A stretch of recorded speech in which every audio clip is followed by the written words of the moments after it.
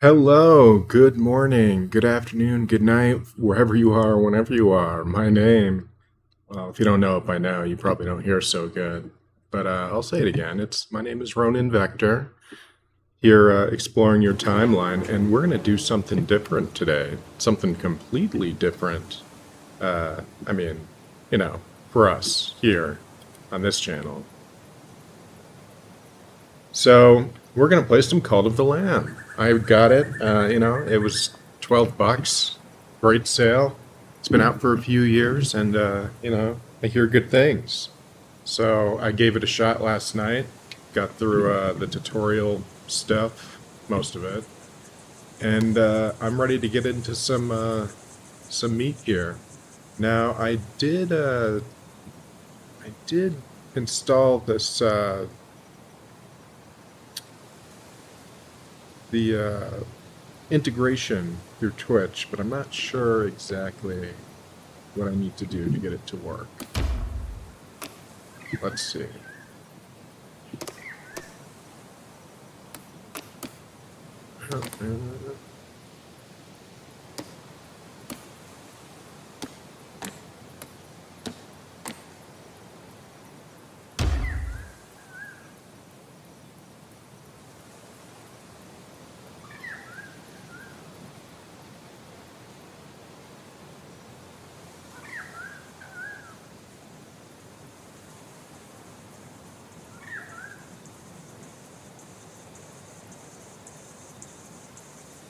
I wonder if I have to activate it on the overlay, maybe? I really should have figured this out beforehand. Oh wait, here it is. Uh, okay. I think I figured it out. Edit your extensions while being live. Engage and interact with the extensions.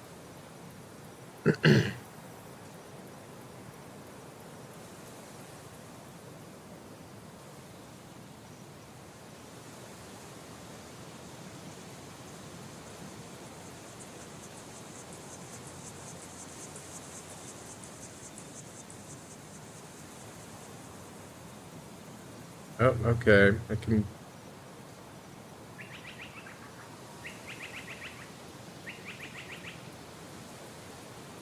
Okay, so for those on Twitch,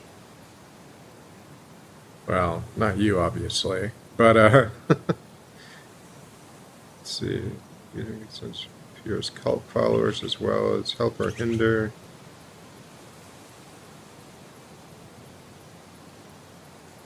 Okay, I think it's good to go.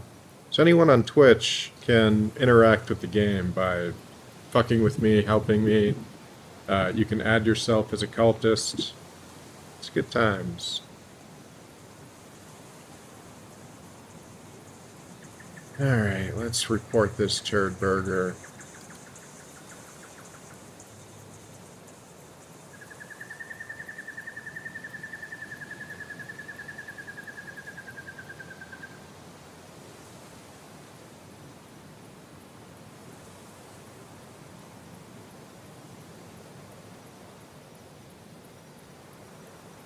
Alright, another bot down. Billions more to go. Alright, oops.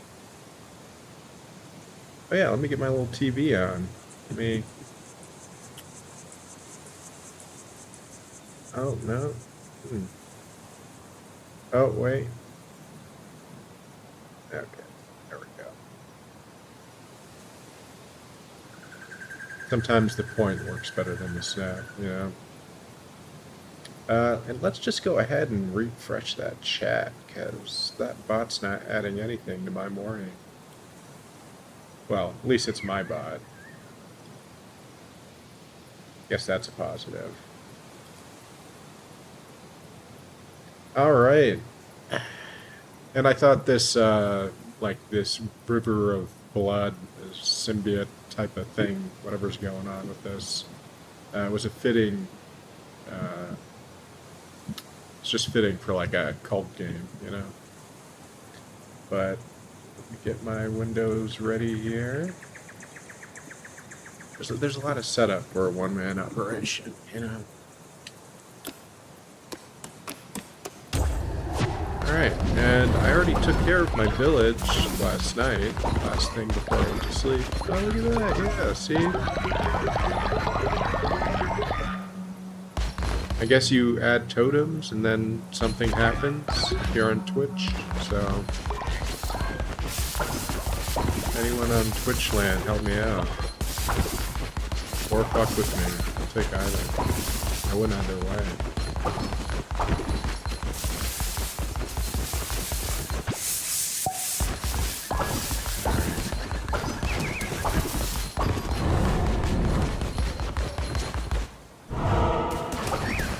Now, I've already beaten this, but I have not been able to, for the fucking life of me, beat it again afterwards. So, you know, like I started strong, and it's only been getting harder. But I am playing on the hardest difficulty, so I only have myself to blame. Man, I can't believe I already got 2 bots on 2 different platforms, like less than, like, 10 minutes.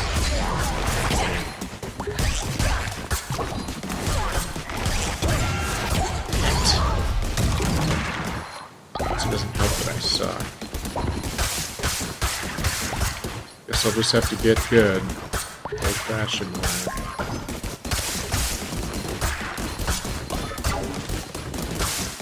I have to say that, like I was telling my friend yesterday, that this is like the perfect stoner game. I haven't had one like it in a while. Oh, and the reason why I'm not playing any music right now, because it has really good music, and if I get bored of comics, I might put it back on. But we're going to get back into the Batman series. I think this was the Batman Rebirth. I'm not 100% on that, but I'm pretty sure it was the Batman Rebirth era of comics. And let's see, what does it cover? I think it covers like right after year 1. Hush, which, man, I think it's overrated. Oh, yeah, we got the evil Batman. I think that's where it... No, that's where it picks up with, is Cassandra Cain's father's little army of Batman. Which I thought was dumb, but whatever. So, we're picking up sometime after that, where the League of Shadows is getting ready to attack Gotham City. And Batman was kind of in denial for like a hot minute about it.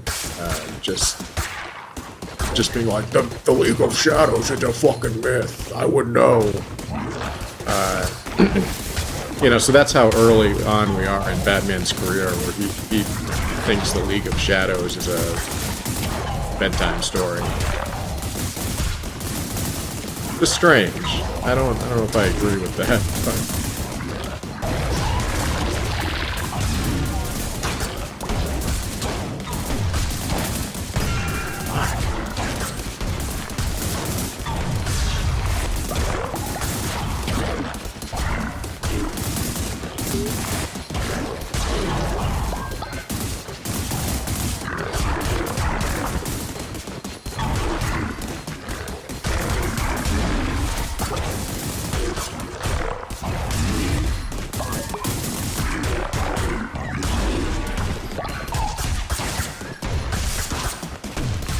I think he's mad because I killed all his friends.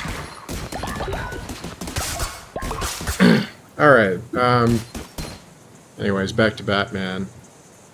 So the part we're at here is post after Cassandra Cain's father gets caught with his old Batman thing, and his daughter, Cassandra Cain, happens to be Bruce's cousin, who also just happened to figure out, you know, the whole thing with Bruce and Batman, so decided to become Batwoman. Which is, I don't know. It's kind of schlocky origin, but so we're at with her kind of interrogating her dad about the League of Shadows, and her giving the skinny on it, being like, yeah, you know, I kind of sucked, I failed, but take it seriously, be safe out there, kind of talk. So hopefully that was coherent enough. And she enjoyed it. She is made of evil. Everything about her is cold and dark, so run, Kate. As Kate and Jacob talk, Cassandra listens in from the control room, and she grabs Batman, asking, why? Why her? Later, as Batman and Kate go out to meet with Commissioner Gordon, Cassandra stays back going over all the footage they have on Shiva. As she watches, she begins to think that growing up, she was never allowed to even see her mother. And while watching, Clayface walks up saying that he wanted to make sure that she was okay. And she asks him, really? And he tells her, okay, maybe it was my babysitting duty. Clayface then holds out a Shakespeare book saying that when I was young I used to get mad and bubble things up inside, but with reading, it was a way for me to start getting that anger out, so maybe it's something you can do also. Cassandra looks at the book and Clayface goes on to tell her, if you want to go out, I'm not going to stop you, but like I could anyway, but if you do, just be safe. She hugs him, telling him, thank you, and then she heads out from the belfry. Clayface radios over to Batman, stating that Cassandra snuck and past also Clayface him. Batman tells him that he understands. Him and Batwoman will head back while he heads off to find Cassandra. Clayface says, yeah, sure. And then a group of assassins appear behind Clayface, and he says, oh, hell. Later out in the city, Batman finds Cassandra on a rooftop, and he calls out Cassandra to her. She corrects him, telling him, orphan. And Batman tells her, no, Cassandra. I know you're not in the right state of mind right now. And she says, stop. Name is Orphan. Bruce tells her that she isn't an orphan. She is Cassandra Cain, and she is still the daughter of David Cain and Lady Shiva, and still a good person. They don't decide who she is. Cassandra kicks Bruce back, telling him, stop. And Bruce asks if she wants to fight. She scans him and says, yes. And she begins swiping and punching away at Batman. He wipes some blood from his mask, telling her that he won't fight her. He believes in her. And she screams, no! And she kicks Batman off of the ledge. He crawls back up as she escapes. But before Batman can chase her, he gets a call from Alfred. Alfred says that there's something wrong. He thinks someone may be here. And then there's a sudden crash over the radio. Back over at the belfry, Kate comes back to find Clayface in pieces on the floor. She goes to check on him and she feels something slam into the back of her head. Down below in the cells, Jacob sits and sees Kate's body thrown in front of him. One of the assassins tells Jacob that Shiva said he was to watch. Kate starts to wake up asking what's going on, and then the assassin slams the katana down into her stomach. Also, during this time back in the city, Cassandra lands in the middle of a crowd shouting for Shiva. A few moments later, Shiva leaps down asking, what do you want? And Cassandra pulls back her mask asking, why? Abandoned me. Shiva laughs saying, he really did it, didn't he? It's like the verbal language is something forced and unnatural for you. Reading movements was the first language that David taught you. You can see death, right? Cassandra tells her, yes. And Shiva says that she can too, but it only matters if she chooses to wield it. She stands back readying herself, telling Cassandra to fight like she knows she can. Fight to kill! And she will give her the answer that she wants. Back at the Batcave, Batman speeds in shouting for Alfred! And as he looks at the monitors, he sees on the monitors the footsteps from the entire team being defeated. Clayface was being taken down by assassins, Kate being stabbed, and now Cassandra left in the streets as everyone surrounds her and beats her. And a voice tells Bruce, welcome home. And Bruce turns around to ask, who? And Ra's al Ghul tells him, who else but me? Bruce charges at Ra's, shouting, where are they? And Ra's tells Ubu to calm him. The man Ubu with Ra's reaches over and grabs Batman, throwing him away. Ubu walks over to hit him, and as he does, Batman grabs his arm and brings his elbow down, snapping Ubu's arm. Batman then tells the computer to activate the cage, and suddenly an electric field shoots up around Ra's. Ra's laughs, saying that it appears you've mistaken my intent by coming here. Batman pauses for a moment and then says, you're not working with them. If you were, you would have drawn me out in the heart of the plan. Ra's tells him, that's rather obvious. There was a larger mystery at play here.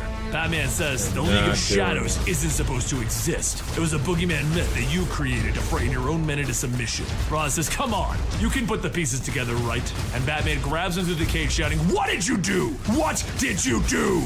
Back at the Belfry cells, Jacob beats in the glass until his hands are bloody, screaming for Batman to let him out. But as if he was answered, the cells open. Cooper says that maybe Batman listened to him, and Jacob says that if he had spent a decade studying Batman like him, he would know that that's not true. They aren't alone. A light shines on his men and a voice tells them, "You sure aren't." Ulysses Hardian Armstrong steps out stating, "I'm the one leading the cavalry." Yes, Jacob sir. grabs his How gun you do, from one of the Bravo? soldiers and he says that the League of Shadows is getting ready to sink Gotham. It might I've been be too waiting late for them to years save to the play city, this but one. they will I was sure waiting make for the sure right that the sale. League dies with it. Now 12 get bucks him on back Steam to his right now. command deck. Meanwhile, back at the Batcave, Roz taunts I love Bruce, it. telling him, "Just so you know, I could leave this cell, but I'm choosing not to." Batman shouts, asking, "How did all of this happen?" And Roz smiles, telling him, "You've gotten so close Double to the gold real and secrets. shrub You caught a poison. glimpse of the world as I see it. I created the League of Assassins so I could be in favor with the powerful and wealthy. However, I did need to rule them from the shadows. There have been 3 times where you stepped into those shadows Oh, and you learned thank you. of the League of Shadows. And each time to stop Very you, we kind had of to you. use magic and trickery to make Definitely you forget. need it right The now. woman who I led them, gotta Shiva, see played what her it is role after well I and kick gave the some ass assassins here. purpose and drive. However, she turned them against me, and she started using them for her own plans of destruction." Batman stares at Roz and he says, "You don't know how to beat her, do you?" And Roz looks away, telling him, "You know she must be beaten." Roz then tells Bruce to take down these silly walls, and I will give you the upper hand in defeating them. Batman waits and then he calls to the computer to deactivate. As the field drops, Roz tells Oh, Ubu good, I got a to go ahead. heart. As Ubu starts typing on the All right. computer, Batman asks, "What is he doing?" See what we Roz got for a says, tarot "Deactivating card the there. cave's That was defenses." pretty cool. They allowed the League of Shadows to follow them. Batman runs over to try and stop Ubu, but Roz blows a mist in Oh, his it's face, probably causing it to unlocked, isn't paralyze it? him. Suddenly, footsteps So I can gotta be wait heard, and until I Roz find the leans down, book. whispering, "There is one final Ooh, I trick can't wait to see what it taught me is. by an old friend. Remember, F. Suwadasha." Batman's eyes widen, and Roz So tells glad Batman, I "End this." Within did that seconds, for the to entire room integrate is it. filled It's with already assassins, paying and off. Shiva walks through the crowd to the front. Roz bows, and then he picks up Batman, saying, Oh, there it he is. And as per the Okay. terms of our agreement, a full ceasefire between our people shall be made to allow you to Oh, burn I love Gotham that to the one. ground. I That's- trust that our business and is now especially complete." now. And Shiva says, "For now." And she snaps her fingers. The smoke fills the entire room, and All as it right. fades, Shiva, the assassins, and Batman are all gone. And down on the sewers, Cassandra tears through like a double group of lucky, I shadow feel. assassins. I felt lucky Meanwhile, just to in get another part one. of the sewers, Kate slowly begins to wake up and struggle with the chains that are wrapped around her. Lucas tells her not to move too much. She is still bleeding, and they are strapped under the largest thermonuclear device outside of what he's seen in a textbook. The good news is that she's got company. The problem that they face now is that they are on the fault line, and within 24 hours, the center of the city is going to erupt from below, and everything will collapse. Kate asks, "What about Clayface?" And Lucas motions over to the hanging canisters and says that he's spread out across those. She then asks, why are they alone? And Lucas says that they aren't. Just focus on the shadows in front of them. He Damn, goes on nature, saying, you "Don't scary."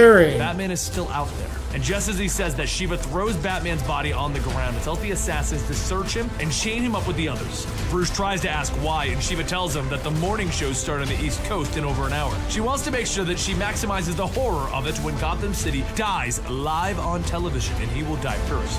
One of the assassins steps out and tells Shiva that they are picking up a disturbance in the West Tunnel. Making a Suddenly, little the lights comeback go out, here. and Cassandra rips into the room, cutting away the chains around everyone, and the Oh, yeah, canisters didn't that holding help? Clayface. She then like a stomps shot on the in the one arm. last assassin, and Shiva calls out, "Daughter." Before Cassandra could do anything, Shiva grabs her by the throat and holds her up, asking if she I don't really like it, wishes to but it's humiliate better herself than again, guess or what is I this have supposed to now. somehow impress her? Cassandra struggles and Although I says should've it checked does, the- and Shiva tosses her body, saying that it does not impress her to see a knife that refuses to stab or a gun that refuses Okay, to so it is fire. vampire. Cassandra gets up staring at her, saying, I yes, did want to keep the it daggers. does. Shiva but asks if she has deluded that was herself into thinking that she can one beat her vampire. one-on-one, and Cassandra Alright. smiles, New saying, enemy to me. no, not Haven't fought it. alone. Shiva points, telling her that she will always be Oh, alone. yeah, I keep forgetting And light Batman's boot weapons kicks do into the not back of her, telling her, no, work she on won't. mid-size And with everyone enemies. rallying behind her, Cassandra says, Shiva, stop now. Shiva pulls out her katana, shouting, I have done so many evil things, and I will continue to do more. But that is not why I am here. And Shiva will never yield.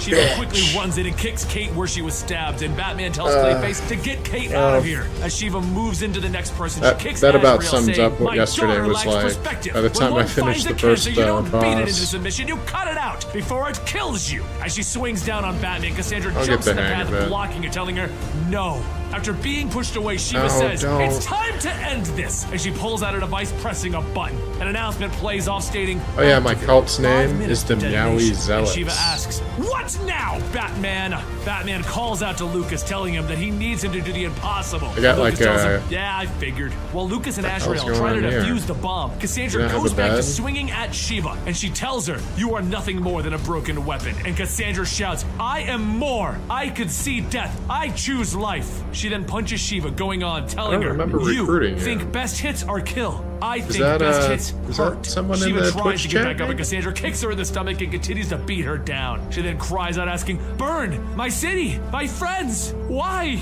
And Shiva looks at her for a moment and then says, you wouldn't understand. And Cassandra leans down with a sincere look, telling her, yes, I could. But before Shiva could say another word, a gun goes off, hitting her in the back. Roz walks out saying, you've all done a marvelous job here. But I felt that I earned the final shot, since it was my rabid dog after all. Cassandra gets up charging at Roz, and Batman grabs her, telling her, stand down. Roz smiles, saying, we should make a deal in exchange for taking the League of Shadows and making sure that they stay trapped. I will disarm the bomb for you. Batman groans, says, I want you to understand something. You let me glimpse something here that you thought that you didn't want to see. And Murky are this fighting. Isn't over. Shiva starts to crawl up, telling Cassandra to come close. And as Cassandra leans down, she whispers something and then asks if she understands. Cassandra tells her, yes.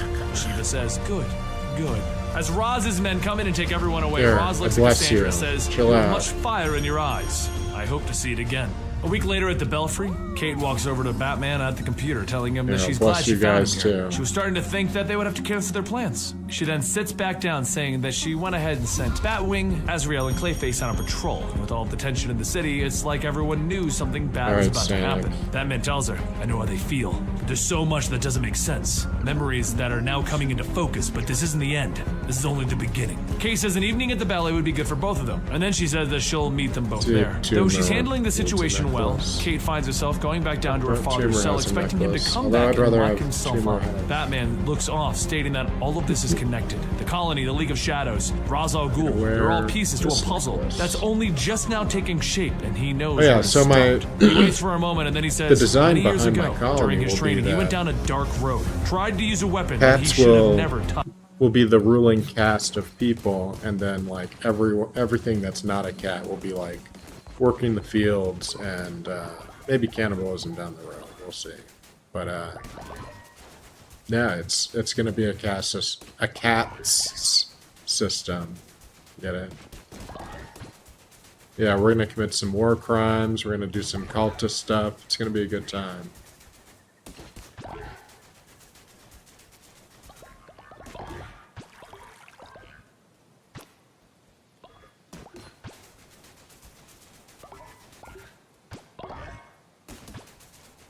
Maybe make some abominations through... Oh, whatever.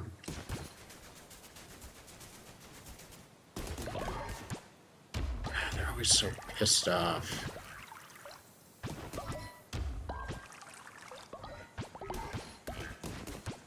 Little starvation.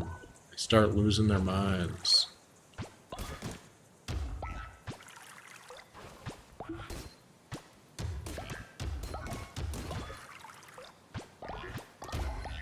No, not what I wanted, but whatever. I guess I'm too far committed.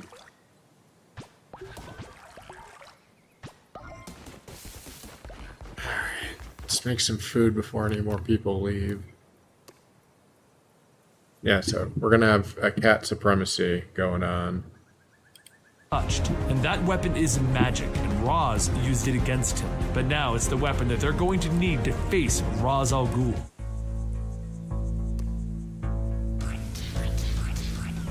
A long time ago, Dick Grayson was given a set of photos revealing that someone knew who he was. Dick asked the young boy what's going on, and the boy said that they both know things haven't been right since Jason's death. Bruce Wayne needs to remember who he used to be. He needs a Robin. Dick then asks the boy who he is, and in current times, a voice says, Tim Jackson Drake. Why go to them after all of these years? Tim responds, telling Mr. Oz that Batman was out of control. Losing fights that he could have won in his sleep, he was hurting people. There has always been a darkness in Batman, something almost corrosive. But without Jason, without a Robin, that darkness was consuming him. I went to Dick because he may have been impressed with my knowledge. I was hoping to convince him to wear the Robin costume once more, but he obviously didn't listen, did he? Dick had decided that he would help Bruce as Nightwing, but that didn't fix what Bruce really needed.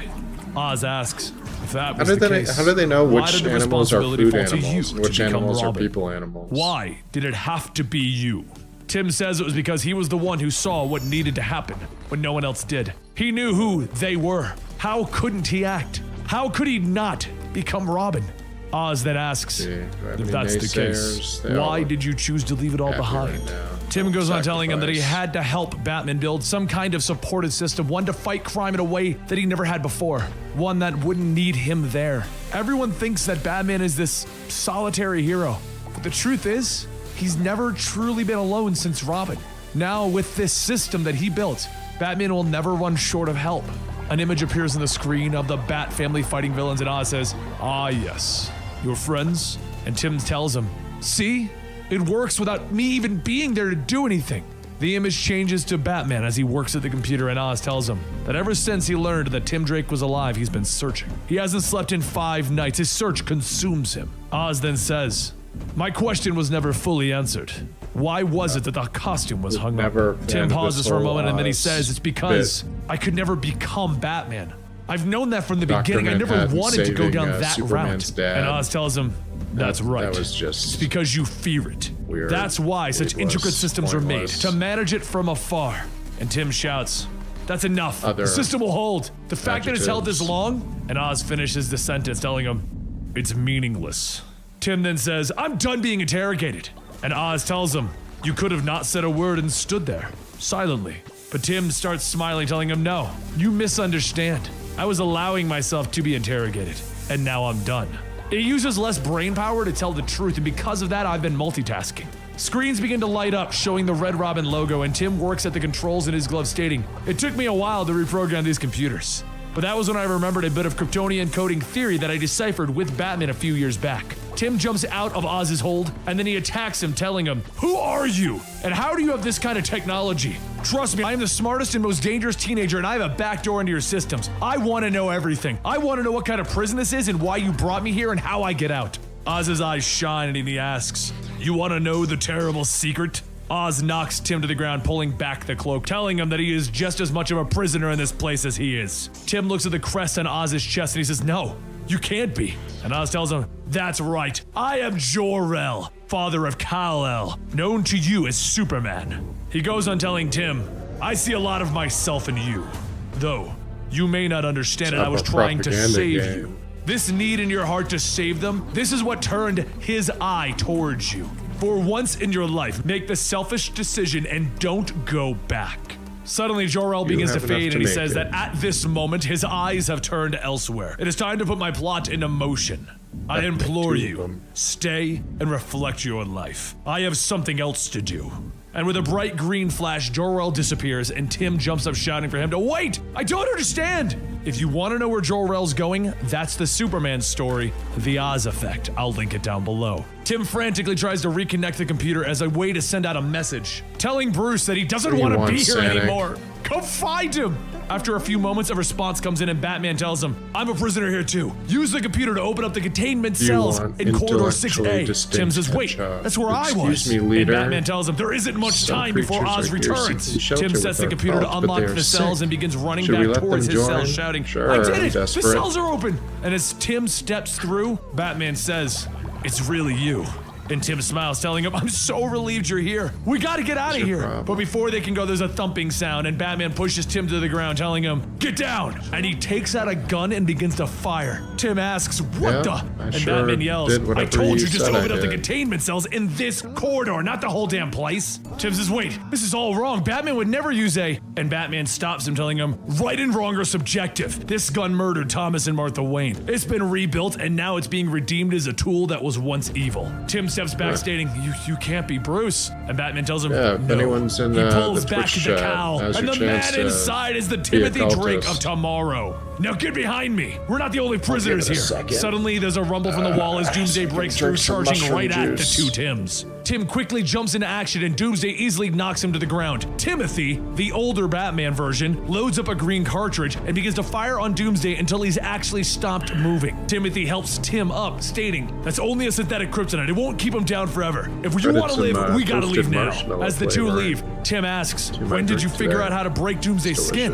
And Timothy says, "It all started when I was around your age, maybe a little younger. It was around the time that I also realized that no matter how hard I trained, I would never be on the same level as Bruce, Dick, Dick or the other Robins. But what I did know is that I was smarter than them, so I created shortcuts and cheats. Everything I need to take down anyone is stored in this suit at all times. Right now, though, we need to move quickly before our window is gone. And Tim asks, what window? Timothy explains, I've been trapped in this place for the equivalent of a year. Obviously, we are outside of the confines of hyperspace since we're both here at the same time. The Titans in my time used a modified boom tube teleport system that I built into the suit's computer, so if we get the right frequency that Oz just used to leave, we might be able to mimic it. Tim stops him. Whoa, wait, this is a lot to process. This is a future me, you're Batman, you're angry and you're using a gun? Timothy tells him, no, you've already processed it. You just don't like what you've processed. Tim tells him, you don't know what I'm thinking. Timothy tells him, actually I do. I remember having this same conversation. Well, perhaps we should say an echo of, but either way, duck! Just then Doomsday starts running towards them and Timothy uses the suit to lock down the security doors near them one at a time.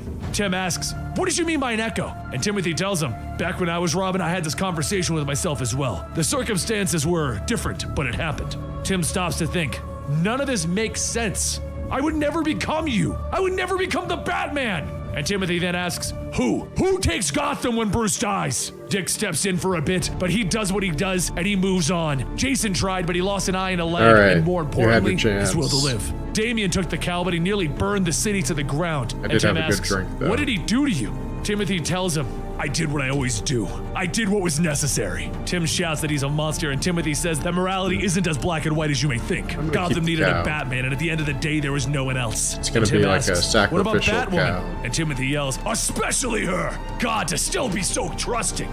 Batwoman isn't the person that you think she is, and you're gonna learn that soon enough. But while the two argue, Doomsday charges back in, and Tim says, I got it this time. A flash appears, and a projection of Superman floats in front of Doomsday. The projection then flies off, and Timothy holds his hand out, telling Tim that they need to hurry. Take my hand so that we can leave. A green light surrounds the two of them, and suddenly Tim looks around Gotham alleyways asking, am I really home?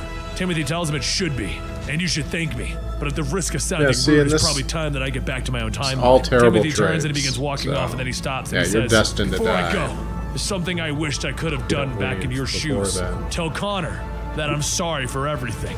Tim stands and he asks, We'll see what happens. Timothy doesn't answer. He quickly begins to access the timeline to see the current Bat family, and he begins to talk to himself. Tim yells, what are you going on about? And Timothy quickly spins back, slashing Tim's arm with a batarang. Timothy then rips his glove, seeing the same scar on him, and he says that this means he can be free. Oh, thank God I can be free. Before Tim has a chance to ask what that even means, Timothy releases a paralytic shock, stunning Tim, and he tells him, I'm sorry, but I can't leave yet. I can free you from becoming what I am now by starting with the person responsible for setting my life in this path. I must stop the person responsible for the fall of the Batmen. I must kill Batwoman. Meanwhile, back at the Batcave, Batman is going over the footage of Tim, telling the computer to play it over and over again, trying to figure out where he is. Alfred comes back down telling Batman that he needs to sleep even for just a few hours. If not, he will use some of Dr. Crane's neurotic gases on him. Batman says that he's already lost too much time. The answers are not coming in fast enough. He takes his coffee and he replays the events leading up until now when there's suddenly a ping at the computer. He continues to self-loathe when Alfred says that it is a distress call coming from Master Tim's costume.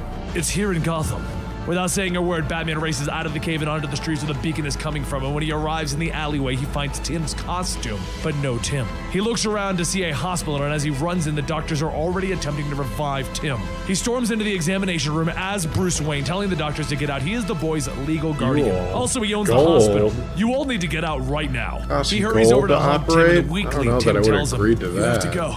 I didn't come back alone, and where's Kate? Later at the Belfry, the base of everyone in the Batman team in the Detective Comics, Batwoman comes in to hear everyone talking and asks Luke what's going on. Luke says that she's just gonna have to see for herself, and then she sees Tim. Wasting no time, Batman tells everyone to take a seat, and Tim says that he's going to need everyone to take this for face value. They don't have time to deal with the implausibility of it, but there's a very dangerous future version of himself in Gotham. In his time, he was forced to take up the mantle of Batman, and he is not happy about that. He believes that he can prevent it from happening here in the present by killing the person who put it all in motion. Actually, He's here to kill what? Batwoman. Batwoman looks at Tim and asks, how personally should I be taking this? Later, Batwoman says that she really doesn't like the idea of being put in a cage. She's not a child who needs protecting. And Tim says that he knows, but trust him. This also means that he knows what he knows, and he knows that she'll be coming right for him. A few hours ago, he took down Doomsday with his own hands. Not to sound blunt, but I could kill any one of you in here if you don't prepare. He's basically the worst parts of me in one person with 2 decades of more intelligence and experience.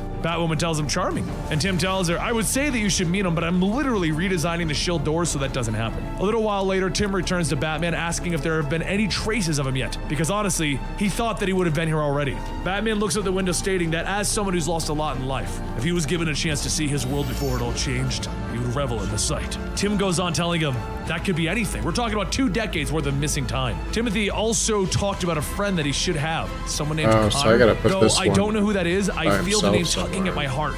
Batman asks, where would you go if you felt lost in a world that was Yep, so you're different, definitely gonna but die so at very some much point. the same? Tim pauses and says that he would go to the only place there that he we ever go. I'm felt gonna home. name you And over in Venison. Wayne Manor, Alfred So I tends gotta to the look garden when a voice how to tells him, spell it, so- hello. Alfred turns back to see Batman, but not Bruce too Wayne, spell Timothy, savvy. and he pulls down the mask, telling Alfred, no, it's only me.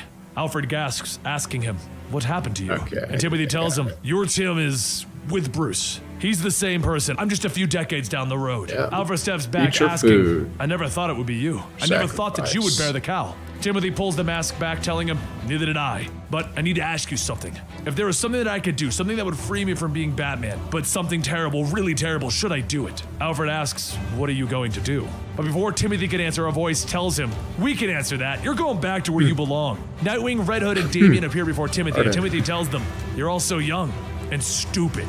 Alfred quickly runs upstairs to send word to Batman and the others, and moments later, Batman speeds into the cave asking what's going on. Before Alfred could give him a full answer, Nightwing, Damian, and Red Hood all come crashing down into the cave. Tim yells out to Timothy that he doesn't need to do this. He's good, but he can't beat the real Batman no matter how smart he is. Just let us help you. Let us work through whatever this is together. And Timothy laughs, asking, did you really think that I would come to the Batcave just to tie up some residual emotions for a life that I lost decades ago? You really are naive. I came here because the Bat computer is connected to a half-built program that helped me create the future. Batman won't finish it for a while, but after that I will spend years perfecting it. It doesn't even need a satellite in my time. It runs through my suit. Batman quietly tells him, no.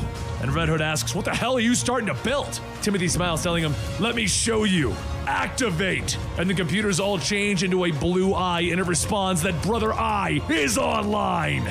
Meanwhile, over in the Atlantic Ocean, Ulysses Armstrong, the individual from the Army of the Batman storyline at the beginning, is working on his own Red Robin costume, when suddenly his computers change to Brother Eye. He runs over to his terminal trying to block the Brother Eye from connecting, but the computers all respond. Drone fleet activated. Target Catherine Kane, Batwoman, the Belfry. Ulysses heads out telling him that he needs to report to the Colonel, and then he stops stating that maybe I can finally see what my toys can do. Back in the Batcave, the fight begins with all 5 of the present-day Bat family members against Timothy Drake of the future. Red Hood pulls out a knife stating that he's sorry to do this, but however, before Red Hood could even strike, Timothy tells him that in just a few years he's gonna learn that one of his bones was never set right after the Joker killed him. There's a growing debilitating bone spur in his hip joint. He found it for him, so you're welcome. He hits him in the hip, and Nightwing swings in asking, why are you doing this? Why not just come with us? And Timothy deflects the hit, telling him, because the problem is bigger than you think. The problem isn't with any of you in particular, except maybe Damian. He should be killed on sight for what he does to the poor Kent boy. Damian jumps in asking, what are you talking about? And Timothy then punches him to the ground.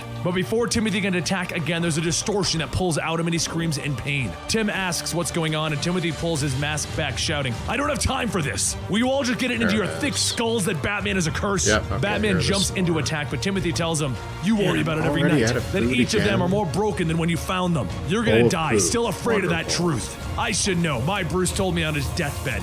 Go ahead and say it's a lie. All right, well, I better Batman get pauses moving for hesitation, and Timothy releases an electrical charge into Batman's suit, stating, I thought not. Timothy then tells Brother Eye to go ahead and clean up everything as suddenly all of the Batmobiles activate. Over in the Belfry, Luke says that he's got something incoming and he's pretty sure it's something that they've run into before. Batwoman looks at the screen and says that it's the Colonel drone fleet. They can level buildings. Just then, Brother Eye says that the security system is compromised and Batwoman's cell is deactivated. Right after that, the explosion goes off and Batwoman tells everyone to get back, and Cassandra says, no, together. Back at the Batcave transit system, Tim follows Timothy down, telling him that he should have thought of another way to the Belfry without using a transportation system that he built. And Timothy kicks Tim into the carts, asking, why would I have done that? I wanted you to follow me. You should be smart enough to know that you can't defeat me alone. Now that I want to. Timothy yells in pain as the distortion begins to pull at him again, and Tim asks what is going on. Timothy turns back, kicking Tim, telling him, it's the hyper time fighting back. The time stream doesn't want to be changed, and the more that I interact with the past, the more that it tries to assert itself and send send me home. Tim tells him, I can't let you do anything. And Timothy grabs him, telling him, I will be free! Free! Like I haven't been since the day that I decided that Batman was losing himself in the wake of Jason's death.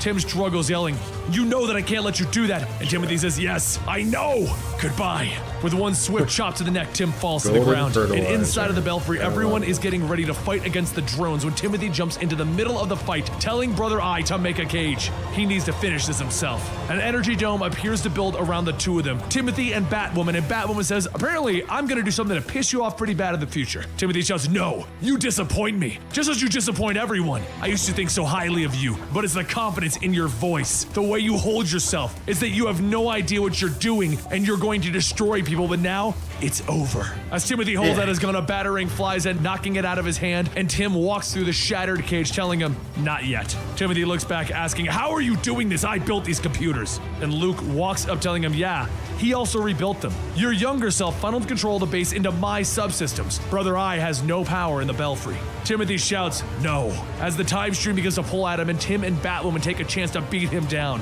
Outside, Batman, using the older model vehicles that he designed, get to work taking out the drones, and all Timothy can do is watch his plans crumble. As the smoke clears, Tim stands with Timothy, telling him, this whole building was our dream, and it still can be. And Timothy begins to hold his head and cry, stating, it won't. None of it's going to work. You're gonna see it fall apart in your own hands. The time stream begins to light back up, and Timothy puts the mask back on, telling his younger self, make sure to hold on to everything as long as you can, because this is all gonna be over so much sooner than you can imagine. And with that, future Timothy disappears. As Tim stands there, Batman reports in asking, what happened? Did Timothy return to his time? Tim, what's going on?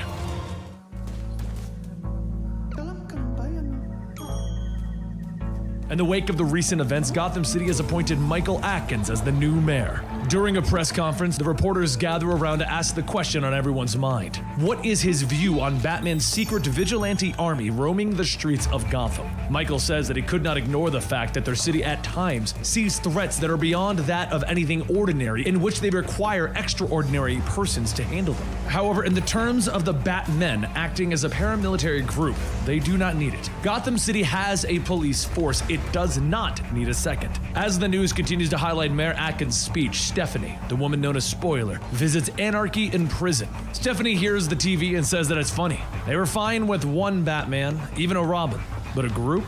Anarchy tells her that it's nice to think that there's someone out there looking out for them, but a military strike force? That's bigger than any one person. So the people in Gotham have a right to be afraid. It's a healthy response to what's presented before them. But it also makes the people question the status quo, allowing the people to take back the power and wield it for themselves. As Anarchy, he never set out to hurt anyone, just empower them, which is why the first victim told him to seek her out. He saw her potential. Stephanie gets up from the table stating that she should go, but Anarchy stomps her, telling her that he's sorry. It's just, if she really engaged in the Victim Syndicate's ideology, she joined them. The Victim Syndicate was more than 5 people. It was a movement, and it's growing. These are the victims, the individuals that have been hurt in Batman's war on crime. There's more than 5. Anarchy then hands a piece of paper to Stephanie, telling her that in a few weeks, go to this address and see for herself. And after that, she can make a decision.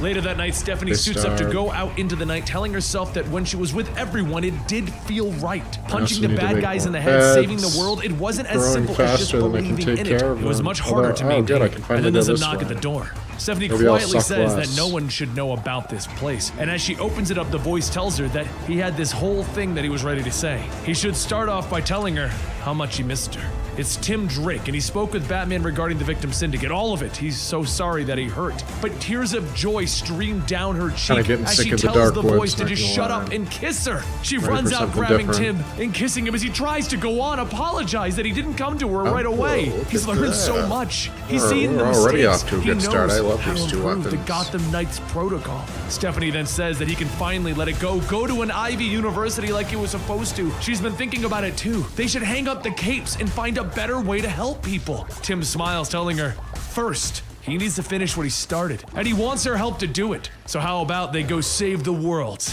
Weeks go by, and Tim and Kate learn of the meeting of the villains, and they wait for the perfect time to strike. While they sit, Kate says that she has a really bad feeling about this. He hasn't told Stephanie that he's not going back to school, has he? Tim pauses and says that he doesn't want to overwhelm her. And Kate says no, he doesn't want her to yell at him. He's the reason why she's back in the fold, and it's only because she thinks that it's temporary. She thinks they're both going to quit. Take it from her, someone who is usually the crappy partner in a relationship. He's being that crappy partner in a relationship right now. It's obvious that he has no desire to hand over the keys to the Belfry, and soon she's going to see that as well. How will she handle him wanting to become the next Batman? Tim says that he won't become him. The future version tried to kill her, and maybe instead of denying it all, he can just accept it and shape it. Kate tells him that's great. All she's saying is don't piss off the girlfriend. Now let's get this over with. Meanwhile, over at Mayor Atkins' office, Batman steps out from the curtains and he tells the mayor, "Congratulations, Mayor." Michael Atkins says that he was wondering when he would show up. It's been weeks. He's starting to have hurt feelings. He then pulls out an envelope, and in it are pictures of Clayface, free from Arkham, working with the Belfry. Michael tells him that this whole military thing isn't going to work, and to make matters worse, he has a known murderer and criminal within his ranks. So there's one question that he wants to ask, and he wants an honest answer. When does this end, Batman? Back over in Arkham, Anarchy looks out the window stating that the city is boiling over. Stephanie was so close to seeing through their lies. As the first victim suited up, he says that it's because the boy returned. She is damaged and has provided them with the ammunition to set everything in motion. Gave them the images to light the fire of fear. Soon, they will stoke that fire, and they will finally learn what it means to be a victim.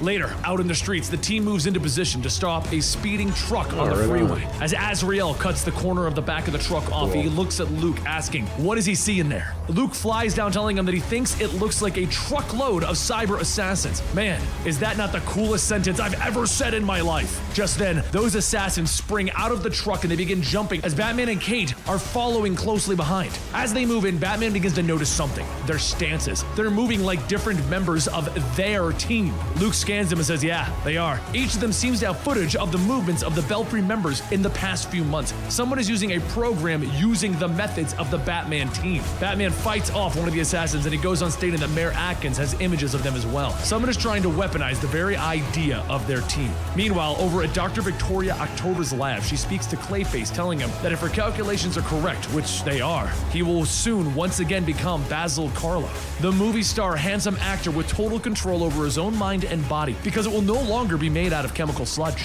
Clayface asks, can we just call it clay? Sludge makes me feel dirty. Victoria says that soon he won't have to call it anything. Tomorrow the test batch should be ready, and once that's complete, it should only be a few days until everything is ready to finish this. Clayface says that there's also another like him, an old friend named Glory Griffin. She got hurt real bad and has the same condition as him without any control over it. She deserves to have her life back as well. After all, he was the one that took it from her. Hell, why is she even doing this for him? She's seen how bad he can get, the kind of damage that he's caused. No matter what this cure does, he'll always feel the pain. And even after all of this, what happens if the darkness is still there? What if he's just going to stay a murderous monster? Victoria tells him that he'll know for sure soon, and that kind of knowledge is tremendously powerful. She knows a little something about changing something fundamental in your own body. Before she transitioned, she thought that it might be a cure for everything that she considered wrong with her, but it wasn't. She's still every bit the prickly pear that she was beforehand. There are still nights where she gets lost in doubt and depression, and she knows that those are parts of her, not just a symptom of the body that she was living inside. Later, over in Kate's hideout, Kate looks at the cut that she received and then hears a voice telling her that it looks like she could use a hand.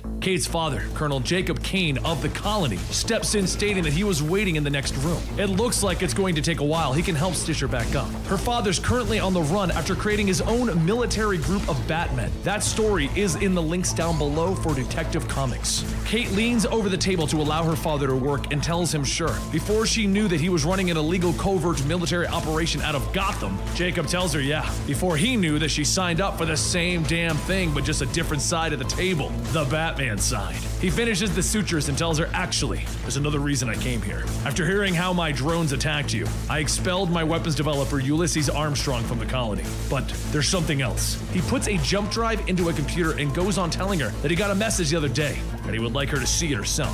The screen lights up and on it, an image of Tim appears and he says, "This message is for Colonel Jacob Kane. I have a proposal for you, a way that we might be able to work together."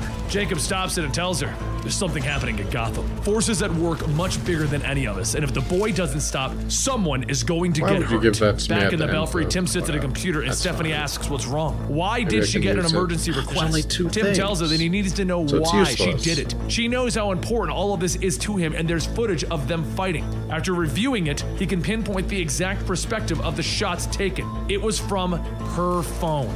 She shouts, "Excuse me? You're wrong, and it sucks that you didn't just come asking me about it before confronting me." Tim explains that it would match her MO exactly. It was her that told Batman what she would do during the Victim Syndicate attacks. Who else would perfectly frame her? Stephanie tells Tim to pull up her phone's core programming. As the lines of code begin to display, she shows him Money Spider, aka Lonnie, aka Anarchy. Tim asks, "What?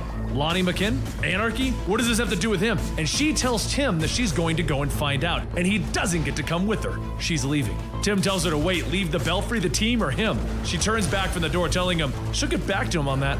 He sits back down at the computer, hitting the console, shouting, "Damn it!" And then he tells the computer to pull up the feed of Anarchy in Arkham. As the screen changes, he sees that not only is Anarchy's room empty, but the entire cell block is empty. Over in Arkham, Clayface sits with Glory, telling her that he knows that he can't take away what he's done, but there might be something that can make her life a little easier. He's been working with his doctor, and she might be able to fix all of this. Glory turns back, telling him that that's not what she wants. She doesn't want to go back to the person that she was. She wants people to see him and remember the monster that he is. Suddenly, guards charge into the room, shocking Clayface, and Glory goes on stating that a few minutes ago, every news agency in Gotham received a dossier.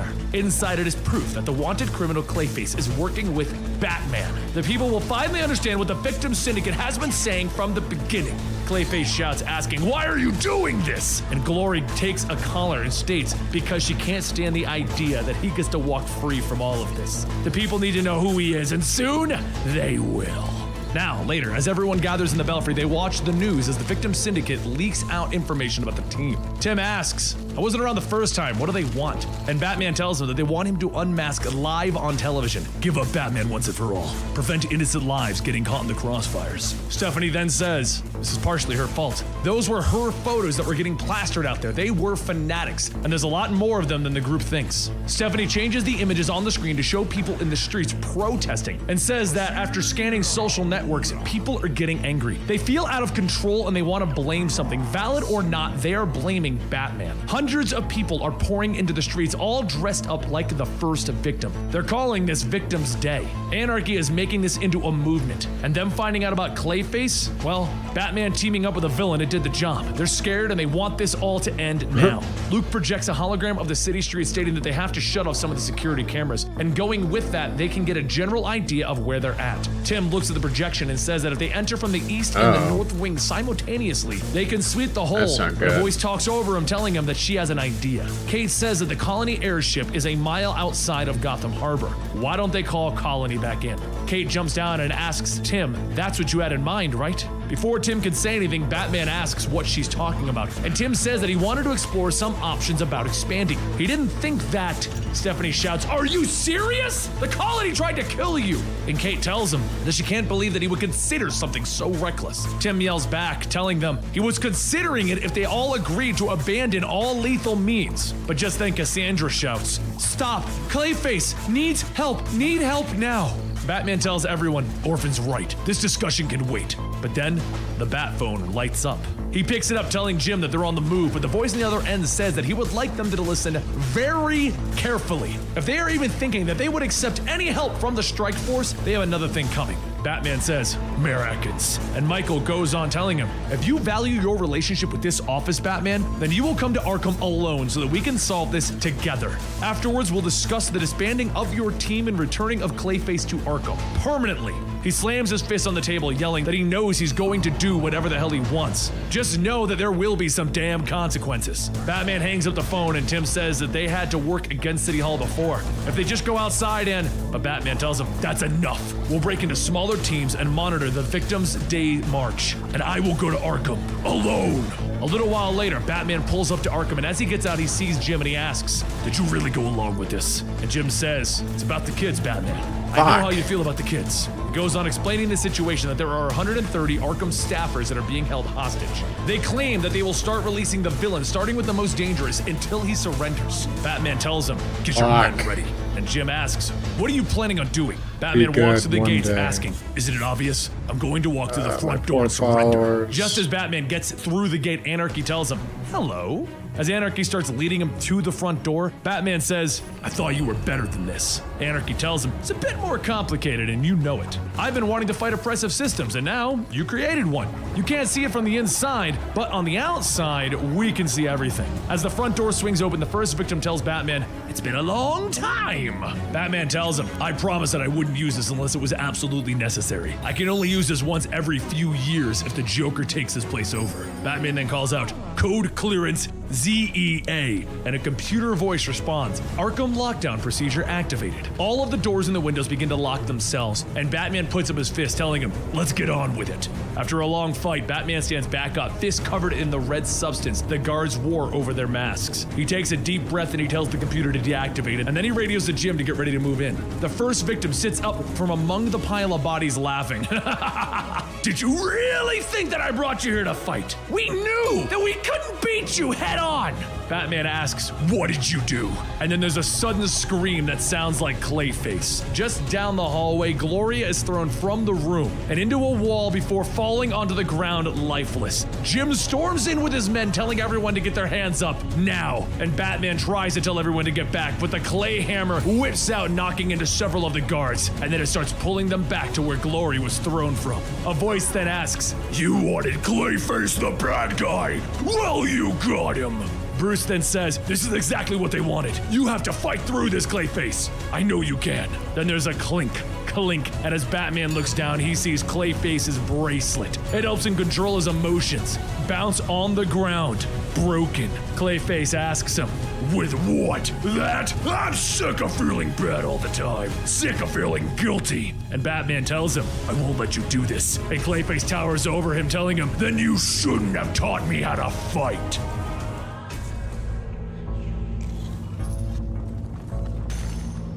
At a young age, Basil Carlo was exposed to the bright lights of Hollywood through his father, Vincent Carlo. Back then, Basil would often find himself looking at the old monster costumes that his father wore on the set, amazed at just how real they looked. One night in the stuffy apartment, Vincent pointed to Marduk the Man-Ape, stating that everyone knew the actor Chandler Ebb was the one that was inside of it. But when the lights hit just right and he roared, the audience forgot for a brief moment that someone was underneath that mask. It wasn't the monster that they saw anymore, it was something honest and powerful that hit them right in the heart and terrified them. Vincent then grabs a jar of a substance called Renew, going on stating that a face can be shaped and molded to draw out the strange and the horrific. This here is the key to that success. On the jar, the words, "not for human use," can be read, and Vincent tells Basil that once you mix this industrial chemical with a bit of wax and putty, you can rework it. Vincent turns around applying the chemical, and when he turns back, his skin is pulled back, revealing a glaring smile, and he says that with this, people can see something more real. Vincent begins to wipe the wax off, asking his son to forgive him. He's never really been good at happy faces. He's always been suited for horror. The tone in Vincent's voice turns into one of sadness, and he says that there's a monster in all of them. They must work hard to never let anyone see it. You can only show them your best face, no matter how false it is, because in the end, no one really loves a monster. 20 years later, Basil followed in his father's footsteps in becoming an actor, and a well-known one at that. As Basil and his agent Cal sit for dinner, Cal goes on stating that with their recent success, directors from all over are crawling to them with offers. Basil laughs, telling him that he's not going to be going to any more meetings until he can get in the room for Second Skin. Cal says sure he could, but that movie is all wrong for him. They just got done with doing so many movies where he looks like the bad guy. Soon people will believe that he's the bad guy. Not to mention, Veronica St. Clair is a real prude and she'll kick anyone off the set for as little as forgetting a line. Basil's phone begins to ring and he reaches forward stating that he wants that role. He wants to be on that movie, Second Skin. Its story is something close to home for him. As he looks at his phone, he says that he's sorry, he's got to take it. It's Glory. Cal asks who? The PA from Metamorphosis? He's got to shake her off before she sees what he really is. And that is a movie star, baby. The next morning, Basil meets with Glory to see the sun rise over LA, and she says that it's like you can almost see how beautiful the city is from up here. He stares off, telling her yeah. She asks what's with him today. Why is he so nervous about this next audition? And what's so special about a silent movie monster that is so appealing? He explains that it's about a man who's consumed with sadness and anger, and it burns him and those around him. His dad was a lot like that, and it just feels like something that he needs to do. Show people that you can show the world your dark side, and people will still embrace you. Finally, show the world the real you. Later that day after the audition, Basil calls Glory to tell her that he got the part. He nailed it. He's gonna be moving to Gotham for 6 months for shooting. She tells him that's amazing. They need to celebrate and get some drinks. How about she picks up the finest $15 Prosecco in all of the land? Just before Basil can answer, his phone beeps, and he says that he's gonna have to call her back. He needs to take this. He answered it, and a voice asks if it's Basil Carlo. They need to inform him of some bad news. His father was found dead in his apartment. His eyes go wide, and there's a loud screech, and then a crash. A short while later, he opens up his eyes, and when he does, he sees Glory and Cal looking at him horrified. He asks why they're looking at him like that, and Glory says that they're just happy to see him alive. He almost didn't make it. And he tells her, no, Cal's look. Glory hands him a mirror, stating that he's been through a lot. They both care so much about him. He looks at his face, now all scarred and deformed, and he quietly says, oh God. He leans down to try and hide, and Glory tells him that it's going to be okay, and he screams, don't look at me! No one can see me like this! And Cal tells him that that's his cue to leave then. He's not going to sugarcoat things. No one's gonna want that face. Once Basil is well enough to leave the hospital, he makes his way to his father's old apartment in search of what his father showed him a long time ago. The jars of Renew. He takes one of those jars and he pours the chemical into a clump of clay, and he begins to apply it to his face. And the next day, at the second skin office, Cal tells Veronica that he has someone else that it would be perfect for the role here. And just then, the door opens and Basil walks in, his face completely healed, stating that won't be necessary. He's looking just as good as ever, right? After the meeting, Glory runs out to see Basil and calls out to him, asking how did he recover so quickly. He tells her to keep her voice down. This is just how he looks. Don't go off talking about something horrible that had happened to him and never bring it up again. Glory turns away, telling him, yeah, that won't be a problem. As he heads home, he notices his supply of Renew is running low, and it looked like the manufacturer was based out of Gotham. 3 weeks later, in Gotham, Jim Gordon plays a recording to Batman stating that it was taken from the Quality Assurance Department of Daggett Chemicals. Even though it's a product that's been discontinued, a man called in screaming and demanding that he be given some. The product Renew was a type of gel used to remold plastics without heat. It was taken off of the shelves 20 years ago because it had a bad habit of melting the hands of people. Outside of Daggett warehouse, Basil begins to put on the wax, changing himself into one of the security guards stationed in the building. He breaks in and finds a whole room full of Renew, and he says that he could finish the movie with this much.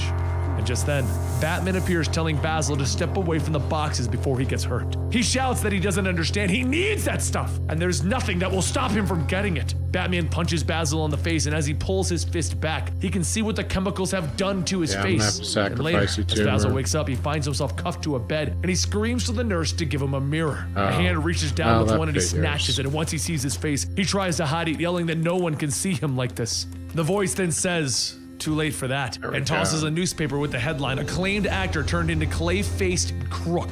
As he looks up, he sees the person talking to him is Veronica.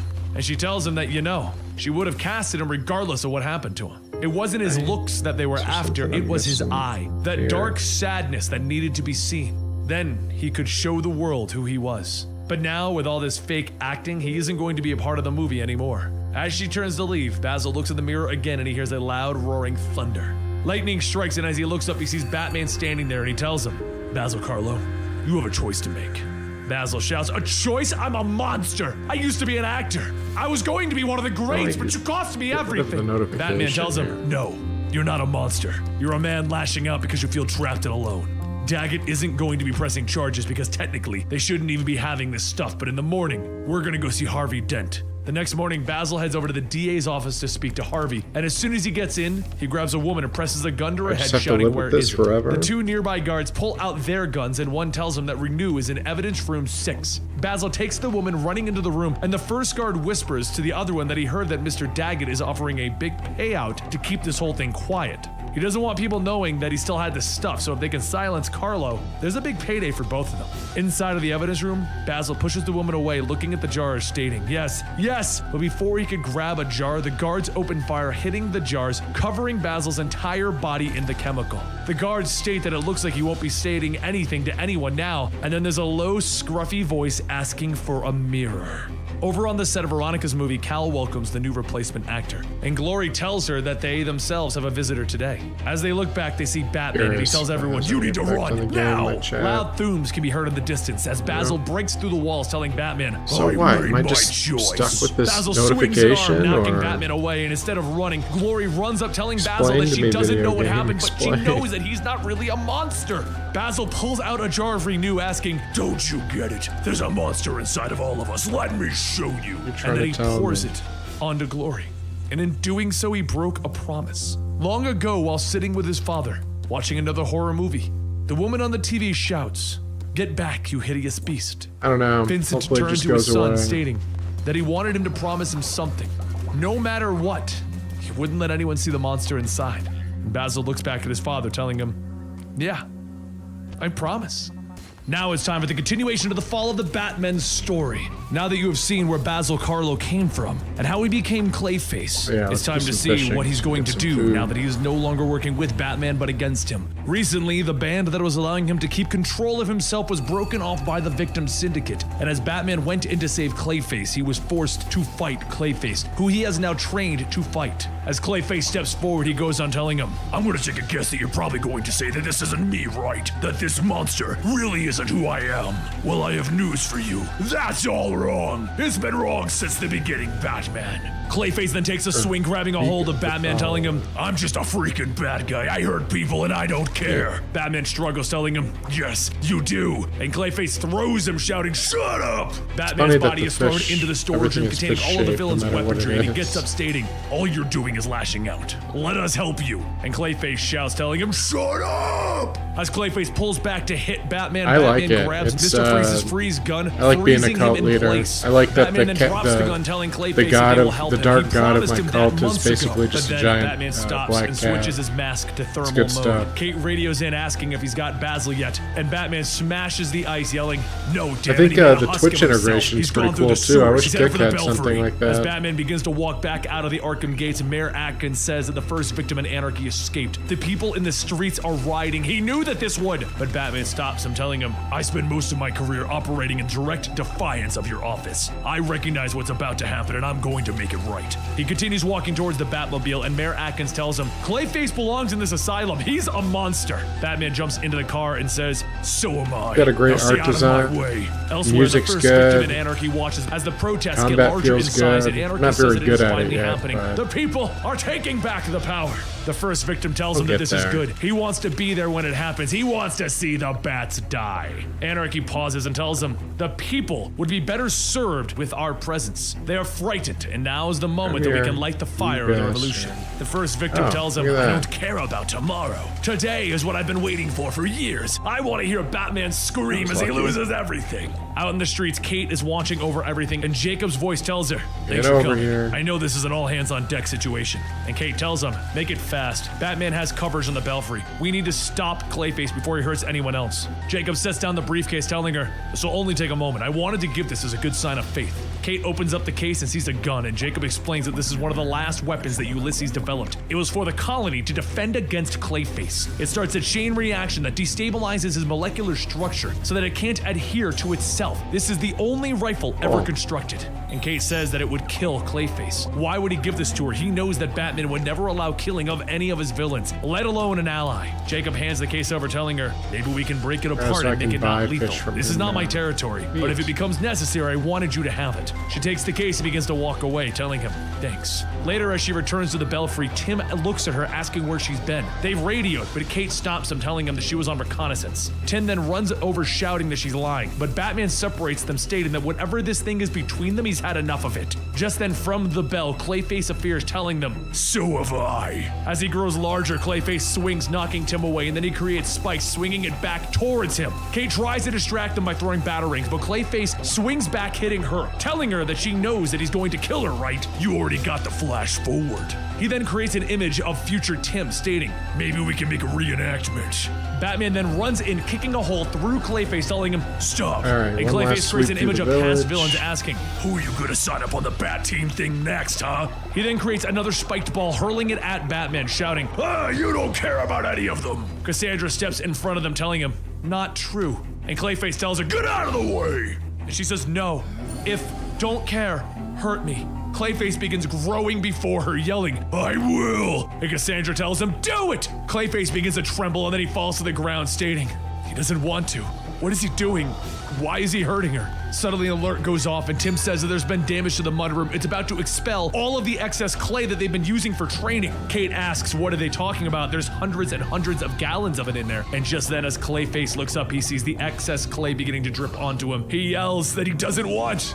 Can't think! Run! And as the clay starts to pour out, the Belfry Tower begins to explode with clay. Clayface pulls himself out of the top of the tower, screaming. He continues growing at an alarming rate, destroying the rest of the Belfry in his wake. And through the debris, Tim is knocked and thrown aside. Kate swings by, quickly grabbing him, falling onto a nearby roof. Everyone else begins to arrive, and Stephanie swings down, asking what the hell happened. Batman follows up, stating that the excess clay in the mudroom is what happened. Once he lands, he tells Stephanie and Cassandra to head over to Monster Town. They need Dr. October working on it, and right now I'm gonna lead Clayface there. Before leaving, he looks back at Kate and he tells her, "I'm gonna need you above all of the action. Keep me pointed to Monster Town." Down on the streets, the people hold their protests as they feel the rumbling in the ground. Clayface pulls himself out, roaring at the crowds. He begins to reach for them, but as he does, several missiles hit him in the back of the head. Batman shouts that he doesn't want them. "You wanted to fight me, right?" Clayface turns back, trying to hit Batman in the Batmobile, but Batman speeds off, having Clayface chase him. Watching all of the chaos from above, the first victim asks Anarchy if he can hear it. The music that is playing for us. Anarchy says that he hears the people terrified out of their minds. When he first came here, he wanted to help them.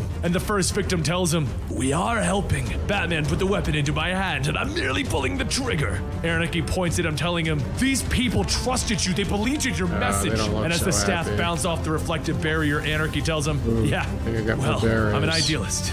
Back in the streets, Luke sends out all of the bat drones to keep focus on Batman, and as Clayface lashes out, he destroys several of the robots in one swing. Over in Victoria's lab, Tim starts getting up from the bed, asking what happened, and Stephanie tries to lay him down, telling him that he has a concussion, but he's fine now. Tim continues to try and get up, stating, "But the victim's day rallies." Suddenly a voice tells them that they are dispersing. He sent a signal throughout the Syndicate's network. The first victim wanted to make them martyrs. Tim and Stephanie look over to see Anarchy throwing the first victim's body to the ground, and he finishes up stating that he couldn't live with the kind of blood on his hands. Stephanie runs over, hugging him, and he tells her that she's not going to see him for a while. Is she sure she's where she wants to be? Stephanie says that she's where she needs to be. That's what matters for now. Anarchy hands over a small jump drive, stating that she's going to have to give this to Batman. It might give him enough to start putting together who exactly the first victim is. Back outside, Kate keeps watch over the streets, stating that this isn't going to work. She opens up the case that her father gave her, telling Batman that they may need to discuss a permanent solution for Clayface. If Victoria's cure works, they might be able to neutralize him, but Jacob has also given her a special kind of gun. Batman says, "I will not allow any colony weapons to be fired in this city. We stick to the plan." Kate asks what happens when the plan fails, and Bruce tells her, "We need to clear the line. I've led Clayface too." Just then, his eyes widen as Clayface begins to grow around the streets, roaring as his mouth fully forms. As the Batmobile is tossed away, Cassandra jumps down onto Clayface's back, and she runs up, slamming a syringe into him. He howls in pain, and then he begins to shriek, growing smaller until he's finally Basil Carlo. He's finally human. He falls to his knees, looking around, asking what's going on. Did he do all of this? Is it over? And Cassandra says, "No, you'll turn back. Too much clay." Clayface sulks, stating, of course, it'd be too easy for him to just be good, wouldn't it? He can't do it. Cassandra leans down, telling him, "You are good. I know you. I see you. I like you." Clayface looks up, stating that bad guys don't get happy endings. And just then, his skin begins to change back, and he tries to keep himself together. Suddenly, Cassandra hears a voice from the radio, and Kate tells her to close her eyes, Before Cassandra has a chance to understand what she meant, the bullet is shot, hitting Clayface in the side of the head. Let's make some food and ending him. Hopefully save the day with food. Now, many years ago in the Gotham City graveyard, the first shovel of dirt was thrown on the late Mrs. Kane. As each person takes their turn, the young Bruce Wayne tosses his dirt in, and then he looks back at the young Kate Kane. While Alfred and Kate's father Jacob talk, Kate glances at Bruce and tells him that he's lurking again. Bruce sighs and says that he's sorry he does that, but Kate tells him it's okay. It helps keep everyone away. A few moments pass and Bruce takes out his umbrella and Kate asks, does it ever stop hurting? Bruce pauses and tries to come up with an answer, but he tells her no. It might be different if it was a disease, but you never stop hurting. Soon everyone begins to leave the graveyard and Kate says that the only time that she feels anything is when she thinks about finding those men and no more failure. Make them never gonna die again. Like how she was. But she also knows that that's not very healthy. Bruce holds out his hand like he's holding a gun. He tells Kate that he has dreams, really messed up dreams. Dreams where he finds the man who did this and he shoots them like he shot his parents. Those are the good dreams. Kate then asks, you're scared now. Why don't you find them and kill them? Back in the current time, Kate wakes up from her dream staring at the ceiling. However, the only thing that really keeps her up was that look in Cassandra's eyes. After a few moments of dwelling, Kate's phone rings, and as she picks it up, a voice tells her that today's the day.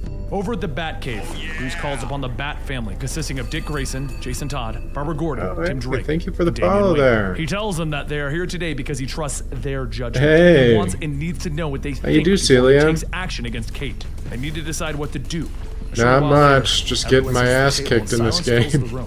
Tim looks around and says, okay. It's fun though. Before he can say his part, just know that he comes from a slightly different place than the rest of them. I just started playing this yesterday night. He joined because he believed in Batman and Robin. How you doing? He believed that they meant something to this city. It made them better because of it. So far, so good. About sitting at a table just like this, throwing out ideas just chilling out, getting my butt kicked, playing watching some comic videos. All of those ideas down. Life's Each good. And every crazy, unrealistic Smoking idea good how to weed. make Batman eternal. What Batwoman didn't make them better, it was cynical. It came from believing that the worst is inevitable. I, for one, can't think that way. The bat symbol needs to mean something better than that, something more. One day I won't be Dick desperate says, for wow, lumber. okay, guess I'll go. I, for one, don't like What do you got going on today, I like to see Celia? the best in people. I believe Kate did what she did because going she on in believed your it was life? the only possible answer to that situation. I also wasn't around much to see the kind of person that Clayface had become. It's nice knowing that that door to redemption was opened for him, but now all I can think about is what would have happened if I had pulled the trigger. Sure, I wouldn't be sitting at this table without some serious atonement. Yeah. There is a path to earn back everyone's trust. But Kate's not there yet. I'm not so sure she should wear the bat in the meantime on her atonement. Next, Jason takes off his mask and he sets it down, telling him, all right, it's my turn. You're all probably expecting me to side with her. I really You're like the art style. Right for the wrong reason. I, for one, am not And, stupid enough to make a sincere plays argument well, for the killing people who combat. deserve it in the Batcave. I have Cute enough little respect base for this building place. mechanics. This trial, it's not about her killing Clayface. It's got a dark sense of It's about humor. how she hurt It's got everything I need in a Batman game. is throwing a tantrum because I think the somebody he Twitch respects integration broke is the pretty rules. cool, too. Family is family. My vote is for her to stay. If you need to make room at the table for black sheeps, I can do that. After a few moments, Bruce looks at Barbara and says that she's rather quiet. Barbara says yes, she is. So let her start by asking a question. What's the purpose of the Belfry? Well, you could always make a columnist through the Twitch integration here. I think you're allowed to interact with the game while you're watching. Detective Comics run. The link to the playlist is down below.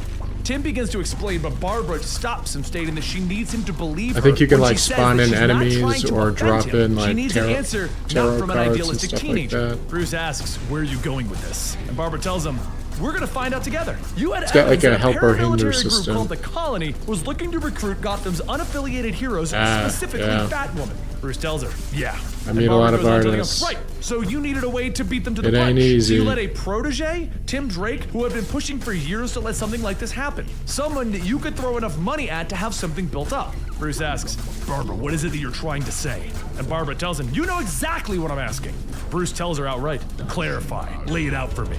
Barbara says, You didn't form this team because you believed in Tim's Utopia. It's because you wanted to steer your cousin Batwoman away from the path that she started when her mother was killed. You didn't want her to become a soldier, you wanted her to become a bat. And you thought using Tim's plan, you could make that happen. Tim looks at Bruce looking for an answer, and Bruce doesn't respond to him. Barbara goes on stating, Bruce, you wanted her to believe your way as much as you do yourself. That's why you threw caution to the wind and built an unstable system that is always going to I'm not really looking for any art Tim right now. shouting, I appreciate it though.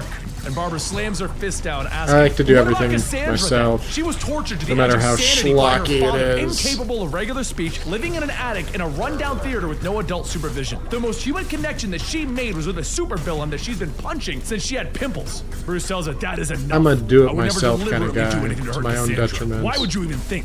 Barbara stops him, telling him, this part is just theory, but it's probably a good one. In fact, it might even be the reason why you called us all here. It's because you don't know the answer. And we all know you better than you know yourself. How long have you been doing art because Kate for? is the closing living connection to your mother, Martha. Do you do You're afraid that mostly Martha would have wanted you Twitch, to take that shot, which now work throws with, more into streamers, question whether like Kate Twitch should wear the streamers and bat. The such? fact is, Kate is the only person who can take the bat away. So if we're gonna make a case about Kate being out of control or dangerous and someone who needs to be stopped, I don't know that then it I've ever better be been a so good case. talented at Then art, and only then will I fight alongside you and take her people should down. start Until paying then, me for Jason's it, I right. know that. Although not as right as he thinks. This isn't about her, it's about you, Bruce. The only person who can put Kate Kane on trial is Kate Kane. It's nice And talking from to you what too. I heard about her, that's probably exactly Appreciate what you she's putting stopping herself by. through right now. Meanwhile, over at the graveyard, Kate stands in front of the grave of her mother, stating that she's not very good at this sort of thing. She knows that she doesn't do it as often as she should. But she made a decision last week that could potentially blow up in her face. Not that she's not used to it, but this one feels different. She killed a man. She can't say that he was a good man, but he was trying to do good. She did it to save a girl. What's been haunting her isn't that she killed a man, but it was the look in the girl's eyes. It was the look that she has seen before. They were the eyes of someone who just right now. I can't It was even the feed the same eyes ones I of a girl who got. saw her own reflection in the shovel before throwing dirt onto her mother's grave.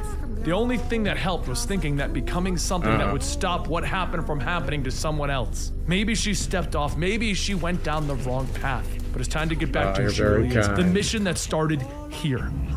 She turns and she walks away. Take And a man in the this. shadows tells her that it's good of her to come on the anniversary. Kate stops him, stating that he should go talk to her.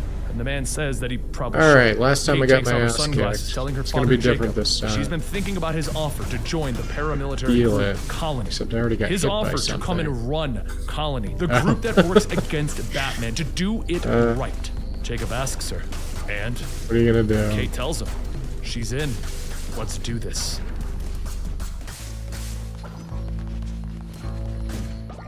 Feel some of that. As Cassandra sits down in her room, she speaks You of a got time it, several Celia. weeks ago when she had a run-in with a group of children traffickers. Just as the leader was preparing to send out the next group of kids, he noticed something in the shadows, and he said that it would seem that they aren't alone. Cassandra Oh, that's a stepped new out one of the to me. darkness, telling him, I no, already get my you're butt not. kicked. The children, you won't. Take them. Get. The leader begins God to laugh as damn. electricity is shot out of his tattoos, and he calls out to his men to deal with the child. As they rush in, I can Cassandra turn this easily disarms around. them, knocking them out one by one, leaving See the what leader weapon do I last. get? He clenches his fist, asking, do you understand yet?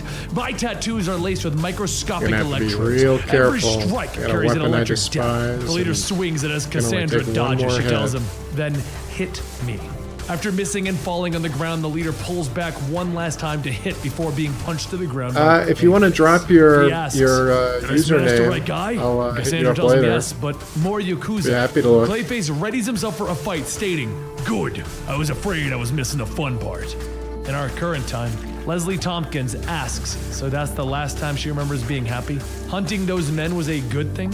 Cassandra says, to be good, need to go. Good things. They stole children. We saved them. It was good. Leslie then asks, do you Alright, think you that got you're it. a good I'll person? hit And you Cassandra up. tells her, I don't think. I know I'm not good. I can do things, but I'm not good. Leslie begins writing in her notepad and she asks, what about her friend Clayface? Cassandra pauses and looks away, stating, he tried, but they still Oh, you killed him. bastard. Maybe one day Every he'll kill me time. too. And as those words leave her lips, Bruce even make watches it to the from boss Batcave, that holding time. his head in his hands. Later, as Leslie gets ready to leave, Bruce asks if she has a Better moment, get and back Leslie out tells there him, and find more look, I can food. hate what you did to the boy all I want, but you at Followers least aren't gonna spend make time it with much each of the longer. Robins. You helped them work through their demons. However, Cassandra doesn't have the tools to deal with them, and frankly, I'm not sure that I do either. All I can say for now is that if you insist on dragging Cassandra deeper into this world, you're going to hurt her. Later that night at sea, a freight ship is hijacked by a group of men from the Court of the Owls, and just before they can kill the captain, there's an explosion. From the blast, Kate Kane stands there with Batwing and Azrael, telling the men, no one is dying today. But you can hurt the zombie owl ninjas real good. While those three bring down the Court of the Owl men, Tim makes his way into the Batcave to find Bruce still working on the computer. He says that he would have thought he would have already been out of patrol, and Bruce tells him that he already has Batgirl giving the city a sweep. He could be in Midtown in less than 4 minutes if needed, but there is something much more pressing here at home. It looks like somebody's been using the Bat computer for hours every night for the past few weeks while he was out of the cave. Let's see what they've been building. The projection table buzzes, bringing up an image of a Bat tower in the middle of Gotham, and Tim tells him, hold on, give me a minute to explain there. Bruce tells Tim that he suffered a major concussion in the King Clayface attack. He was supposed to be recovering, and Tim yells, Batgirl destroyed everything that we built over the last year just the other day. You had to realize that it would start solving every hole that she punched into the night program. You probably even expected it. Bruce looks at the table, telling him that he's not interested in starting up the Knight's protocol again. He'll continue to provide assistance to the family as needed. Tim shouts, you can't be serious! You can't let a little wrench in the works of the machine blow it all up! Batgirl wasn't right! Bruce takes a deep breath and he says, Batgirl is right, and you know it. You've trained for years to see that. Instead, all you're hearing is the voice of desperation. Echoes of Mr. Oz's prison. I shouldn't have let you back into action so soon. I should have gotten you help.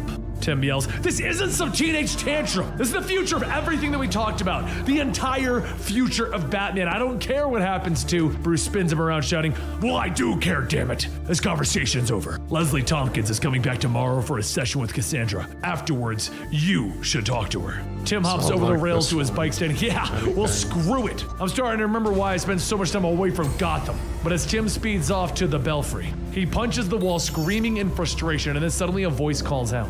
The voice calls, stating that he knows exactly how he feels. He had it right in his grasp. He's the only one smart enough to see the pieces moving. Tim turns back, asking who was there, and the voice gets louder and says, sorry, I keep forgetting we're not friends. Oh, I am wearing it. I've been studying the work that you've done, the work that you're going to do. And Tim asks, how could you possibly know?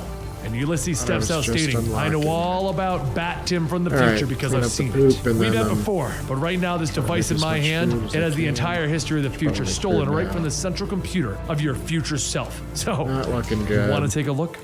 Moments later, Tim begins to see himself in the future attending Ivy University, living a peaceful life. But that life is taken away when the news reports that the President of the United States deploys the colony to take Batman in. Tim watches the TV as it shows Kate moving in on Wayne Manor with colony forces, and her gunning Bruce down.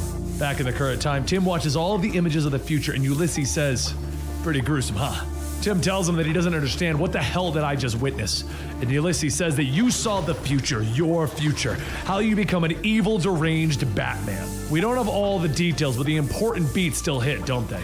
Ulysses turns to leave and Tim asks, why would you show me this? And Ulysses tells him, you already know why. So I can help you, Tim. Tim begins to follow Ulysses into the next room filled with rare historical weapons. And that's when Tim asks, what is all of this? Ulysses says, well, I wasn't working for the colony for chump change. Weapons development is a lucrative business. It allowed me to acquire some ingenious weapons, some of the best ones ever designed. And not just the finished projects, but the prototypes. The ones that you can feel the heart put into them. Tim says, please don't take this the wrong way, but this is a lot to process. I still can't figure out what's in it for you. Ulysses tells him that a few weeks ago he cracked the files and saw the history of the future and wasn't in it. Another version of him went head-to-head with Batman, but mostly he just fell off the face of the earth. He couldn't let that happen. He had a much higher role in shaping the future. And that's when he learned that role. The role for him was to give Tim Drake the future today. Brother Eye, activate full systems and say hello to your creator. I'll give you the tools that you used to create a lasting piece of Gotham before you were hit with all that trauma that messed up your future self. What do you say? Tim takes a moment and tells him that he needs to think about it. And Ulysses shouts, really? You're seriously not gonna jump on this? Well, I'm not gonna pretend I'm not disappointed, but I understand. Don't take too long, okay? There is a reason for all this. Batwoman just officially signed up with the colony along with her friends, Batwing and Azrael. Eternity is marching forward, and you need to shape it before it shapes you. A short while later, out on the rooftops, Bruce watches a group of criminals conducting business, and Tim looks over, stating that he's going to take a guess that they're talking about puppies. Bruce tells him that he isn't going to reconsider the Belfry. He's not restarting Gotham Knights. And Tim jumps down, telling him that he knows. He just wanted to say that he saw something today that really shook him. He just wanted to be by Batman's side. He knows he's been off lately, so that's why he's here, asking for help. Bruce tells him that he can start by taking out the two smaller guys on the right, while he takes out the one with a semi-automatic. Tim asks, seriously? And Bruce smiles, telling him, I'm glad you came back. Tim laughs, telling him, me too. But just before the two of them can jump into action, the two colony men wearing battlesuits jump into the bar and immediately open fire on everyone. Meanwhile, back with Ulysses, he watches the video feed of the colony soldier stating that this is all for you, Tim. I just need you to see what I have to offer. Later, in the Batcave, Bruce looks down at the two men wearing the battlesuits, and Tim tells him 18 mobsters are dead, yet he still brought them back to the cave. This is really a dangerous idea. Bruce says that he knows. Tim goes on stating that the aggressive lethal force being used by the colony is their MO, and after this, you want to sit down and talk to them face to face? Last time, Colonel Kane kidnapped you and got a gun to your head just to get you out of the way. Bruce bends down, looking at the men, stating that he needs to be a detective here. They have a mystery at their feet. The fractures that these men suffered, it's as if they were fighting against the suits. They've always known that the colony had battle suits with independent programming. And Tim says, okay, fine, so that's a mystery, but we need to stay here and figure out the answer together.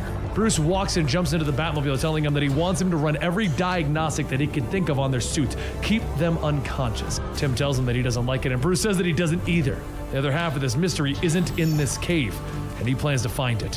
While he leaves the Batcave, Ulysses tells Brother Eye to access the tracker protocol and keep an eye on Batman. He watches as Bruce makes his way to Kane Manor, and Ulysses asks, what's this, the childhood home of Nathan Phillip Jacob and Martha Kane? Scan for buyer signatures. Brother Eye runs a scan, and on the screen, images of Kate and Jacob appear, and Ulysses takes another bite out of his takeout, stating, this is gonna be a nice family reunion. Bruce walks up around the rundown manor, looking at all of the photos of the Kanes, and Kate and Jacob step out of the shadows, stating that they're glad that he can make it. But let's be clear, they had nothing to do with the soldiers. Someone is trying to pit them against one another. Bruce picks up a picture from the frame, asking, who could it be? And Kate tells him that she isn't taking the bait. They're all here, aren't they? She agrees that the trust needs to be earned, so let her start earning it. Back in the cave, Tim runs the scans on the colony soldiers, not finding anything out of the ordinary, and then out of the shadows, Cassandra jumps down, asking, where are you going? Tim jumps back in panic and then laughs, asking, how did you get in here? I thought he locked every entrance. Cassandra looks over at the soldiers, stating, bad men. And when she touches the battlesuit's helmets, she says, Batwoman. Tim asks if everything's okay, and Cassandra says, all this. Everything we go. Is it good?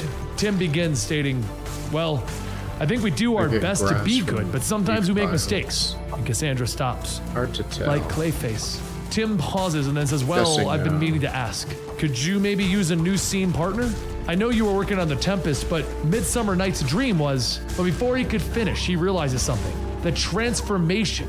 That's what didn't make sense. Tim runs back to the computer, stating their bodies weren't networked into the colony suits. They were relying on a different network altogether. He then yells at the computer to run a blood toxicity report, primary focus looking for traces of nanotech.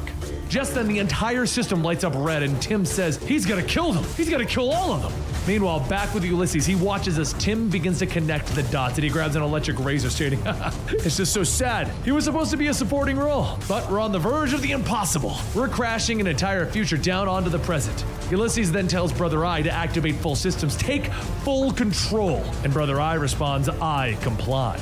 Ulysses begins to shave off parts of his hair, stating that it's time to be what the future demands. And on the mini screen in front of him, all of the colony battleships begin to activate. I'm so tired of these shitty weapons. Bruce folds his arms, stating that if what they're saying is true, then their system is compromised. And Jacob tells him, yeah, we recognize that, which is why we have Lucas Fox investigating the colony airship servers so it doesn't happen again. But while the three of them are talking, the computer screen lights up as it sounds off an alarm. And Kate shouts that they need to get out. They're under attack. Over in the Batcave, Tim frantically combs through the file, stating that this is all Ulysses. He's running one of Brother Eye's systems through his nanovirus, a protocol called One Man Army Corps, OMAC. We need to get those nanobots out of the soldier's bloodstream before it's too late. But as he presses the computer activate button, the screen then lights up stating access denied. And Ulysses appears on the screen stating, you had your chance to bring real lasting order. Now the OMACs will be the foot soldiers of a new tomorrow. And their first job will be to erase anyone stupid enough to stand in their way. Tim yells that this is insane, and Ulysses tells him, don't be so small-minded. Anyway, there's still a role in this for you. Cassandra looks back asking, Tim? And when she looks, she sees Ulysses' nanobots taking over Tim's body. He shouts, tonight is the beginning of a new, bold era of Batman, and I'm honored for you to be a part of it, Tim.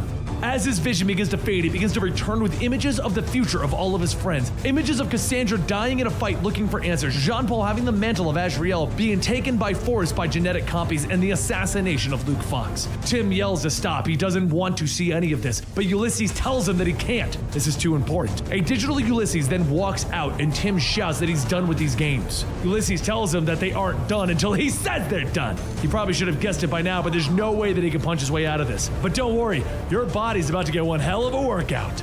Back in the Batcave, Cassandra tries hitting Tim to wake him up, and as she kicks Tim one last time, the two soldiers from before grab a hold of her. Tim watches from inside the digital world, shouting to get their hands off of her, and Ulysses laughs, telling him, oh, come on, get with the program, Timbo, they can't hear you. This is exactly what I was offering you. You want to protect Cassandra? You want to save them all? You can assimilate them into the OMAC project. They can all be a part of our big dream. All I need is for you to give in. What do you say? Over in Kane Manor, the OMACs begin to storm the ruins, forcing Bruce and Kate into a corner. As everyone begins to get surrounded, Batwing and Azrael jump through the window, and as soon as Batwing lands, he lets out a sonic screech. The soldiers all around begin to fall to the ground, and he says Azrael and him have been fighting these for a bit. The one thing that they've learned is that these are nanobot shells. They can disrupt the communications between the individual parts, and that's when they'll lose control. However, that's not the real bad news. This is future tech, a few decades ahead of our time. This is Brother Eye, the same computer system that we faced when Future Tim came into the picture. Bruce looks at him asking, you think Future Tim is behind this? And Batwing tells him, no, we need to accept that there is a much worse possibility though. Bruce stares for a moment and then he tells him, I'm listening. Tim watches the video from Kane Manor and he screams, it's not me! And Ulysses tells him, of course it's not, but all of these are plays from your playbook. Even Batman is beginning to accept that he may have lost you forever. You've been far too unstable in these past few months to not even admit that it's a possibility. But how about we cut to the chase? I wanted us to be equals in this adventure, but it's clear that you're the wrong Tim for this. Thankfully, I don't need you to agree if you don't want to. Tim turns back shouting, get out of my head! And he punches Ulysses. Ulysses laughs as his body crumbles to pieces and reforms, telling him, pathetic, really? Just sit back and let me do all the work. I've never had to save a life before, no lie. I'm pretty excited. He reaches out, grabbing Tim by the head, and suddenly Tim cries out in pain. Tim tries to pull Ulysses' hands off, but Ulysses presses them together harder and harder, telling him that it's time to be who you are meant to be. Back in the Batcave, Cassandra reaches out for Tim, asking, are you in there? Through Brother Eye's voice, Tim hits her with an electrical blast, telling her, yes, I finally am. Soon all of the nanobots begin to shine with red lights and they all begin to state, new protocol receiving, processing, run project, Pax Batmana. Tim's nanobots begin to take form of himself as future Batman, including giving him a single brother eye in the middle of his face. Cassandra calls to the computer, calling out to Bruce, but Tim tells her that it won't be necessary. He'll be here soon enough. Cassandra looks back, telling him, no, you're not. And Tim tells her, I know you can read body language. You know this isn't a joke. This is the real me. But there is something I would like you to tell Batman. Something very important. Tell him that I am doing this all for him. So don't get in the way. With that, Tim and the other nanobots shoot up into the sky, breaking out of the Batcave, calling out to the other nanobots. And a few moments later, Bruce runs into the Batcave, calling out to Cassandra, pulling debris off of her, asking if she's all right. Cassandra tells him, Tim, he changed. And Bruce says, I know, but it's okay now. We're gonna get him back. But first, we need to help with the person that you've been sneaking out and keeping track of. A short while later, in the apartment downtown, Bruce and Cassandra look around the messy place, and a female voice tells them, Tim would often talk about how you would randomly show up. No matter how angry he would get, he'd always put on the costume and run out fighting. But tell me, how bad is it? Bruce looks right at her, telling her, spoiler, it's time. We need your help. Stephanie sighs, sipping her soda. Fine. Let's get to work. Back with the nanobots, they begin to gather around the old rundown building, joining together to reconstruct the building into a newer, better version of the Belfry. The Belfry 2.0, and Ulysses says, this is it. This is Batman. And Tim tells him, oh, good, yes, I fixed you. This is exactly where I need to be. Belfry 2.0 is online. Let's get to work. A few moments later, Tim begins his raid on the GCPD to acquire more soldiers for his task force. As the nanobots swarm throughout the building, Tim walks behind them, shooting people, telling them, "Don't consider these bullets an execution, but as a sign of respect, we will make you a part of the OMAC project and pave the way for a brighter future." Just as Tim points his gun at Detective Montoya, Kate bursts in, kicking Tim to the ground, telling him that he better not lay a finger on her. That's right, Tim. Brother Eye, whatever you're called now. It's me, the big bad woman who nearly destroys your perfect pacifist Gotham all over again. Tim gets back up asking, "What is the advantage you think you have by confronting me like this?" Ulysses radios in stating, "This is totally your call. I know you're gonna try and save the Bat family, but this one, she's something else." Kate turns to run out and Tim tells the nanobots to set their priority to eliminating Batwoman. Kate jumps down from the building calling out that she's got them on her tail and they are very excited to try and kill her. "So please, say your part of the plan is going smooth." Bruce tells her that he, Cassandra, and Stephanie are sneaking into the new Belfry now. Stephanie's drones are keeping them invisible to Brother Eye's detection. Stephanie says, yeah, they're not visible to anything using Tim's base code, which is to say every inch of the damn tower.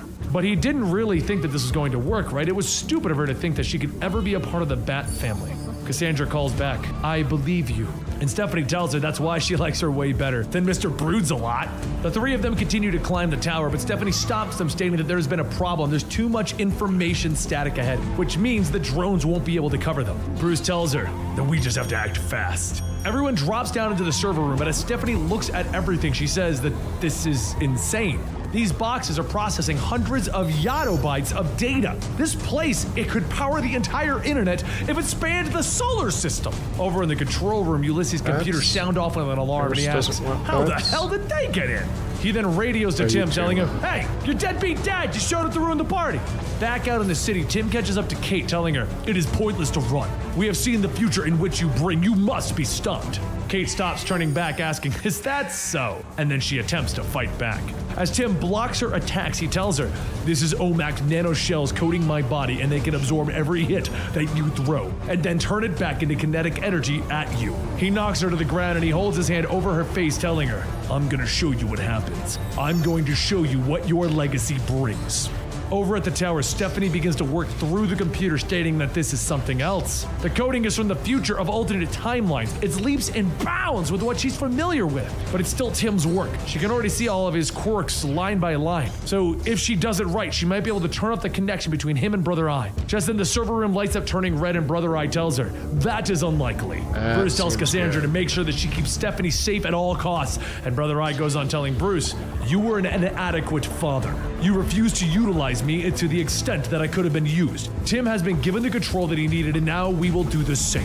Nanobot-covered Batwing and Azrael step out and they begin to attack. Stephanie turns back to continue work on the computer, but Brother Eye tells her that you will never fully realize what this timeline has taken away from you. Stephanie pauses, asking, "What do you mean?" Images begin to form in front of her, showing her as the future Batgirl, along with Cassandra at her side. Back out in the city, Kate's vision begins to change, and she soon finds herself in Wayne Manor. She looks around asking, how is she here? And then suddenly colony soldiers begin running up. That's when she sees what Tim wanted her to see, the future of her giving orders to those soldiers to blow up the grandfather clock. As the soldiers get to work, Tim asks, "Do you see why I needed you to understand? This is what happens if you're allowed to continue down this path. This is why you need to die." Over in the server room, Cassandra takes off her mask, asking, "All right, no more fucking up. Batgirls?" And Brother Eye tells her, "Yes, you were accepted to be a part of their world. Cassandra Cain was no orphan. She was family." Stephanie Brown, your journey with the Bat only began as spoiler, but you would later become the next Robin. Now do you understand why they do not see you as a threat? Those versions are your better selves. You are not that. You are second rate. You will never measure up. Stephanie begins to cry, and then she stops and begins to laugh. Brother Eye says, "I do not understand. Are you laughing?" And as Stephanie hugs Cassandra, she taps the button on her wrist, stating, "I'm doing more than that." Just then, Brother Eye begins to say, ever. Then Ulysses asks, "What the hell did she just do?" Stephanie calls out that they wanted to hurt her by showing her what another version of her pulled off. And all you did was prove that I'm amazing no matter what life I live. You also just gave me access to the entire history of a timeline I didn't know existed. Now I'm gonna use that to beat you to the ground. Out in the city, though, Tim brings Kate back to her senses, telling her, I needed to bring you to the fold, but instead, you could have been the one to end it. Now you know why. Just then, Stephanie's voice comes in over the radios telling him, that's not really what happened. Kate asks, spoiler? And Stephanie tells her, hey, spoiler stuff's in the name. Turns out Brother Eye and Ulysses have been playing with time from the start. Ulysses shouts to Brother Eye, call back the Omax to the Belfry. Kill those idiots before they ruin everything. Stephanie turns back, telling Cassandra, I'm gonna need a few minutes. Jesus. And Cassandra tells her, don't stop. I won't let them get you. She runs back to fight with Bruce, and Bruce tells her, I'm so sorry. I didn't want to bring you into this. I didn't want you to get hurt. And Cassandra says, just saw another world. I'm not doomed to be bad. I am a bat. This is where I should be. Stephanie jacks back into the network, telling Tim and Kate that she's only got a few minutes, but after seeing what really happened, she could see what drove Tim insane. Kate did shoot Bruce, but Brother Eye only showed them what he wanted them to see. Tim's projection then changes to the time moments before Bruce's death, with Kate telling him that it's bad out there. The government isn't going to ignore what he's doing anymore, not after what happened with the League. But he can play cat and mouse around the world all he wants. Nobody's going to call her out for letting Batman slip through her fingers time and time again. Bruce looks at her and says that they don't have time for that. He's dying. The radioactive isotope that he was exposed to constructing the Brother Eye satellite. I'm paying the price. That's why I couldn't stand back anymore. That's why I wanted to set as much right before I put this whole dream to bed. Starting with Brother Eye. After he finishes his final protocol, he'll self-destruct, eliminating the files on the Bat computer and disable every vehicle and weapon that we have ever made as the Bat family. Kate asks, what are you saying? And Bruce tells her, Batman doesn't have to be eternal. Batman was an idea that I needed to live. All the people who have followed me on this dark path, they were all so good. So damn good. But Batman was an idea that holds them back. Hell, look at Tim. He's at Ivy University building his future. That's all I wanted for him. That's all I wanted for all of my children. Bruce then grabs Kate's gun, holding it to his chest in this future, telling her, I've already recorded a final message to the family on Brother Eye. That way they will all know that I saw this moment coming, that I chose for this. You will pass President Waller's psychic probing. She will see that you did kill me. Please. Plus, I'd be spared a few more minutes of extraordinary pain. Kate begins to cry, stating, I've always been honored to have been called family. Goodbye, Bruce. And that's when the gun went off. Tim begins to scream, no! And Stephanie says that the real Tim is starting to push back against the programming. Tim falls to his knees, stating that future Tim, he didn't know that this is what happened, did he? That's why he became evil. He thought she killed him. And Stephanie tells him no. Brother Eye deleted the message that Bruce sent out. He wanted the war on crime that Batman promised him. And Ulysses shouts, and Brother Eye was right to want it. He just wanted to push Tim a little. Stephanie then asks, by what? Tearing the Bat family apart, rebuilding it? Everyone in the world is dead, and Tim was the one who killed most of them. That's why I'm giving Tim a free choice. He can choose to continue on this path and build the Gotham that his future self built, or he can choose this future and shut down Brother Eye. And Tim asks, why should she even trust him with that? And Stephanie tells him, because it doesn't matter if he's Robin, Red Robin, or Batman. It doesn't matter if she's Spoiler, Robin, or Batgirl. She knows Tim Drake, and she believes in what he stands for. She knows that he'll make the right call. A few seconds go by and the belfry begins to rumble and Brother Eye calls out, error, error, signal disturbance. Ulysses begins to shout, no, don't listen to her. We're so damn close. You can't let some idiot girl make you into some irrelevant nobody. Stephanie runs up punching Ulysses, yelling, yeah, well, I just did. Outside, Kate asks Tim if it's really him, and he tells her, yeah, he's trying to keep the tower together to make sure everyone can get out. But even after trying to not become what his future self was, his dream was still weaponized into something that can kill everyone and everything that he ever loved. Kate says, well, her good news of the day is that she stays with the colony and still ends up killing Batman. And she doesn't want that in her life. Tim begins to rip away from his connection at Brother Eye, and as he lets go, he says that it was his dream. It turns so ugly. She hugs him and he asks, what comes next? Where do we go from here? Where can we go?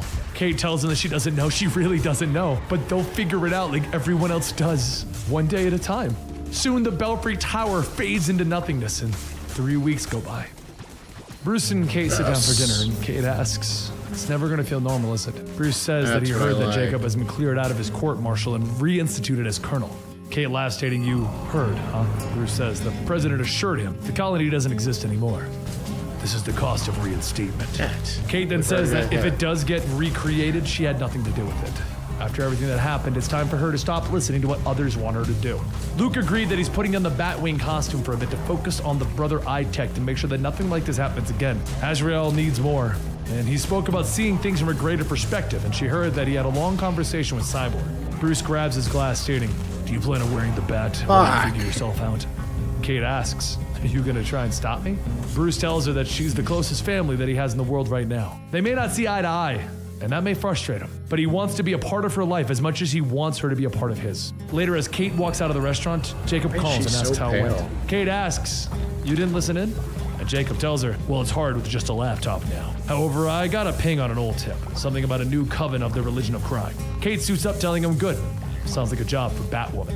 Meanwhile, over at Leslie Tompkins' clinic, Leslie tells Cassandra that she's so happy that she'll be joining them. But Bruce wanted to be clear that she doesn't have to stay. Cassandra tells her, "I want to be a better person, good at person things." Leslie laughs, opening the door to her room, telling her, "Well, I think we can help you with that.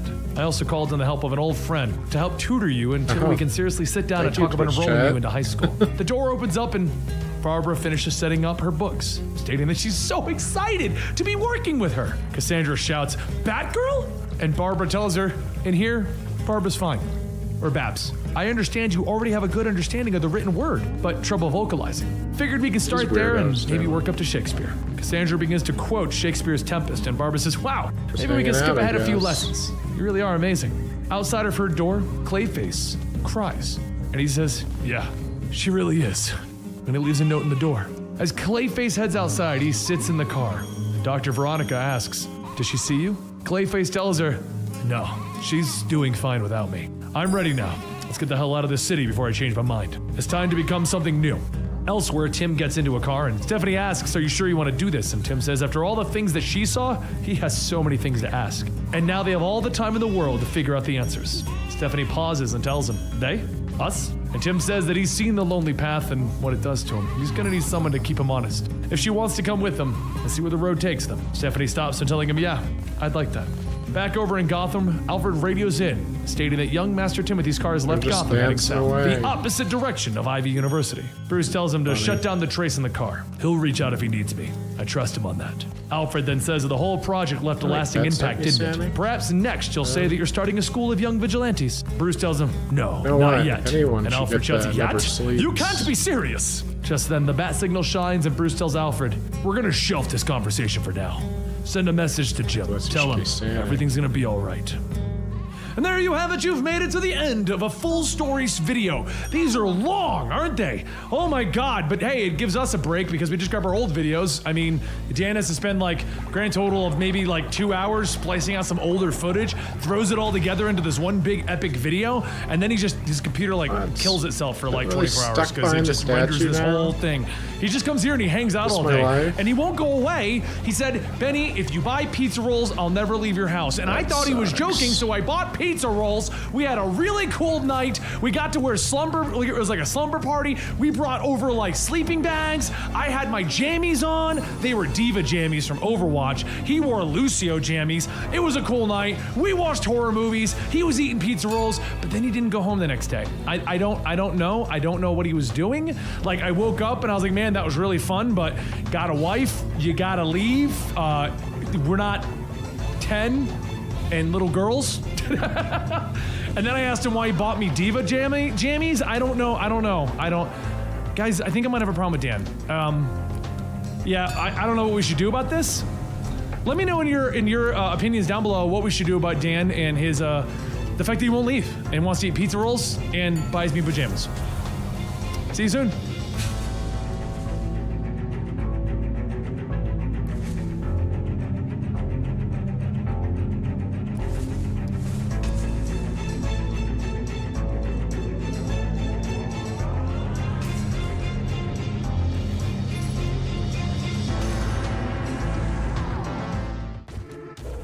Welcome to the Comicstorian channel, where we take some of your favorite pop culture universes and break down the lore and stories within it.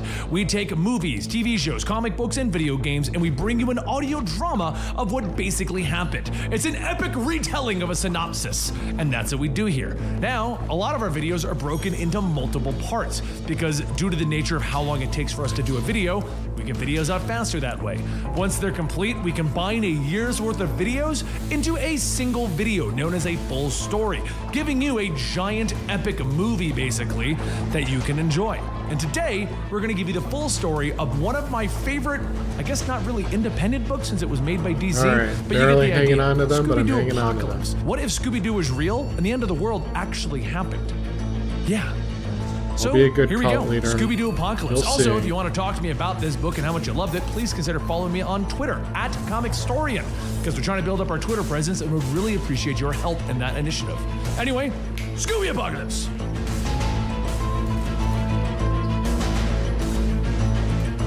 Our story begins at the Blazing Man Festival in the Nevada desert with journalist Daphne Blake and her cameraman Fred Jones, following up on a big lead from a mysterious informant. Though she was once a top-rated journalist, she has since fallen from grace and now hosts Daphne Blake's Mysterious Mysteries on the Knitting Channel. However, as the two of them leave, a man and a dog in the crowd watch them, knowing exactly who they are. Except the dog, Scooby, doesn't really care to listen to what the man is saying. The man tells Scooby that it's already been a big risk for him to take him out of the complex, but fine, he'll put on the Emoto goggles. The dog begins to smile as the man puts the goggles on, and after setting up the receivers in his contact lenses, he can see Scooby's emoticon telling him that he clearly wants to get some pizza. But down below in the complex, Dr. Velma Dinkley is told by security that hipster doofus took one of their subjects outside. Again. Velma tells them not to worry about it for now. If the two of them make a scene, go get them. Things could be much worse, but for now, she's going to return to her quarters and is not to be disturbed. A short while later, Daphne and Fred sit waiting for their contact to arrive, and that's when behind Fred, a rock begins to lift up with a person crawling out of it. He throws his camera at her, shouting, "More people!" But as the camera knocks the woman out, he realizes that may have been their contact. He tries to wake her up, but Daphne yells at him, asking if he really thinks that's going to work. And that's when the two of them begin to argue as the woman wakes up, stating, "You two really suck at hellos." Daphne and Fred help Velma up, and as they do, they begin to hear a growling. And then they look back up to see Scooby standing on a rock, snarling. Velma tells them that it must be from the goggles reacting to the receivers in her glasses, telling Scooby that they're a threat. She tries to tell Scooby to heal, but then the man from before runs up asking, "What did you think you were doing running off like that? Is that Dr. Dinkley?" The man then asks what she's doing outside of the complex because she never leaves it. And why is she with that hot babe from Mysterious Mysteries? Daphne takes offense to that, but she decides she'll give him an autograph anyway. And Velma tells everyone to be quiet. They have to go into the complex in a hurry so she can explain what's going on. She explains that this facility is privately funded by a group of 4 concerned scientists regarding the ultimate survival of the human race. And right now, they need to hurry and get to a safe zone. The man says that there is no such place in the complex, but Velma tells him that he's nothing more than a dog trainer. There's a lot of things that he doesn't know. So the man says, "Call me Shaggy, all my buddies do." And she tells him that according to her records, his name is Norval Rogers, and she is certainly not his buddy. She hands Daphne a clipboard with all 4 of the original scientists' research, stating that none of their work has ever even been entered into a computer. After reading it, Daphne tells her this can't be authentic, and Velma confirms that it is nanite technology that can be dispersed across the world. This in particular will root into human hosts and transform them. The intention is to essentially infect humanity with a techno-virus. Shaggy steps in there stating, "Hang on, I've been working here for 3 years and I've never heard about any of this. This complex develops enhanced technology for Uncle Sam, like the headgear that Scooby is wearing. He's a smart dog prototype." And Velma stops him stating, "What did I just say? You're just a dog trainer. You don't know anything." As they continue to go deeper into the complex, Velma welcomes everyone to the safe zone. The room was created so that the nanites could complete their work, but the creators would have a safe room to hide in. However, things have changed. The original intent of the project was to weed out man's baser instincts, greed, anger, but now, Daphne stops Velma, stating, "You would know, wouldn't you? Because according to these notes, you were a part of the team that infected the world. You've released a virus that is self-replicating and is spreading across the globe." Velma tries to defend herself, though. The project was meant to save the world, but once we learned that the 4 had changed it, making it so that it infected people so they would become docile so they could be controlled, I decided I had to expose them, which is why I contacted you. Thankfully, though, the program can only be activated once all 4 of the scientists are here to to enter in their passwords. And that's when the safe room doors shut and a siren goes off. Velma shouts out that this can't be happening. The nanites, they've been activated, but the 4 scientists aren't here. She then runs out stating that it could possibly be a glitch, and she's going to run a global scan to see if they've been activated. If the nanites haven't been yet, there may be a way to shut them, but that's when the lights go out. She says it looks like the power to the complex has gone out, and right now, they don't know if that's a good thing or a bad thing. After a bit, the emergency generators kick on and the power is restored, and the group decides that they should go out and take a look to make sure that everything is fine. But as they walk through the complex, Velma sees one of her co-workers, Eric Kramer. She tells everyone to relax. She's gonna go talk to him and see what's going on, but as she gets closer, he turns around and he's a mutated creature trying to bite her. Velma screams, "Jinkies!" and she begins to run away. But before Dr. Kramer can give chase, Scooby jumps on him, knocking him down. Everyone begins to run away, but as they leave, a second creature appears, and instead of following, the 2 creatures begin to fight each other. Velma tells everyone that she needs to understand what's going on. Clearly, something has changed them, so right now, they're gonna have to head into the security office. As Velma loads up the security cameras, everybody sees what's going on. The complex is now filled with those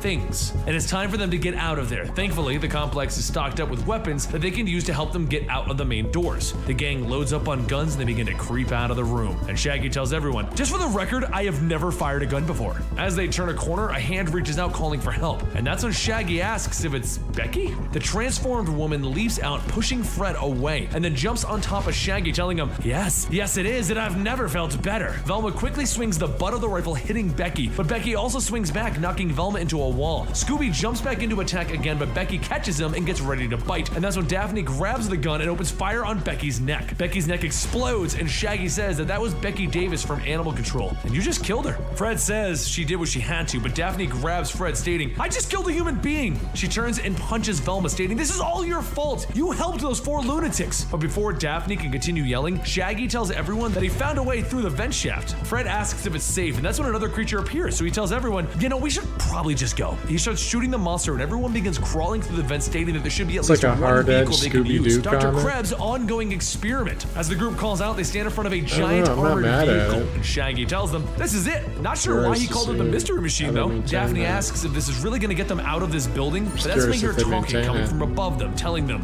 "No more think." And they look up to see more monsters sitting there, telling them, "There is only dying now." The monsters start jumping down, and everyone begins blasting their way through, trying to get to the truck. But as Daphne is firing, she keeps telling herself, "These are not people, these are not people." And then she runs out of ammo. As she begins to cry, Shaggy grabs her and she tells him to just let her go. Dying here will be the best. And then he tosses her in the cab of the truck. Everyone piles in as Shaggy jumps into the driver's seat, and then he tries to start the truck up, but the monsters continue clawing their way in. Scooby bites one, but a second one starts reaching in, and Fred grabs a gun, except the gun is out of ammo. A monster then jumps on him and starts to scrape his nails across Fred's face, and Velma jumps up, slamming a first aid kit into its head. Daphne kicks the monster out as Shaggy finally manages to get the truck started and begins plowing through the swarm. And as he drives, Velma tells him to slow down. There's a heavily fortified gate ahead, but Shaggy tells her, "Nope," and he steps on the gas. Outside of the complex, the Mystery Machine bursts from the garage, and it stops just before tipping over the guardrail. Once the truck is at a complete stop, Scooby says, "Ruh-oh," and the group looks out to see the people from the Blazing Man Festival, but they have now all turned into monsters. While the monsters are currently busy attacking each other, the group decides that this might be a good time to leave. And a short while later, the gang stops by a gas station to find it completely empty. So what better time to pick up a few snacks? Except the store isn't completely empty, as a vampire opens the door from the back room. So after everyone finally gets some food in their stomachs, they decide to take turns making sure that no other monsters are coming their way. Velma begins to wake up to let Daphne get some sleep, and as she calls out to her, Daphne comes out of the truck stating it seems Shaggy's friend was also making weapons. Also, Scooby's been keeping watch while she's been digging through the van. Velma looks over, stating that that's kind of peculiar. Scooby was actually the most docile of the smart dog prototypes, but since this, he's started to become rather brave. From what Daphne found, Velma decides that maybe she should make an inventory of Dr. Krebs' weapons. But as Daphne sits back down, the vampire crawls on the rooftops looking down. He then calls out for more monsters to come, and his arms begin to crawl their way out from the underground. As the vampire begins to make his way down, Scooby's already there growling. Daphne hears the growls and rushes over to make sure that Scooby is fine, and when she turns the corner, Scooby is already taking care of the vampire. So Daphne tells him to move away, she's got this, and she pulls the trigger on her gun. A giant energy blast shoots out of the rifle, blowing the vampire's upper half away. And then as the two of them look at the dead vampire, they begin to hear thumping coming from the van. They all run over to see Velma falling out on her back holding a controller, and a monster steps out stating, "You will never stop us! We are the new masters of the..." And then a small drone flies past his head. The monster looks at it, and then it fires a laser cutting through his head, and he falls out of the van.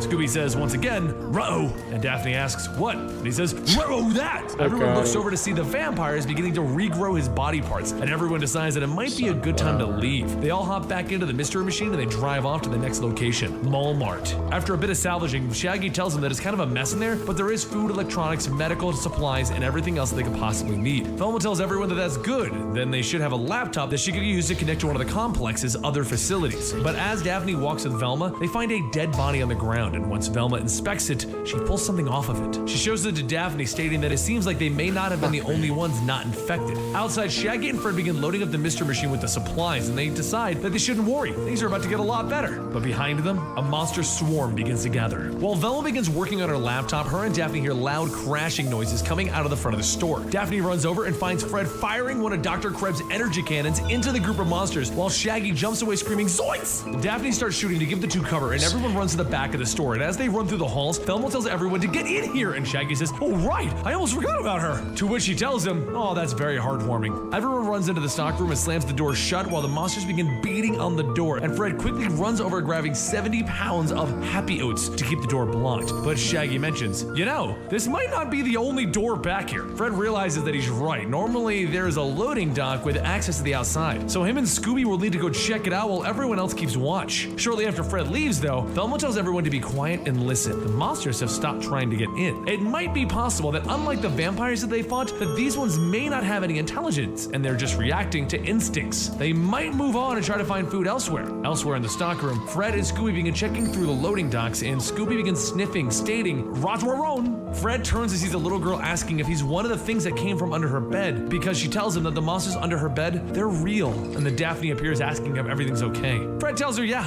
just this little girl. We have to protect her before, and then the little girl's head splits open, and 3 giant plant-like mouths fly out grabbing Fred. The monsters outside the doors hear the gunshots and begin storming back into the doors, and Velma and Shaggy begin climbing the shelves. Back with the others, Daphne begins to pick up Fred after Scooby finished biting the last piece of the monster girl off, and they all begin to climb the shelves. The monsters continue to break in, and everyone remains silent as they sit on top of the shelves. Through their searching, they found nothing, and the monsters begin to attack each other. Hours start to pass, and once the last of the monsters leave, the gang decides to climb back down. Velma runs over to the door to look out the window, and Scooby pokes her with his nose, asking if everything's okay. She stomps her foot, stating, "No! You just scared me half to death, actually 3/4 to death." Once the last of the doors have been secured, Velma tells everyone that they need to hurry and try to log on to the complex's servers. If she can reach them, they might be able to get assistance. But Daphne stops her, stating that they're the ones who caused all of this, and that's if any of them are alive to even help us. Velma says that they won't know unless they make an attempt, but she may have dropped the laptop while they were escaping. Daphne storms up, telling herself, Velma is the cause for all of this. I have a right to be mad, but maybe I'm being a little harsh. She was trying to expose her bosses, which is a good thing, but maybe she just needs an outlet for her fear and anger and is taking it out on Velma. Or maybe her suspicions of her not telling her everything is true. Elsewhere, Shaggy and Velma search for another laptop, and Shaggy mentions that he thinks that he may have an idea of how the project was supposed to work. The goal was to pacify the population and breed out the instincts for violence, right? Maybe their way to get everyone to mellow out was to keep them separated. If the nanites bred out social instincts, it would shy people away from being in groups. Because there's power in groups, people start to get ideas. And that's when suddenly a laptop box flies through the air, hitting Velma, and Daphne shouts, "I found a laptop!" As she walks over, Shaggy says in a weird way that was actually nice of her. Maybe she's starting to warm up.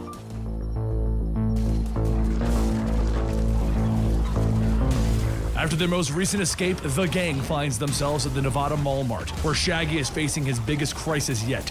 He has to pee.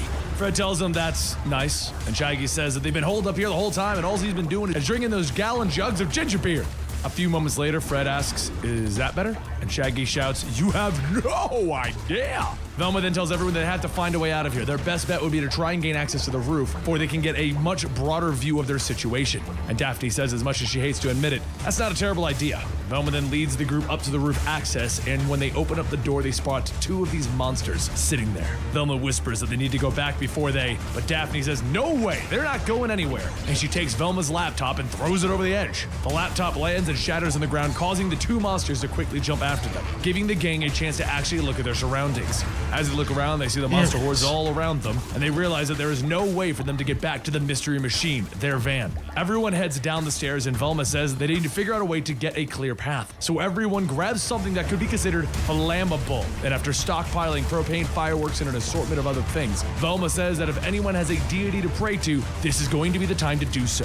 Velma then sprays lighter fluid on the ground, bringing it back to their hiding spots, and then lights it up. A few moments pass, and Daphne tells Fred that she knew that this wasn't going to work. And just as she says that, the flammables explode, blowing a hole through the roof, startling all of the nearby monsters. Daphne shouts to Velma that she almost killed them, and Velma says, well, almost doesn't count. Now be quiet, or she'll bring the monster's attention to them. Daphne tells her that she doesn't get to tell her what to do. And a monster runs by, with Daphne ducking behind the wall, stating, right, getting down, shutting up now. Once the initial waves run past, everyone looks up to see that there are still a few monsters outside. And while the group tries to figure out what to do next, Velma suggests that she should be the one to get there and create a distraction. Scooby runs up telling him, "Whoa, right.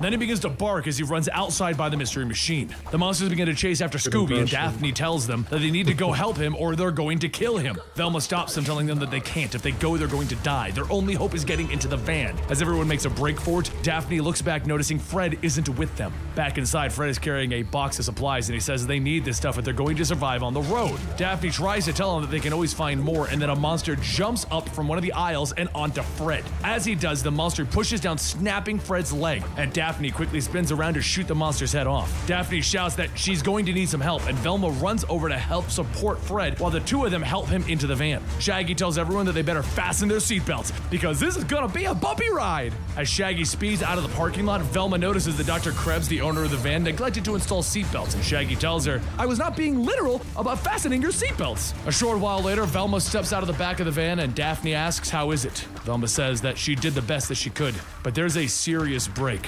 There's some of the bone piercing out of the skin as she's extremely worried about infection. They're going to need proper tools and drugs to treat this. Shaggy points across the street at a hospital, and he says, how about that? We just gotta hope the beasties aren't crawling around inside of there. Velma tells him that they're gonna have to try. They have to help Fred no matter the cost. And Shaggy sighs, telling him, are we really gonna risk everything for Fred and leave Scooby behind? Guess human lives are more important than dogs. Velma says that they would have attempted to try and help Scooby, but they all would have died. Besides, the glasses that Scooby is wearing has GPS on them. He can track her glasses as well, and he can make it back here in no time. A bit later, as everyone begins to head into the hospital, Scooby does in fact make his way back to everyone. The group props Fred up onto a nearby bed, and Velma begins to rummage through the cabinet, stating that they're going to need to set the brake. Shaggy says, I don't do well with these sort of things. I once threw up watching Grey's Anatomy. Daphne shouts, telling him that they have been blasting monsters to bloody bits, and this is what he doesn't have the stomach for? And Velma says, actually, Shaggy and Scooby could go look for medical supplies in other rooms. Just grab whatever you can and I'll sort it out. Shaggy hurries out of the room, telling him, no problem. And seconds later, him and Scooby hear the snap of Fred's leg being put back in place, and they run out of the room. As they turn the corner, there's another scream, and the two jump, and Daphne runs out asking, why did you scream? Shaggy says, actually, it wasn't us. That wasn't Fred. Daphne then says, that was a human scream, someone in terrible pain. And Shaggy tells her, or it could be a monster mimicking the sound of a human in terrible pain. Besides, we're the only ones who made it out of the plague alive. Everyone else has been transformed into whatever those things are. Daphne then says, according to Velma, maybe not. Back at the mall mart, they found a dead human body, and after a bit of digging around, Velma found that he had a pacemaker. There could be a connection between the pacemaker and the fact of the person who hasn't been mutated by the nanites. Suddenly, there's another scream, and everyone runs outside to regroup. Daphne says that there is someone inside of there. They have to help him. They just can't turn their backs now. And Fred reaches out, stating that they don't know what kind of horrors could be inside. He's not letting her go. Daphne pulls away, telling him, you can hardly stand. Just stay in the van. And Shaggy says, you should have known by now she isn't going to change her mind. As the three head back inside, Scooby leads the way into the room, and they turn on the lights, and they find a mutilated human body. Shaggy begins to panic, and Daphne tells him, be quiet. We're going to have to hurry and find the other survivors. Then there's a second scream, and Daphne begins to run up the stairs towards where that sound came from. As they burst into the next room, they find more mutilated bodies scattering the ground. Daphne says, all right, maybe we should go turn back. And then there's a groan coming out of one of the rooms. She starts charging forward, and Shaggy shouts that she's going the wrong way. Daphne then readies herself by the door and asks Shaggy if he's ready. He tells her, nope, but let's do it anyway. And Daphne slams open the door with her rifle drawn. In front of them is a blue monster in a lab coat, telling them that he's terribly sorry, but no one is to be admitted without an appointment. Shaggy and Daphne stare at the man on the bed with several needles sticking out of his chest, struggling, telling them, "Kill me, please." The monster looks back at the man, telling him, "Why would we do that? I'm a physician who swore an oath to never injure or do harm." Daphne points the gun at the monster and he tells her to please lower that and wait outside. "I'll be with you in a moment." Shaggy says, "Maybe we should leave." And Daphne shouts, "No way am I letting this doctor torture this helpless human." The monster pulls out a scalpel from his arm and he tells her, "You must understand, sometimes pain is required to heal." The rifle goes off, shooting the monster's arm off, and he shouts, "What have you done? Code Silver, Code Silver!" Daphne asks, "What's that?" And Shaggy says, "That means that there's someone in the hospital with a weapon. I saw it on Grey's Anatomy once." But before they could run, the entire room begins to twist around and the bed begins to suck the man inside of it. Back outside, Fred says that he can't wait any longer. "We have to do something." Just then, a window from the second floor is blown out and out comes Shaggy, Daphne, and Scooby. While Scooby and Daphne get down, Shaggy says, after she just shouted out the window, everything looks normal again. Velma says that she just wants to make sure. "You're telling me that the room came alive?" And Shaggy tells everyone, "Look, it was majorly weird in there, even for us." The next morning in Gartersville, Nevada, the gang wakes up in a house. Daphne asks, "Where is Velma?" Shaggy tells her that actually she's been up for a while. She snagged a computer from the hospital and was trying to hack the complex's servers. Upstairs, Velma sits on a bed typing away at the computer when she finally manages to get into the servers. The moment she does, she runs to the back room to throw up. And as she sits back, she mutters to herself, "Those arrogant, irresponsible, deceitful, self-righteous bastards." The truth is, I have no one to blame but myself, though. If it wasn't for me, none of this would have been happening. While Velma keeps to herself what she found on the servers, the gang continues to travel to California. Once night comes, they all shack up in a motel. And while Velma gets back to work at the computer, she decides that it's time to get some fresh air. As she opens the door, she sees Scooby sitting out front, and after coughing, she asks, "What are you doing here?" He tells her, "I'm worried about you." So she coughs again, telling him, "It's very sweet of you. I think I've just developed a minor cough is all." She then tells him that she needs to get someone from the van so he can go ahead and get to bed now. Scooby says, "No!" And he heads off, and once Scooby's out of view, Velma runs. With one last look at the motel, she leaves into the night, and then back in the motel room, Velma left the laptop on with her access to her findings, and at the bottom of the screen is a note that simply says, "I'm sorry." What she discovered changes everything in the Scooby-Doo apocalypse. This is an interesting world, one that has been changed for the worse. Monsters and demons are everywhere, and only the Scooby Gang can save the day.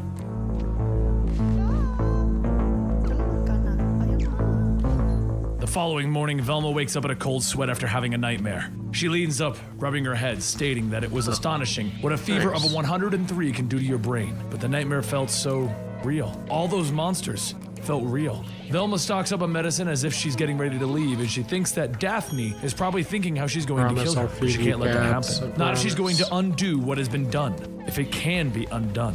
Velma yells at herself, saying no, she can't question her resolve now. Her hubris destroyed the world, now it's time to save it. Later that night, while the monsters chase after Velma, she sighs, asking why she didn't bring a gun.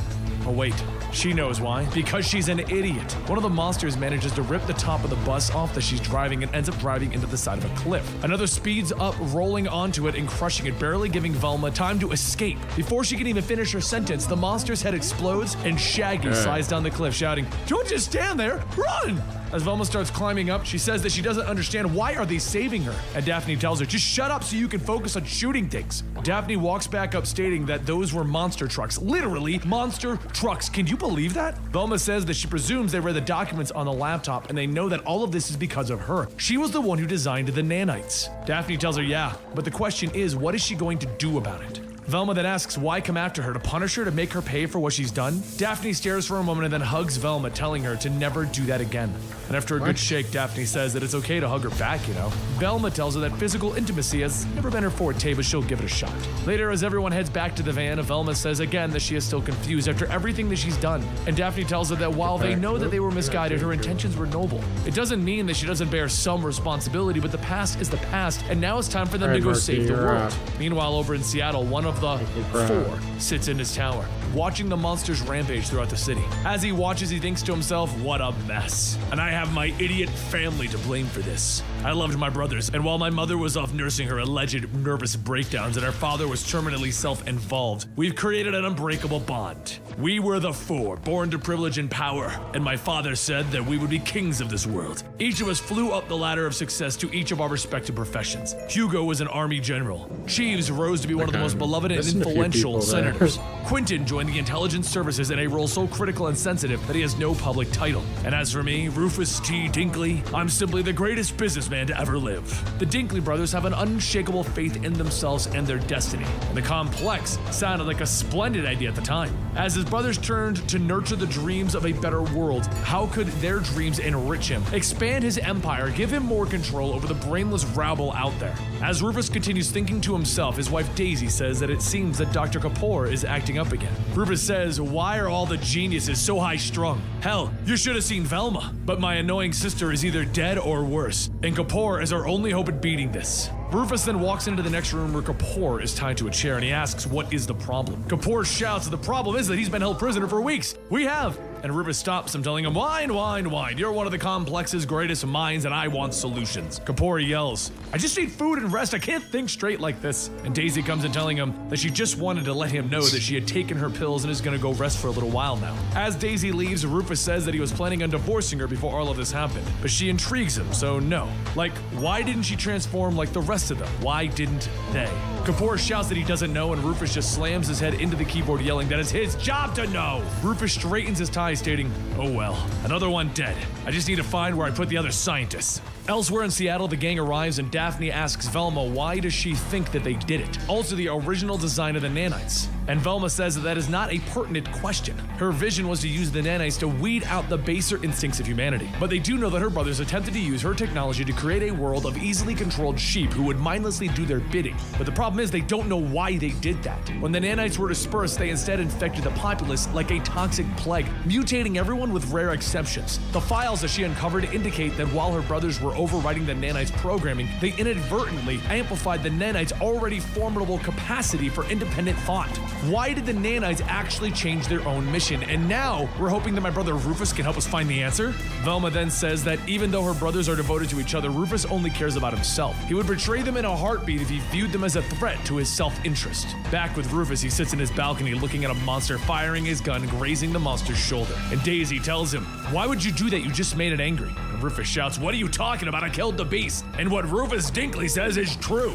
Daisy backs up, stating, of course. Perfect shot. Rufus heads back inside, stating that it's time for them to check on Dr. Kapoor and check on the progress with, but Daisy stops him, telling him, don't you remember you killed him along with Dr. Williams? Rufus hits Daisy to the ground, telling her that she is upsetting him, and she knows how much he hates it when she upsets him. Has she been cutting down on her pills? She wipes the blood from her nose, saying that she doesn't want to take them anymore. Things get too confusing, and Rufus shouts, take the damn pills. Back out of the streets, Velma points at one of the buildings, stating that there it is, Dinkley Tower. And as the group moves closer in, Scooby begins to growl when Shaggy sees the doorway. Around the entrance are cut up monster parts, and Daphne says that it looks like a shrine of some sort. As she gets closer, she checks on the bodies and says they're still warm, which means whatever happened not that long ago. As everyone sneaks in, Shaggy asks why haven't any of the alarms gone off? And Velma says because they don't hear anything doesn't mean that there haven't been any alarms going off. Knowing Rufus, he's probably watching them right now. He's an arrogant bully and a braggart. Daphne then says that if he's listening, he would have heard her say that. Velma tells her, Rufus knows exactly how I feel about him, which is the exact same way that he feels about me. Over in Rufus's office, he sits on a computer watching his brother Hugo shoot himself and says a military hero took the coward's way out. His own brother, a pathetic suicide. Suddenly Rufus hears something and he runs to the balcony to see a horde of monsters swarming in front. He shouts that it looks like he sparked a movement. These are my beasts. They won't attack me, they love me. But outside of the office, Shaggy, Daphne, Velma, and Scooby find a door with just a bunch of random things pushed in front of it. Daphne says that it doesn't seem like much of a barricade and Velma begins to climb on top of it. Shaggy asks what she's doing and Velma knocks on the door and says, the obvious choice. She looks back at the door and says, you don't think that if they get in, Rufus told the monsters don't knock? Looks like the non-mutants can get past his security systems. Daisy then says, hello? And Velma says, that's Daisy, Rufus's 7th or 8th wife, I don't know anymore. Velma shouts, it's your sister-in-law, open up the door. And Daisy asks if it's really her. Then Rufus says, I know that irritating voice anywhere. Open the door and get clear. Daisy tells him to wait and Rufus cocks his gun, sighing, asking, do you not understand simple instructions? Open the damn door. Then the gun goes off 3 times.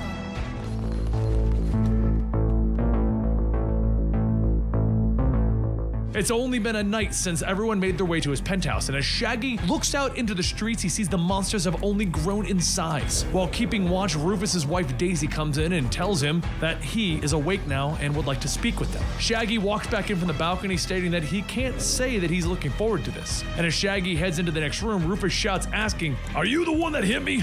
And Shaggy tells him, no, it was our fearless leader, Daphne. Rufus yells, "There is no way a woman is capable of overpowering Rufus T. Dinkley." And Shaggy tells him, "Sorry to demolish your personal mythology, but she did." Rufus says, "Fine then, let's get down to business. Why are you here and why haven't you been mutated by the nanite plague?" Shaggy tells him, "Slow down a second. If you want answers, you better talk to your sister."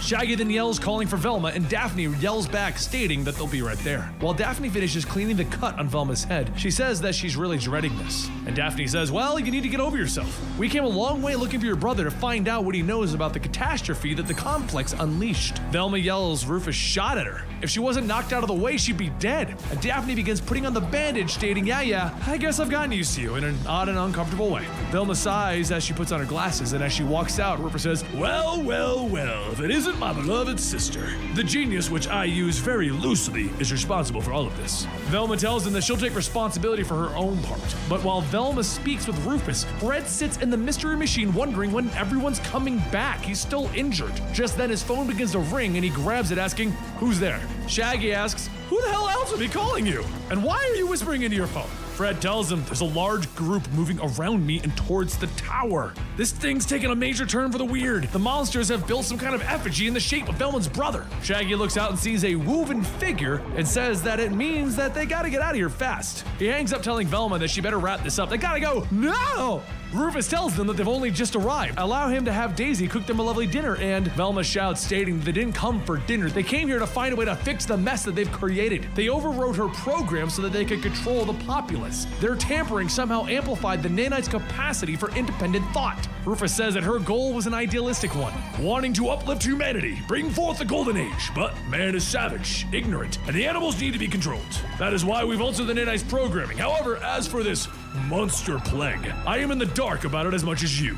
If anyone can help solve this mystery, it'd be you. So right after dinner, we're gonna head down to the lab and pick up where my scientists left off." Daphne asks, how close were they to the cure? And Rufus laughs, telling her, "Oh no, I wasn't interested in a cure. I was interested in becoming the master of those creatures." Velma smacks the glass from Rufus's hand, telling him that he's crazy. And he goes on stating that you are woefully naive. You see a disaster, I see an opportunity, and sadly, our poor brother Hugo broke under that strain. Velma asks, is he? And Rufus tells her, oh yes, dead by his own hand, imagine that. But together, the two of us can rise up. Allow me to do what our father should have done and bring you to greatness. Velma asks, do you really mean that? Me at your side? And Rufus tells her, of course! And Velma walks out thinking about it. She looks at the doctor that Rufus killed and the laptop with her brother Hugo on it, and then closes the laptop. As she walks back out and whacks Rufus in the groin with the laptop, she jumps on top of him, beating, shouting, "You are a sick and twisted son of a..." Daphne tackles Velma, but while the fighting continues, Shaggy yells, "Yoinks! We gotta leave! In the next few moments, we're gonna be up to our noses in monsters!" Velma says, "Wait, if they're coming up, how are we getting down?" And Daisy tells them that it's okay. Rufus has a security system in place that they could never get past. Rufus leans up, telling them that that would be true if I hadn't turned off the system this morning. Velma asks, why would you do that? And Rufus yells, because I want them to come. They worship me. They will come kill you all in my name. While everyone begins to argue with Rufus, Daisy says that she knows what they can do. Rufus has had a secret escape route built into this tower. Daphne gives Rufus one last kick while Daisy tells everyone that the passage is through this bookcase. Rufus yells to Daisy that she can't leave him. He made her! She's nothing without him. Now come with me. Daisy stops and then walks over and slaps him, telling him that she may have once been his pet, but never again. As Daisy hits the switch for the bookcase, Shaggy calls Fred, telling him to hurry around and pick them up. As everyone runs down the stairway, the monsters begin coming up into the penthouse.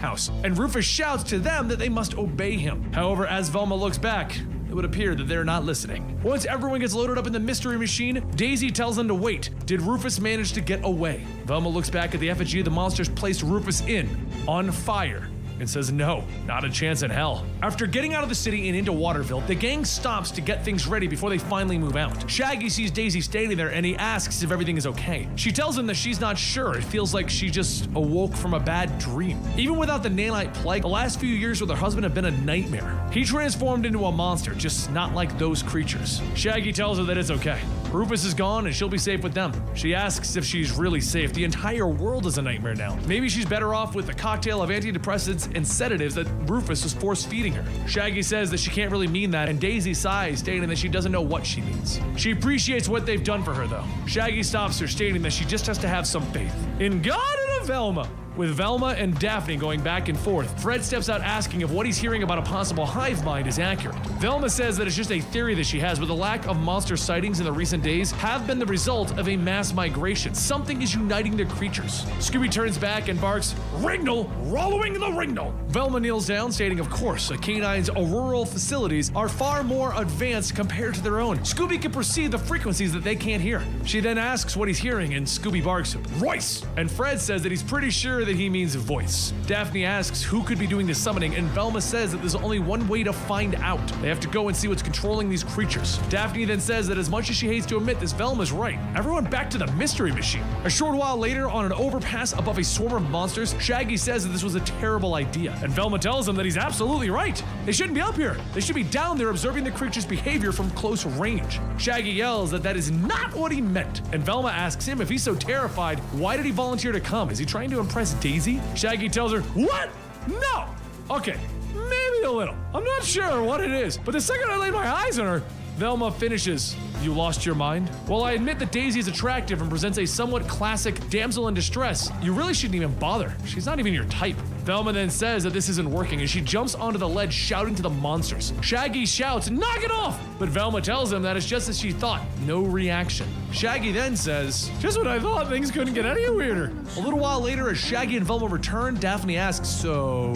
And Velma tells her, "They're fine, thank you for asking." Daphne then says that she knows they're fine, they would have heard the screams of agony otherwise. While Velma and Daphne get back to work on the computer, Velma realizes something. The back roads that they took actually allowed them to get ahead of the monsters, but they're not coming this way. They're all taking the exit about a half a mile back into a wooded area. Shaggy asks, "Wait, you're not planning on following them into the woods, right? After watching so many horror movies, I can honestly say that we shouldn't follow them." Velma then hops down off the roof of the van, and Fred says that he has to agree with Shaggy on this one. It's a bad idea. Besides, the mystery machine will get stuck. Velma tells him, which is why they're going to proceed on foot. Volunteers only, of course, with her being first. Shaggy asks, when did she become so fearless? And Velma yells, she's terrified, but also responsible for this. Those creatures wouldn't exist if not for her. Now she intends to fix this mess or die trying, preferably not the latter, so who's with her? A short while later, Shaggy says they shouldn't have let them go.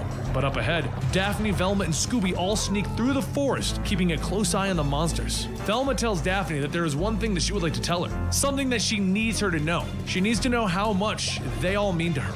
Daphne says she gets it. She can only say that she's proud to have her as a friend, but don't tell anyone she said that, or she will take her out. Just as the three begin to move out, there's someone in the shadows watching them. Another dog. As the three move up, Scooby begins sniffing the air, and Velma says that she has a feeling that they're being watched. Daphne tells her, whenever someone says it's like we're being watched, all of a sudden, that's when a voice yells, "The big bad monster attacks!" Scooby hears the voice and yells, "Ruh-oh!" The dog from before, wearing some of the same smart dog tech that Velma mentioned before, leaps out. And he says, "Ruh-oh, elegant as ever, aren't you, Scoobertole, pal?" Velma says that these dogs, she remembers them from the Smart Dog program. The dog then asks, "You do remember me? I know I've changed since the last time that we saw each other, but I was kind of hoping that you would recognize your old pal, Scrappy-Dappy-Doo!" Velma asks if it's really him, and Scrappy goes on telling her, "You used to play with me and rub my belly, but that's all changed since they put the implants in. After that, I was just another experiment. But I'm not here to open up old wounds." Daphne raises her gun asking, "Then what is it?" And Scrappy tells her, "This doesn't concern you. It's between me, the dog, and the half-wit Dane." Velma tells Daphne not to hurt him, but Scrappy inches closer and says, "I'm fast, Red. So fast that I could have my teeth on your throat before you even pulled the trigger." Before she can finish, Scooby lunges at Scrappy, taking him down, and Daphne grabs Velma, telling her to run. Scrappy knocks Scooby off him and shouting to the other dogs to handle Scooby. "Make sure not to kill him, though. Scooby-Doo is mine." Daphne and Velma begin to navigate through the monsters, but as Scrappy gets closer, Daphne begins shooting at them, trying to hit Scrappy. Scrappy jumps, evading the shots, yelling to give him Dinkley or she'll die. And Daphne goes back to shooting, and as she runs out of ammo, Scrappy tells her, "Looks like you're out. There isn't a scratch on me. Looks like I win this one." And as the monsters start to swarm around, Daphne tells him to enjoy the victory, because it isn't going to last long.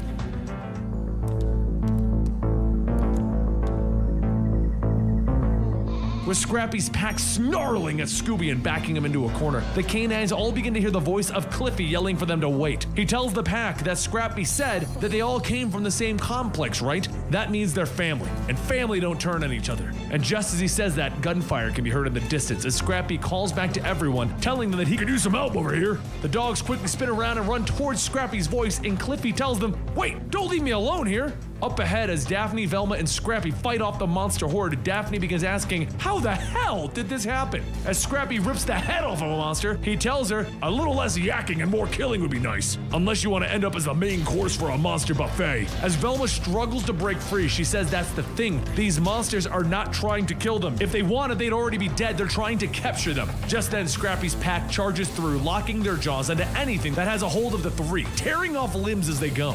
As Velma is thrown to the ground, Scrappy picks her back up, telling her, now it's time for me to get what I've come here for. He tosses her away from everything, and before he can jump down to strike, Daphne hits him with the butt of her gun, stating, you're not going to take us anywhere. She then calls out to Scooby, and Scrappy asks, what? You think that pathetic loser's gonna save you? Scooby jumps onto the monster, pinning Daphne, and rips its arm off, telling Daphne to run. Scrappy growls, telling him, oh no, nobody is killing Scooby-Doo other than me. Back with Velma, she begins looking for her glasses when she hears a young boy ask if she's okay. Cliffy picks up the glasses, handing them to Velma, and as she puts them on, she says, oh, you're the little boy who was with Scrappy-Doo when he first confronted us. What are you doing as Scrappy in a pack of bloodthirsty animals anyway? Cliffy tells her that the pack isn't so bad. It's Scrappy, he's his best friend. Before Velma could ask any more questions, Daphne and Scoob speed by, and Daphne yells, run! The two quickly fall behind, and seconds later, the entire group flies out of the bushes back towards Shaggy and the others. Everyone checks in each other to make sure that they're okay, and Daphne notices Cliffy sitting there, crying. She asks what's his deal, and Velma tells her that she suspects that he might be crying because he's worried about Scrappy-Doo. Back where the original fight took place, Scrappy sits up in the tree watching the monster, and he sees them all marching over the remains of his pack. Scrappy thinks, sure, my boys were a bunch of idiots, but they were my idiots, my responsibility, and I let them down. Looks like we're gonna have to follow these beasties to get my vengeance, and then come back for the others. Over at the camp, Shaggy says, wait, that was Scrappy? From the complex? Sure, he gave Scoob a lot of trouble, but there's no way that he could have evolved into that. Fred asks, what exactly do you suppose we do now? We barely survived, and now we have this poor kid with us. Velma tells everyone that they need to go back out there and find what's controlling these monsters. If they somehow gain control of whatever it is, maybe they can fix things. Daphne begins to grumble and then shouts, I hate it when you're right. All right, people, we're going back to the front lines. Back with Scrappy, he sneaks alongside the monsters, watching them as they all begin to gather around an abandoned home. He heads around the back and climbs a drain pipe, and he looks over the roof and he stares and says, ruh-oh. Down in the yard, all of the monsters that have been gathering are climbing on top of one another, locking themselves together to create a giant humanoid creature. Down in the middle of the massive bodies, a telepathic voice begins to come from the giant's mouth, stating, come, from far and near, from earth and sky. The mouth begins to open, and inside there's a light shining out, and deep within, a small figure with a large pulsing head shouts, be one with us, be one with me. Back up on the roof, Scrappy watches, and he hears a voice in the heart of the thing, something calling to all of the beasties here, but who is it, and what do they want? While Scrappy tries to come up with a plan, he hears something coming from down below, and he sees Shaggy, Scooby, Velma, and Daphne sneaking their way up. As the four get closer to the horde, Velma says that they need to get up there and figure out what's going on. Suddenly, Scrappy's voice can be heard from behind, and he says that he can tell them what's going on. Everyone spins back, and Scrappy goes on telling them that the monsters are joining together to create some kind of mega monster. I'm not gonna be sticking around when that thing's completed, but I ain't leaving here without the doc. And Daphne tells him over her dead body, and Scrappy tells her that can be arranged. Shaggy says, really? There's a giant monster forming and we want to start a fight now? You ever think like maybe we should be working together or something? Scrappy then says, if that's the case, then I'm going to be needing the doc to look at my implants. A few weeks back, my mind's been getting all cloudy and my body's been reverting. The process is already happening, and at times I kind of phase out. The next thing you know, I'll be running around in circles chasing my tail. All I wanted was to go back to normal, and now with all of this happening, I don't have much choice. Velma shouts that she would help him in a heartbeat if she could, but she needs a laboratory and equipment. She can't exactly just wave her hands and magically, suddenly, there's a loud crunch and the giant creature begins to stand up on its own 2 feet. Shaggy yells, it's time for us to run! And Velma says, we can't yet. We need to understand the force behind the hive mind, harness it for the good of the world. And Scrappy tells her, I already know what it is. It's some kind of frequency that manipulates the beasties. I can actually hear it. And Scooby says, frequency? That's right. Everyone turns back and Shaggy asks, what? You mean that thing's like alive in the center and is calling out all the monsters? And Scrappy says, sure seems like it. The small creature inside of the giant begins to control the legs and begins to walk. And as he takes a step forward, the giant collapses, falling back to the ground. Scooby then asks, what happened?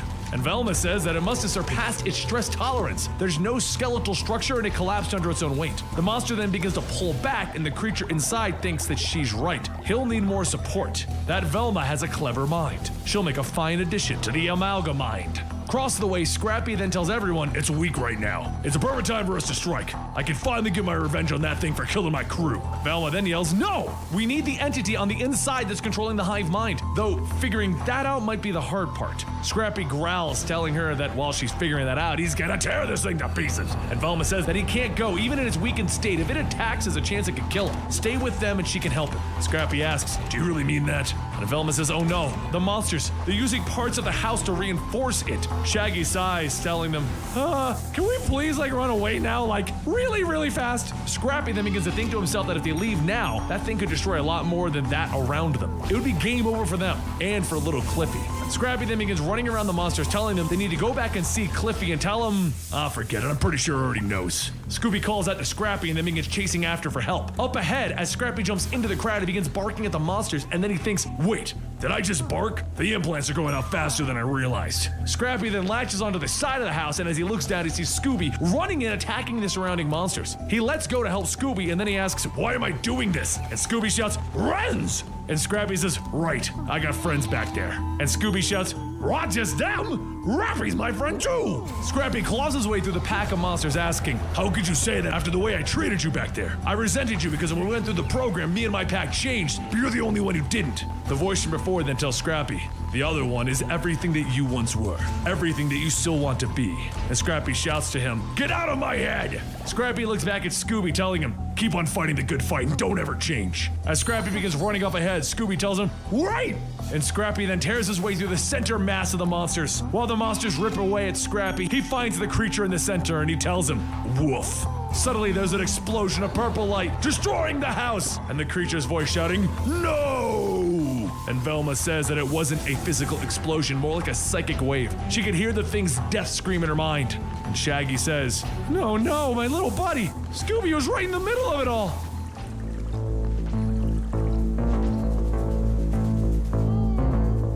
As the time passes, Shaggy, Velma, and Daphne all sit in a tree, waiting in hopes that the freed monsters will disperse. Shaggy looks at the swarm of monsters, asking Velma if she thinks that these monsters will ever go away. And she tells him, judging by them really not doing anything, they may very well die from starvation before they have a chance to leave. Shaggy sighs, saying, maybe Scooby will make it back to the camp, and let Fred and Daisy know where we are. Velma stops him and says that he must face the facts. Scooby and Scrappy met their ends when they destroyed the entity controlling the monsters. And Shaggy yells, I don't care what you want! Scoob's a survivor! Scoob is definitely out there! But as the two go back and forth, they begin to notice Daphne being rather quiet. Velma says that they need to be quiet now. No more talking so they might have a chance to survive the night. And as Daphne listens to them, she thinks to herself, yeah, surviving the night. It's a wonder we survived at all, considering what we've all been through. Now we're stuck in a tree surrounded by mutated monstrosities. My little what would shrine, Daddy say if he saw her now? Actually, he would stop whining. Even though she grew up privileged, her father would always push her to be better, work harder, unlike her mother. Her father used to be so proud of her when she graduated first in her class in journalism, but that all went away when she lost her job in Washington, D.C. and turned to TV. After having her own show in a major network, she was just following fake mysteries like the Loch Ness Monster. Then after some time, there was a new president that took over the network, and they decided to cancel Daphne's show, Enigma Quest, regardless of its popularity. So Daphne did what any person in a situation would do and knocked her boss out. Thankfully, though, Fred was always there to bail her out, even if it was from actual jail. And it was after Fred convinced their boss not to press charges that he mentioned maybe they should do something on their own. His aunt works for the Knitting Channel, and they wanted to rebrand themselves to get a younger audience. 2 months later, Daphne Blake's Mysterious Mysteries made its debut, which ultimately led to an anonymous tip about the complex. And now, in their current situation, she's stuck in a tree with an erotic genius and a zen hipster with monsters that could rip them to shreds in the seconds they step down. Meanwhile, back with Fred and Daisy. Daisy says Cliffy finally managed to fall asleep after asking when is Scrappy coming back 100 times. She can't really imagine what he's going through, traveling on the road with a pack of dogs, and Fred? Half paying attention, Fred asks her what. Oh, sorry. Guess I've just been off of my head worrying about. Daisy asks Daphne, and Fred tells her, yeah, she we've been gone for too long. Daisy says that he shouldn't worry too much. Daphne's a born leader, a warrior. If anyone will get them out, it's going to be her. Fred sighs, saying, yeah, that's what everyone keeps saying, but I know her better than anyone else. She acts tough and strong, but she's really more vulnerable and insecure than she lets on. Daisy then says that he does love her, though. Did they ever get close? Fred thinks back to the time he met Daphne at college and they hit it off once. And it, didn't go so well. She tells him not to give up on her yet. God knows they need a few more hopeless romantics in the world. I think but upgrading before my she can shrine finish, serves Cliffy me a calls bit. out for Scrappy again. And Daisy says it looks like Cliffy's having yet another nightmare. Better go take care of him. Fred sighs and says, yeah. A few hours later, with the others, Velma and Shaggy begin to doze off when Shaggy suddenly falls out of the tree in front of a monster. The monster growls, looking over at Shaggy, and without even thinking, Daphne jumps down from her branch onto the monster. She yells for him to get back up, and just as Shaggy starts to climb, Daphne follows closely behind. As she makes her way up, another monster grabs her by the hair and throws her back to the ground, and all of the monsters begin to swarm around her. She yells that they better make it back alive and tell Freddy that. But just then, Velma stops her and asks, do you really think we're going to leave you? And jumps off from her branch to help, but she ends up missing. Velma coughs as she looks around, stating, okay, I need to work on my aim. And seconds later, Shaggy jumps down, stating, I will save you! Daphne then tells the two of them that it's too bad that there's not a camera crew here. It would have made a great final episode of Daphne Blake's Mysterious Mysteries. And just as she says that, a voice calls out, don't give up yet, Red! As Daphne turns to ask who, Scrappy comes charging in while riding on Scooby's back. She shouts, they're alive! And Scrappy says, you bet we're alive, but those beasties won't be for long once we get through to them. Right, Scoobert? Then Scooby barks, that's right! A short while later, after nearly bleeding out, Velma and Daphne carry Shaggy's body. He tells them that they should leave him behind and go find Fred and Daisy. Once they get back to the mystery machine, they can just come pick him up. Velma says absolutely not. There still might be some creatures around, and Daphne adds, in your shape, they would tear you to pieces. Velma then tells Shaggy that he was incredibly brave back there. He fought hard, so just try and relax until they get back to the camp. Shaggy says that he can't forget them, though. Each and every one of those monsters, they used to be humans like them. Daphne shouts that if they're ever going to restore humanity, then they have to stay alive, even if it means killing a few monsters. They're not human anymore, but if he's going to let himself have compassion for them, the monsters will destroy him and the rest of them. Velma says for the record, she agrees with Shaggy. They have to stop those things, but they can never forget who they were before the nanite plague that turned them into these monsters. Daphne snaps back. Believe her, she'll never forget. If she has to destroy a few thousand monsters to save billions, then so be it. As the three walk on, Scooby looks back asking, Rappy? And Shaggy says that he must be worried about Scrappy, wondering if he made it. Daphne tells him good riddance to him. And Shaggy says, good riddance, without Scrappy, there's a good chance we'd all be dead right now. And after walking for a little while, the four of them get back to the camp, while Velma patches up Shaggy and Cliffy asks, where's Scrappy? Daisy tells him that she's sure that he's fine, and Daphne says, don't lie to the kid. And Cliffy says, what does that mean? Velma says, well, Scrappy was incredibly brave. He took on wave after wave of monsters so that we could get away. He sacrificed himself for the greater good. And Daphne says that Velma shouldn't sugarcoat it. Sure, Scrappy helped them, but it was pure luck that they got away. They all would have been better off without him. Cliffy begins to sob, stating, no, he's the best! And as the night winds down, Shaggy begins to remember what happened just before they got away. Scooby and Scrappy were viciously fighting off the monsters when one leaped out of the shadows at him. The monster pinned him to grab but as Shaggy tries to remember, he wakes up in the hotel bed asking where are they. Velma says that they're in the Motor Inn in Montana, just over the border from Washington. He's been asleep for hours. They had to come here to get some antibiotics, among other things, but everyone is outside. Shaggy asks how is Daisy, and Velma says that he would do best not to worry about any woman who's married to her brother. All of them are emotionally damaged goods. Shaggy then tells her that if being an emotionally damaged person stopped people from falling in love, we'd all be living alone. Outside, Cliffy asks, throw a ball around? And Fred asks him why not. He says because he's only got one arm and he's on crutches. All of them are so quick to leave Scrappy behind. Just leave him alone. As he wanders off, he goes around the corner to find Scooby going to the bathroom. Scooby says that he's sorry, and Cliffy says, don't worry about it. It's not like he's never seen a dog poop before. He was running around with Scrappy for weeks, and when they had to go, they had to go. Scooby sighs hearing Scrappy's name, and Cliffy says that they just finally started to like each other, huh? He can see that Scrappy was a good dog, just like him, right? He can't trust anyone, especially that crazy red-haired lady. Well, he trusts Daisy. She's right, and she trusts him. So, how about they go play fetch? He knows where a ball is. A short while later outside, Shaggy begins to think back again what happened. When the monster pinned him down, he told everyone to leave him. Just as he said that, the monster was pulled off, and Scrappy said, the hipster ain't dying today. Scrappy then wrestled the monster down, telling Shaggy, "I remember back at the complex, you treated all the dogs like we were your family, nothing like the others. Now it's time for us to get on out of here before," but that was the sound of ripping flesh could be heard, and Scrappy screamed out in pain. As Velma was picking him up, Shaggy told her to wait. "Those things are killing Scrappy!" And Velma shouted that they don't have weapons and there's no way to stop it. Scrappy knew what he was doing and he wanted to buy them some time, so they need to accept the precious gift and live. Shaggy leans against the mystery machine sighing, and Fred asks him what's wrong as he looks down. Shaggy tells him that he just keeps thinking of what Scrappy did for them, what he did for him.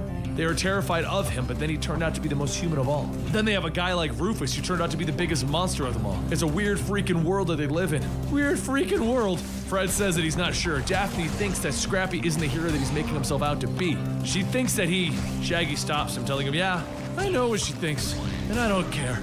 Up ahead, Daphne and Daisy scout out the area and they find a town, a clean, undamaged, normal-looking town. Daphne says they should go check it out, and Daisy insists they go back and tell the others. It's possible that the place could be a trap. They should go back and tell them so they can go see it as a group, not rush into something that they don't know anything about. Daphne grumbles and tells her, "Fine, they'll go back, but watch. They're all going to agree that they should have gone in." As they get back to the camp, Velma says that she agrees with Daisy it could very well be a trap. But Daphne begins to argue that they should go there. There's a rustle in the bushes, and when everyone looks back, they all stop talking. 3 men holding guns tell them, with how things have been, they in the town don't like taking any chances. So if they could be kind enough to come with them. A short while later, in the small, busy little town, everyone sees people walking around having a good time with no concerns of any monsters. Over at the police station, the sheriff says that he's sorry for the confusion, but this town doesn't know anything about any nanite plague. They did lose contact with the outside world, and people ventured out stating that they had seen things that shouldn't exist, but nothing has come close to their quiet little town. That is to say, unless they are really monsters.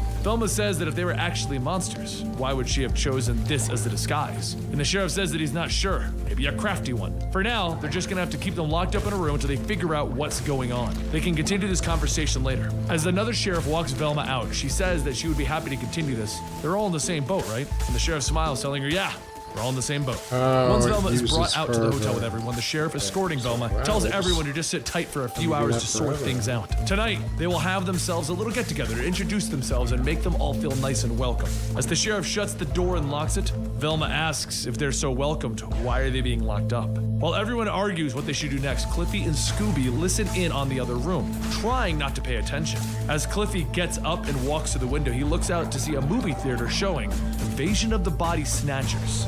As he reads it, he begins to get a sinking feeling that maybe they're not all safe here.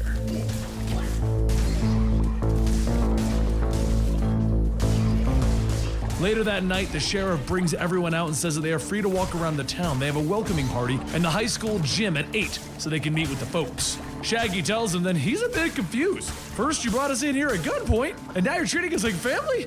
It's so hard to let my guard down and trust anyone. Daisy says that maybe that's exactly what they need to do. Just trust that this will all work out. And the sheriff says that he likes what he hears. They will see them all later at the shindig tonight. Shaggy tells him, "Sure thing!" And Daphne says, "Sure thing. Are we just going to accept all of this?" Fred says that that is the first bit of kindness and hospitality that they've seen in months. Yes, they are going to accept this. Velma then says, how about they all just take a deep breath and accept the gestures, but keep their observant and alert nature for possible danger. Cliffy tells Velma that if she's looking for the weird, how about the fact that they're in Montana in November and it's warm?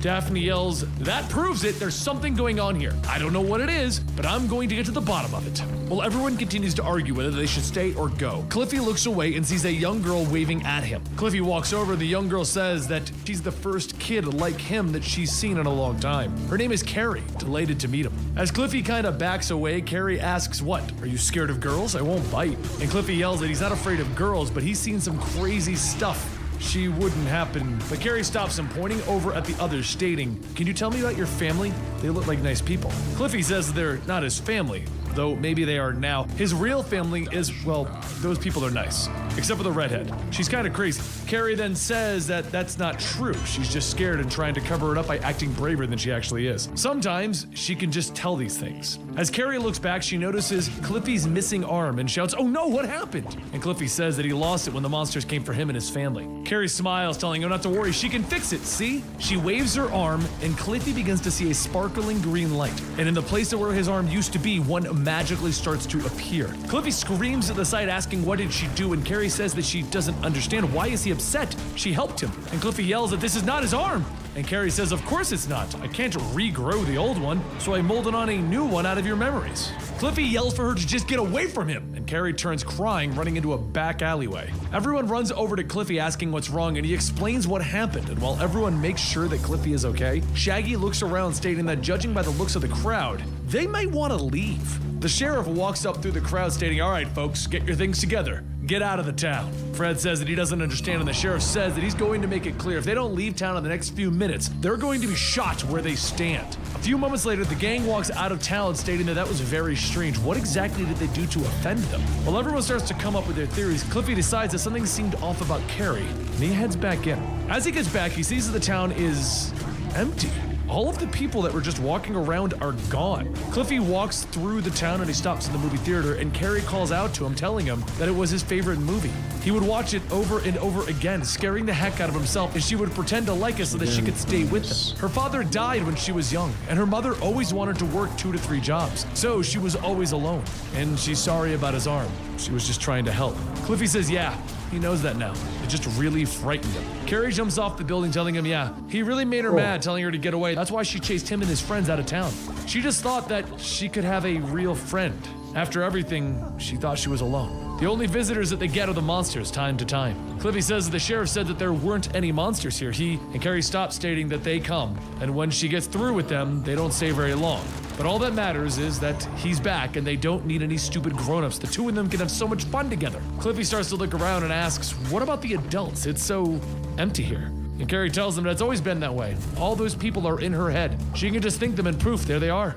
Cliffy asks, how's that even possible? And Carrie says, it started a few months ago when everything bad started to happen. The town changed, and so did she. Because they're so vicious and nasty, she made them all go away. And when she was the only one left, she made a new town. The problem is, no matter how much she pretended, they just aren't real. They aren't. Cliffy says, so the nanites didn't turn her into a monster, instead they give her powers? Carrie snubs her nose, telling him that it doesn't matter, he's here, and together they'll make the town into anything that they want, so they can just forget all about the others. Cliffy says that he can't leave his friends, they're like his family now, and Carrie yells that she can make him a better family, heck, she can bring back his old family. Cliffy tells her no, she can't do that, if she did it would all be fake. How does he even know that she's real? Carrie turns to leave and asks, why did he even come back? And Cliffy says that he's not sure. Maybe he was curious, maybe he just felt bad. Maybe she can come with them. Carrie says that she can't do that. It'd be better if they stayed here because of the monsters. Most of them are bad, and Cliffy tells her, wait a second, all monsters are bad. Carrie sighs and turns away, stating that it sounds like he hates them. And Cliffy yells, of course he hates them, they killed his family. Carrie then asks him, what about the good ones? And Cliffy asks, did you just hear me? There are no good ones. She turns to leave, asking, if she's an illusion, well, once she turns back, she reveals her true form. Zombie-like form, stating that this is the real her. If he wants to run away, do it. Run away from the terrible monster. Find his friends and hunt her down. Cliffy tells her that he would never do that. Maybe the nanites changed the way that she looks, but it doesn't mean she's bad, she's just different. And just then, Daphne and the others call out to Cliffy, telling him to get away from that monster. Cliffy shouts, stating, don't hurt her! She can explain everything, But Carrie tells Cliffy, goodbye, and thank you. Cliffy screams for them to wait. She is his, and Daphne pulls the trigger, hitting Carrie in the head. Daisy runs over to bring Cliffy back, and Daphne tells everyone, all right, everyone back in the van. There might be more of those things. Cliffy says that she's dead, and Daisy tells him that's right. The monster's dead. They can't hurt him now. As the Mr. Machine pulls up to the paper mill in snowy Spring Green, Wisconsin, Shaggy asks Velma if she's sure that this is the right place. Velma leads Shaggy into the mill, stating that of course it is. It was a top-secret installation called the Athena Center. This is where the complex kept their cloud servers and backups for all of the data. Cheeves gave her a tour shortly after she agreed to help her brothers. Shaggy then stops for a moment and asks, wait, your brother's name was Cheeves? First Rufus and now Cheeves? What are your parents even thinking with those names? Velma stares at Shaggy and stating, you're one to talk, Norville. A short while later, Velma punches the security code into the wall terminal and a door swings open. Shaggy holds up his gun, stating, all right, I got your back. Why did you bring me and not Daphne? Velma tells him it's because Daphne can be a little quick to shoot things. If they encounter a stray cat, they may end up shooting the place and destroying the data that they need. Back outside, Cliffy sits alone, asking if he's waiting for something. Daisy asks why is he out here in the cold, and Cliffy says that he's got nothing to do. Scoob says, looking for Rappy? Cliffy sighs, stating, yeah. I know it's dumb, but no one actually saw Scrappy Doo die, right? That means that he might still be out there looking for us. If anybody could survive, it could be Scrappy. Daisy tells him it's nice to hope, but they also need to accept that it's possible that they may never see him again. Isn't that right, Scooby? Scooby says, Rappy will be back. Gotta have faith. In the Mystery Machine, Fred asks if they can hear that. The talking dog told the one-armed kid that he needs faith. Feels like we're stuck inside of a Lewis Carroll story. Are you guys even listening back there? Daphne tells him no, she's busy searching the web. It's strange how many sites are still up and running after everything is all gone. Another thing is the date. It's Christmas Eve. Before Daphne could go on, Shaggy opens up the back door and he realizes something down there. Daphne asks, was it that he realized that they would be safer with her up here? And Daphne then grabs her gun, hopping out. But as her and Shaggy walk back to the facility, Shaggy mentions that he told Velma to stay at the entrance and wait for them. Daphne and Shaggy hurry down into the lower levels, and after spotting a decomposing monster, they begin to hear a ticka-ticka-ticka. The two ready their guns and they move into the next room to find Velma sitting at the computer typing away. Daphne walks up to Velma, smacking her in the back of the head, shouting that Shaggy told her to stay at the entrance. This place could be crawling with monsters. She fixes her glasses and states that perhaps curiosity got the better of her. She was anxious to begin sorting through Athena's files, but yes, she should have waited. Daphne then yells that she's got some nerve, saying that she was right. How is she supposed to stay mad at her? Velma turns back to the computer, stating that she doesn't want to sound insensitive or anything, but she really needs to be left alone to concentrate. This could take a while. Back outside, Cliffy walks with Scoob, telling him that he doesn't understand why Daphne did it. Carrie, she looked like a monster, but she wasn't like the others. She was lonely. Scoob tells him, no, Ryan to protect you. And Cliffy says that he guesses, but she could have just waited a minute. As Cliffy goes on, he sits down stating that he doesn't know anymore. All of his running, always afraid, he just misses the way that life used to be. Down at the facility, Daphne and Shaggy sit down and they talk when they suddenly notice Velma's typing has stopped. A few moments later, she walks out with her head hanging, stating that they need to get everyone together. She'll tell them what she found. Once everyone begins to walk outside, they see a small Christmas tree. And Fred says that he knows that it's not a traditional tree. Cliffy looks at it and says actually he kind of likes it. And Daisy then asks, anyone up for some Christmas carols then? As Velma and the rest walk up, Velma heads straight into the Mystery Machine and there's a loud smash. She leans back out, throwing the broken laptop into the snow, and Daphne asks what's going on. Whatever it is, she can tell them. She says that she scoured the Project Elysium files. There's a glitch in the nanites. Somehow they became autonomous and started initiating their own program. That's what started the plague, but after running dozens of models, there is no way to reverse the contagion. The horrifying conclusion is, the plague is irreversible.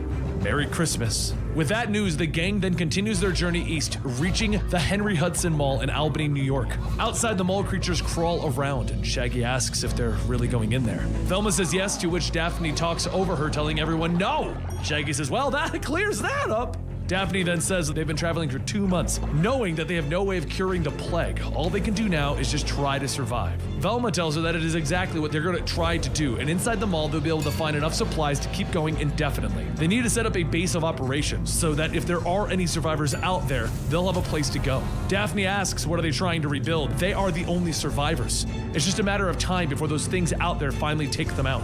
Velma looks back out at the parking lot, stating that she's been thinking about this since they left the Athena Center. The time is right and the future is theirs to shape. Daphne then asks if she's serious, and Velma says yes, and Daphne tells her fine. She's in. While everyone begins to discuss exactly how they would even attempt to get into the mall, Cliffy asks, couldn't they just go through the sewer system? Everyone stops and Velma says that it is a viable idea. She's actually impressed. And Cliffy tells her that he really can't take credit for it, he just saw it in a movie once. Daphne shouts that they can't be serious. And Shaggy then says, considering that none of them have had a shower in weeks, how bad could it really be? After getting the blueprints from the city hall, a rather heated conversation of who will be the ones to secure a path to the mall begins. Daphne and Fred decide that they're going to head into the sewers. As Fred steps down the ladder, Daphne asks why is he here, and Fred tells her that he thought the sewer would be a perfect place to propose. Daphne yells, how many times does she have to? And Fred shouts back, it's a joke! Sort of. As the two begin to head into the tunnels, Daphne asks, what does it say? And Fred says, oh no, it looks like we should have branched off back there. She sighs and Fred yells, it's hard to read Velma's scrawl, it's scribbled on here. The two double back and they find a branching tunnel and they begin to crawl into it, and just as Daphne reaches the next opening, she gasps. Fred asks her what's wrong, and Daphne quickly whips around, grabbing Fred by the mouth, telling him to be quiet, they're not alone. Down in the opening is a series of pieced-together homes made by the homeless themselves crawling around the area. Fred then quickly calls back to Velma to see what they should do next, and Velma tells them to turn around. As they talk, Daphne points to an opening and says that it should bring them straight into the mall. Velma overhears Daphne and yells, no, We need to turn around and get back as soon as possible. Fred whispers that this is Daphne they're talking about. They'll call later, if they're still alive. As he hangs up the phone, Daphne begins to scoot across the pipe, hanging over the monsters, and as she gets to the end, she motions for Fred to come. As he begins to crawl out, there's a loud crack, and the pipe that Daphne is crawling on falls apart. Fred shouts that he's coming, and Daphne calls back to not even think about it, and then starts spraying the monsters with bullets. Through the bursts of fire, Daphne yells to Fred to just get out of here, and Fred opens fire, shouting, "Please, I haven't left your side since college." He jumps down, and Daphne tells him that he may be an idiot, but he's her idiot. And Fred then says, "Does that mean you finally say yes?" She then asks what the hell is wrong with him. Why are we even talking about this? Just hurry back to the opening. The two begin to run to the stairs into the mall, and Fred stops and asks Daphne if she can hear it. She stops asking what? And Fred says the monsters. They stopped following, which begs the question, why aren't they following? Are they afraid of something that could be inside of the mall? Or maybe they know another way into the mall that's behind that door. Daphne says there's only one way to find out. Fred asks, "Are we going in?" And Daphne yells, "Oh yeah, we're definitely going in."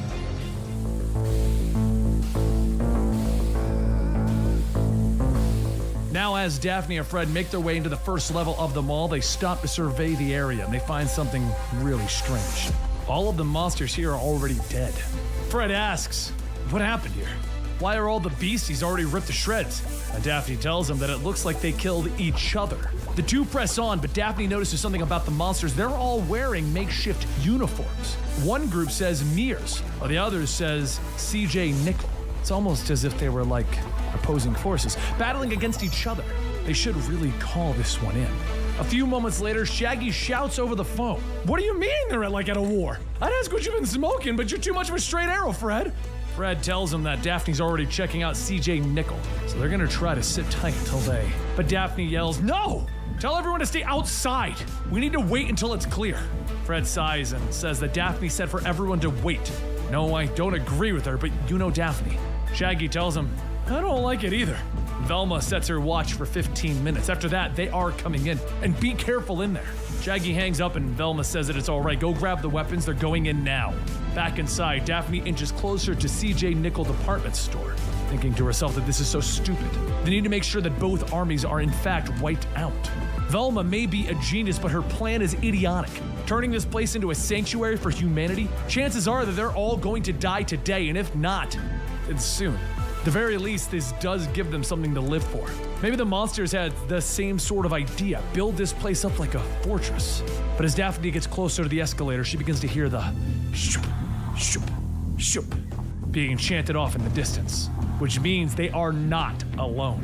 Daphne turns and starts to run back out of the store, back towards Fred, and Fred begins to get back up, asking, "What is that sound?" She continues to run by, yelling, "We need to run!" And Fred follows right behind, and he asks, "Are the monsters chanting shop?" Daphne tells him that what they are chanting isn't important, it's the fact that there's a day. The chanting begins to get louder, and the two look back, and they see the two armies charging out of their respective stores, shouting, "Shop till you drop!" The monsters collide, hacking away at each other, and Fred says that this is the worst Black Friday sale ever. Daphne yells, "That's not even funny!" And Fred tells her, "Well, I thought it was mildly amusing." They run back towards the door to the sewers, and as she slams the door open, she hits someone, which happens to be Shaggy. Daphne stops to look and shouts, "Velma? What the hell are you doing here?" And Velma says, "We're rescuing you, and you're welcome." Back outside, though, Scooby and Cliffy sit by the sewer entrance, with Cliffy telling Scooby they should have gone with them. He's handled himself before on his own. A few monsters wouldn't stop him. Daisy steps out of the mystery machine, telling him that she's sure that that's what he may think, but really he's still just a little boy, and as adults, they're going to watch over him. Cliffy says, "Well, who's gonna watch over you? My mom and dad died protecting me. Maybe I should be the one protecting you." Daisy smiles, telling him, "In a way, you already are. It's just having you around gives me hope for the future. So why don't we just protect each other like a family?" Cliffy pauses and asks, "Family? Well, then I would hope for the rest of our family to get back here before." But as Cliffy looks at the sewer, he stops and asks, "Did anyone else hear that? It sounded like someone was moving down there, but stopped." Down below, a monster suddenly stops to listen in to Cliffy, and then turns to run off in the direction towards the mall. As the monster gets closer, he sees the area where Daphne and Fred have passed, and all of his fellow monsters are dead. Back inside of the mall, Shaggy shouts through a cloth, "You broke my nose!" And Daphne tells him, "It's not broken. Cracked maybe, but not broken." While the two of them go back and forth, Velma asks if they can just focus on the problem at hand here. Fred asks if she means the fact that there are two monster armies out there and they are fighting over which department store has the lowest prices. Velma then asks why not just use the war to their advantage, and Daphne yells, "There is no advantage here!" Velma says that she needs to see the bigger picture. The monsters are in a savage conflict, which provides them with a safe haven that they've been looking for.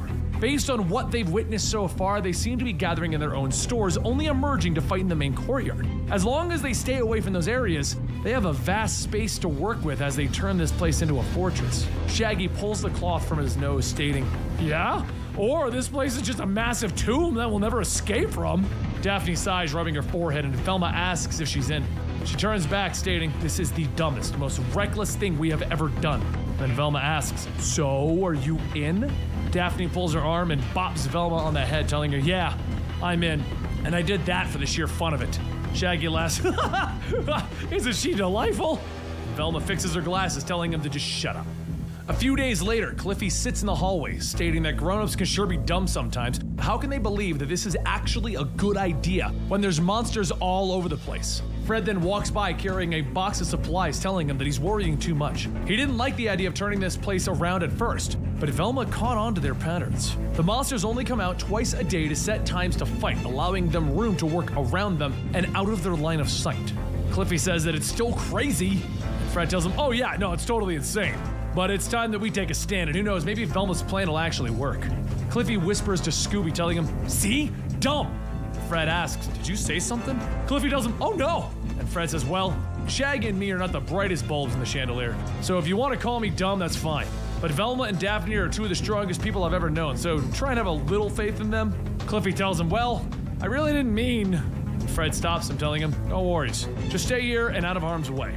As Fred heads back inside, Cliffy tells Scooby that maybe this could work. But down on the stairs, the monster from before starts to crawl back up. Up on the second floor opening, Shaggy looks at the mounds of monster bodies and asks, why don't they just go into each other's department stores and finish each other off? And Daphne asks, aren't you supposed to be the non-violent one who always reminds us that these were once people? And Shaggy tells her, yeah, maybe this might be more merciful than taking them all out at once instead of letting them slowly kill each other.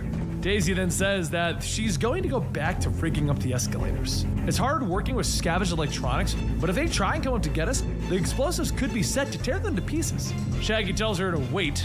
When did you become an expert at making bombs? And Daisy tells him, believe it or not, I did have a life before I met Rufus. I was a chemist with advanced degrees in biochemistry and environmental chemistry, among others. I was teaching at New York University when Rufus recruited me to work at Dink Inc. But then Rufus came around with his charisma and broke me down. Before I knew it, I lost my center and my very self. However, back in the hallway, Cliffy tells Scooby that he's tired of being treated like a kid. He survived on his own before he met any of them. Scooby tells him, we tell you to stay because it's dangerous. And Cliffy says, yeah, of course it's dangerous, but I'm not staying here any longer. Just then there's a loud growl, and the monster that's been following the group jumps out shouting, little flash things. Scooby gets ready to jump, but Cliffy says, wait, did the monster say something? Maybe he's like Carrie and needs a friend. The monster lunges at Cliffy, but before he can grab him, Scooby jumps in and tells Cliffy, run! Cliffy runs in to help Scooby, but as the monster slams Scooby into the wall, he grabs Cliffy and throws him down the railing and down the stairs. The monster gets back up shouting, out of my way, eat the pale little thing. The monster swipes at Scooby, but as Scooby dodges it, he says, Revvy's my friend! Revvy's my boy! He jumps up, biting into the monster's shoulder.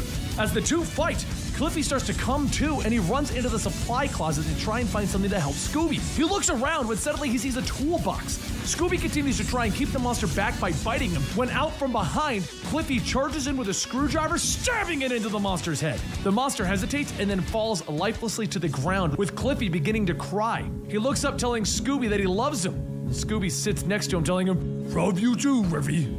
Back in the courtyard, the monsters begin their twice-daily fight, slaughtering those on the opposing sides, while the gang sits holed up on the second floor. While they have a moment of reprieve, Daphne says, she remembers the days when Velma and her were at each other's throats all day. She kind of misses that. Shaggy tells her, why not just poke fun at her for old time's sake? And Daphne tells him that she'll take a poke at him if he's not careful. But what she means is that lately Velma has been distant and hard to reach. She just misses their friendship is all. Fred quietly yells that that's more like it. Everyone happy and friendly. And Daisy asks, should we go check on Cliffy? Fred tells her once the battle is over they will, but he has Scooby there protecting him, they're fine. Velma then says that she did see some welding equipment in one of those home improvement stores on the 3rd level. They should try to retrieve it and use it to weld the door shut.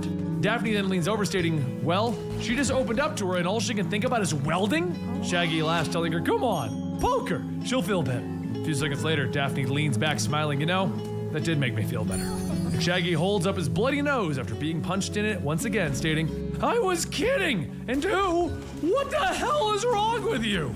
Daphne tells him, yeah, I got some issues. What's gonna happen to the Scooby Gang, my friends? Well, our next episode is going to be a doozy.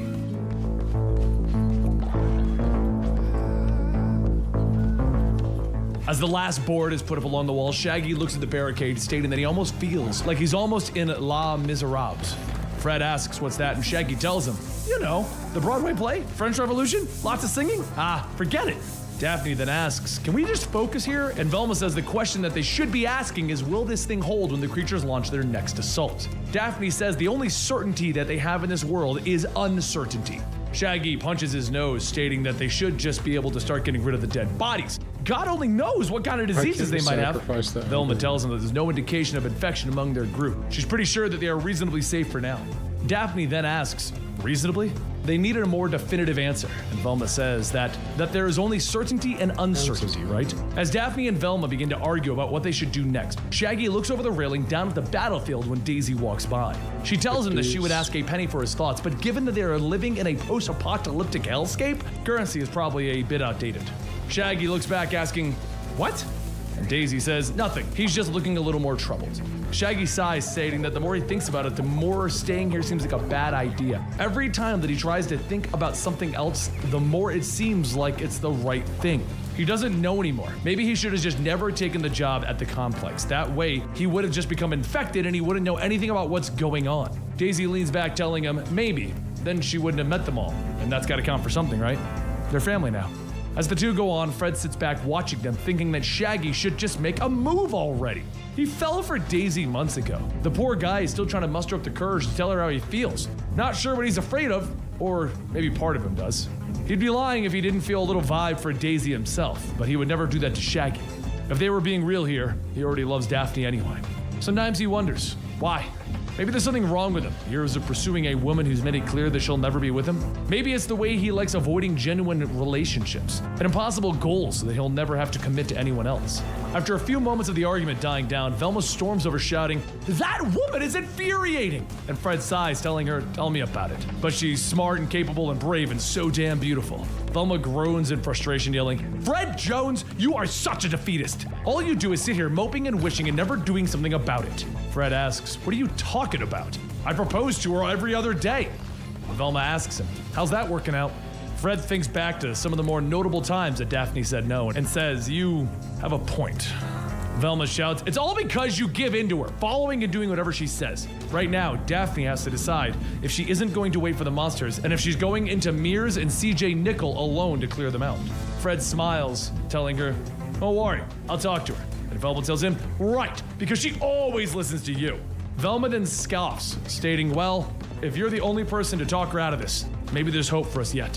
Fred asks her, do you really think that, Velma? And Velma stomps off yelling, it doesn't matter what I think, it matters what you think. If you want her to be your wife, you're going to have to grow a backbone and not take no for an answer. A little while later, just outside of the war zone, Shaggy says that he saw this movie called Post-Apocalyptic Survivors Trapped in a Mall. Didn't end well. Daphne shouts, this isn't a movie! And Shaggy yells, you could have fooled me!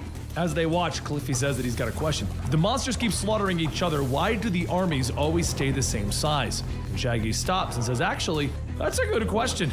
Daisy says, could they be breeding? Daphne tells them that they are mutants, who knows what they're capable of, which is why they wait until the battle is over, and Velma stops to stating, we are not attacking, not until we understand what they are capable of. Daphne then says, okay, so we send in a recon team to gather intel, and Velma agrees with her. Daphne stops stating, yeah? Just like that, no argument? And Velma tells her, no, not this time. Shaggy says, you know, this is like the worst idea ever. A short while later, after the fighting has stopped, Daphne and Fred make their way to the CJ Nickel department store, and Daphne tells Fred that if he's scared, he can go back. Fred says, first off, if I wasn't scared, I would be insane. And Daphne yells, I'm not! Fred tells her, that's just proving my point. Daphne sighs, stating, I should have just brought Shaggy. As the two climb over the barricade into CJ Nickel, Daphne says that this isn't just a reconnaissance mission. Keep quiet and keep your eyes open. They have to figure out what they're up against. Fred thinks about one of the many times where he filmed Daphne's TV show and thought about how scared he was then. And just like that, he asks Daphne one more time if she'll marry him. She shouts, of course not. And Fred tells her, think about it, because this is the last time I'm going to ask you. Daphne snaps back, telling him, no, it's not. Fred looks at her. It is. There's only so long anyone, even a love-struck moron like me, can keep at this. So this is it. Daphne, will you marry me? She turns back, getting in Fred's face, and then says, yes. Fred stands there for a moment and then shouts, asking, what? Back at the base, Shaggy asks everyone if they feel that. A disturbance in the force, like a glitch in the Matrix. Velma asks what the hell is he talking about, and Shaggy says, I'm not sure, but something really big just happened. Back inside of CJ Nickel, Daphne and Fred inch their way towards the entrance, and Daphne says, okay, let's start counting heads. And Fred says, wait, did you really just say yes? You're not joking? And Daphne tells him, no, I'm not joking, and keep your damn voice down. Because if those things realize that we're here, it's going to be the shortest engagement ever. In the upper levels of the mall, Shaggy and Velma wait for Daphne and Fred to return, and Shaggy asks, how long has it been? Velma tells him it's been about 3.5 minutes since the last time he asked. Why is he so worried? Shaggy says because Daphne and Fred walked into the department store full of bloodthirsty beasties. How couldn't he be worried? Velma looks down, telling him, everything they do is dangerous. This whole world is dangerous. Plus, Daphne's a born warrior. We probably wouldn't have survived more than a day without her. She'll get the job done, and her and Fred will come home safe. A few minutes pass, and Shaggy asks, how long have they been gone? And Velma says, a little too long. Deep inside of the CJ Nickel store, Daphne steps over a pile of bodies as the smoke from her gun fills the air. She closes her eyes and Fred says, well, there's another fine mess you've gotten us into. As blood drips off of Daphne's face, she leers back, stating, another nice mess. People misquote the line all the time. It's another nice mess, not another fine mess. I would think you, of all people, would get it right. You went to film school, right? And you learned how to direct, right? Why can't you get a Laurel and Hardy quote right? Why did you give it all up? Why the hell didn't you follow your dream? And Fred tells her he did, and it was her. Daphne says, look where it's gotten you. And Fred asks, you think I've ever regretted working with you for even an instant? Okay, maybe an instant, but we've had a really great run. You've made me a better man. Why are we even talking about this? For all we know, there could be monsters nearby. Daphne says, no, I killed them all. I killed. But Fred stops her, shouting, for God's sakes, it wasn't your fault. Daphne turns, walking away, stating, yeah, easy for you to say, Fred. It was supposed to be a little recon mission, and look what it turned into. Fred says, once we finish clearing the nests out, we can do the same at the mirror side and have them all locked down. Make a base and have a start. Daphne asks, what the hell are you talking about? A new start? This isn't the beginning. This is the end. This is. She falls to her knees, and Fred asks, do you really think I'm gonna let you sit there and feel sorry for yourself? You're better than this. Daphne tells him to shut up. Just shut the hell up. And Fred says, no, I'm not gonna shut up. Think about it. If it was anyone's fault, it was mine. 30 minutes earlier, Daphne and Fred were watching the monsters in the CJ Nickel store with Fred asking her if she's gonna tell the others about their engagement. She turns asking him, what, the proposal? Sure, but I'll do it when I'm good and ready. And Fred says, ah. Daphne asks, Fred! And a second later, there's a loud, achoo! Daphne spins around stating that he didn't, and he covers his nose stating he did. All of the monsters stop and stare at them, with Daphne running down, gutting most of the surrounding ones. She shouts that he just had to sneeze, and Fred says that it's moldy in there. They should just make a run for it. Daphne stops him, asking, and bring the entire mob to Velma and the others? Fred Jones, your allergy started this, now get out of the way so I can finish it. He starts shooting and yelling, forget going it alone. I'm not gonna let you die 5 minutes after you finally agreed to marry me. Daphne screams that she isn't dying today, and neither are you, Fred Jones. Everything is going to be all right. Back in the current time, though, after all of these events have happened, Fred looks around stating, so, wedding's off, huh? Too bad. It would have been something. Shaggy could have performed, Scooby could have been the best man. Daphne asks, will you just stop? You need to go away. Please, so I can take care of myself. Fred tells her, sure she does. She has always needed him. She walks out and heads towards the mirror side of the mall. And Fred says that he knows what she's thinking. Don't do it. Go find the others. They're worried about her. There's nothing left to save. It's over. With that, Daphne begins to cry. And she makes her way back to the others. As she walks up the stairs, she thinks back to what happened during the battle. Her and Fred, they fought their way into the deepest parts of the Now CJ Sonic Nichols wants to store, bet and what they found is that the Rookie in monsters prison. were breeding, which is why their numbers never seemed to lessen with every skirmish with the rival store. Fred said that they needed to go tell the others this will never end, but Daphne gritted her teeth and said that it was going to end right here, right now. She started to shoot all of the pods that were growing monsters, and as she finished, she noticed something. Silence. Daphne and Fred looked out and noticed that all of the walking monsters just died. Back in the current day after these events have happened, Daphne throws her gun to the ground and Velma shouts that they are back. Velma runs up to Daphne stating that she was so worried and wait, she's a gore-splattered mess. What happened? Where's Fred? Fred tells her, it's time. They have to know. And Daphne whispers, she can't. Shaggy asks, you can't what? Who are you talking to? Where's Fred? Daphne closes her eyes. She tells them, he's dead.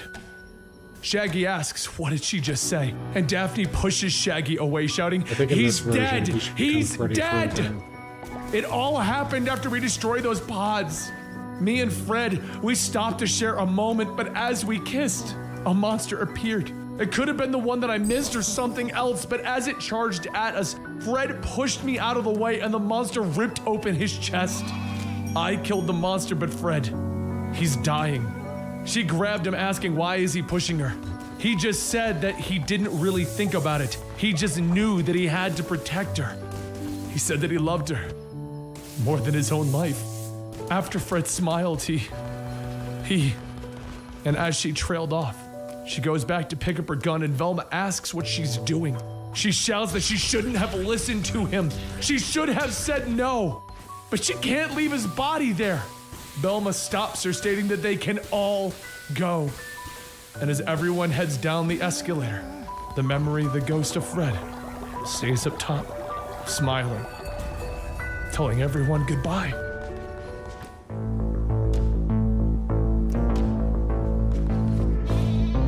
It's now been 6 months since the death of Fred Jones, and because of his death, the Henry Hudson Mall in New York became a shining beacon of hope for humanity. Within those 6 months, survivors gathered at the now fortified mall, seeking refuge from the cruel outside world. One day, as two of the guards begin to keep watch on the outer wall, they see Daphne walking by. Sanchez tells Hooper that he's not afraid to admit it, but that woman scares the hell out of him. And Hooper says maybe so, but he's seen her in action. She fights like a freaking Terminator. Sanchez says, yeah, but have you ever looked into her eyes?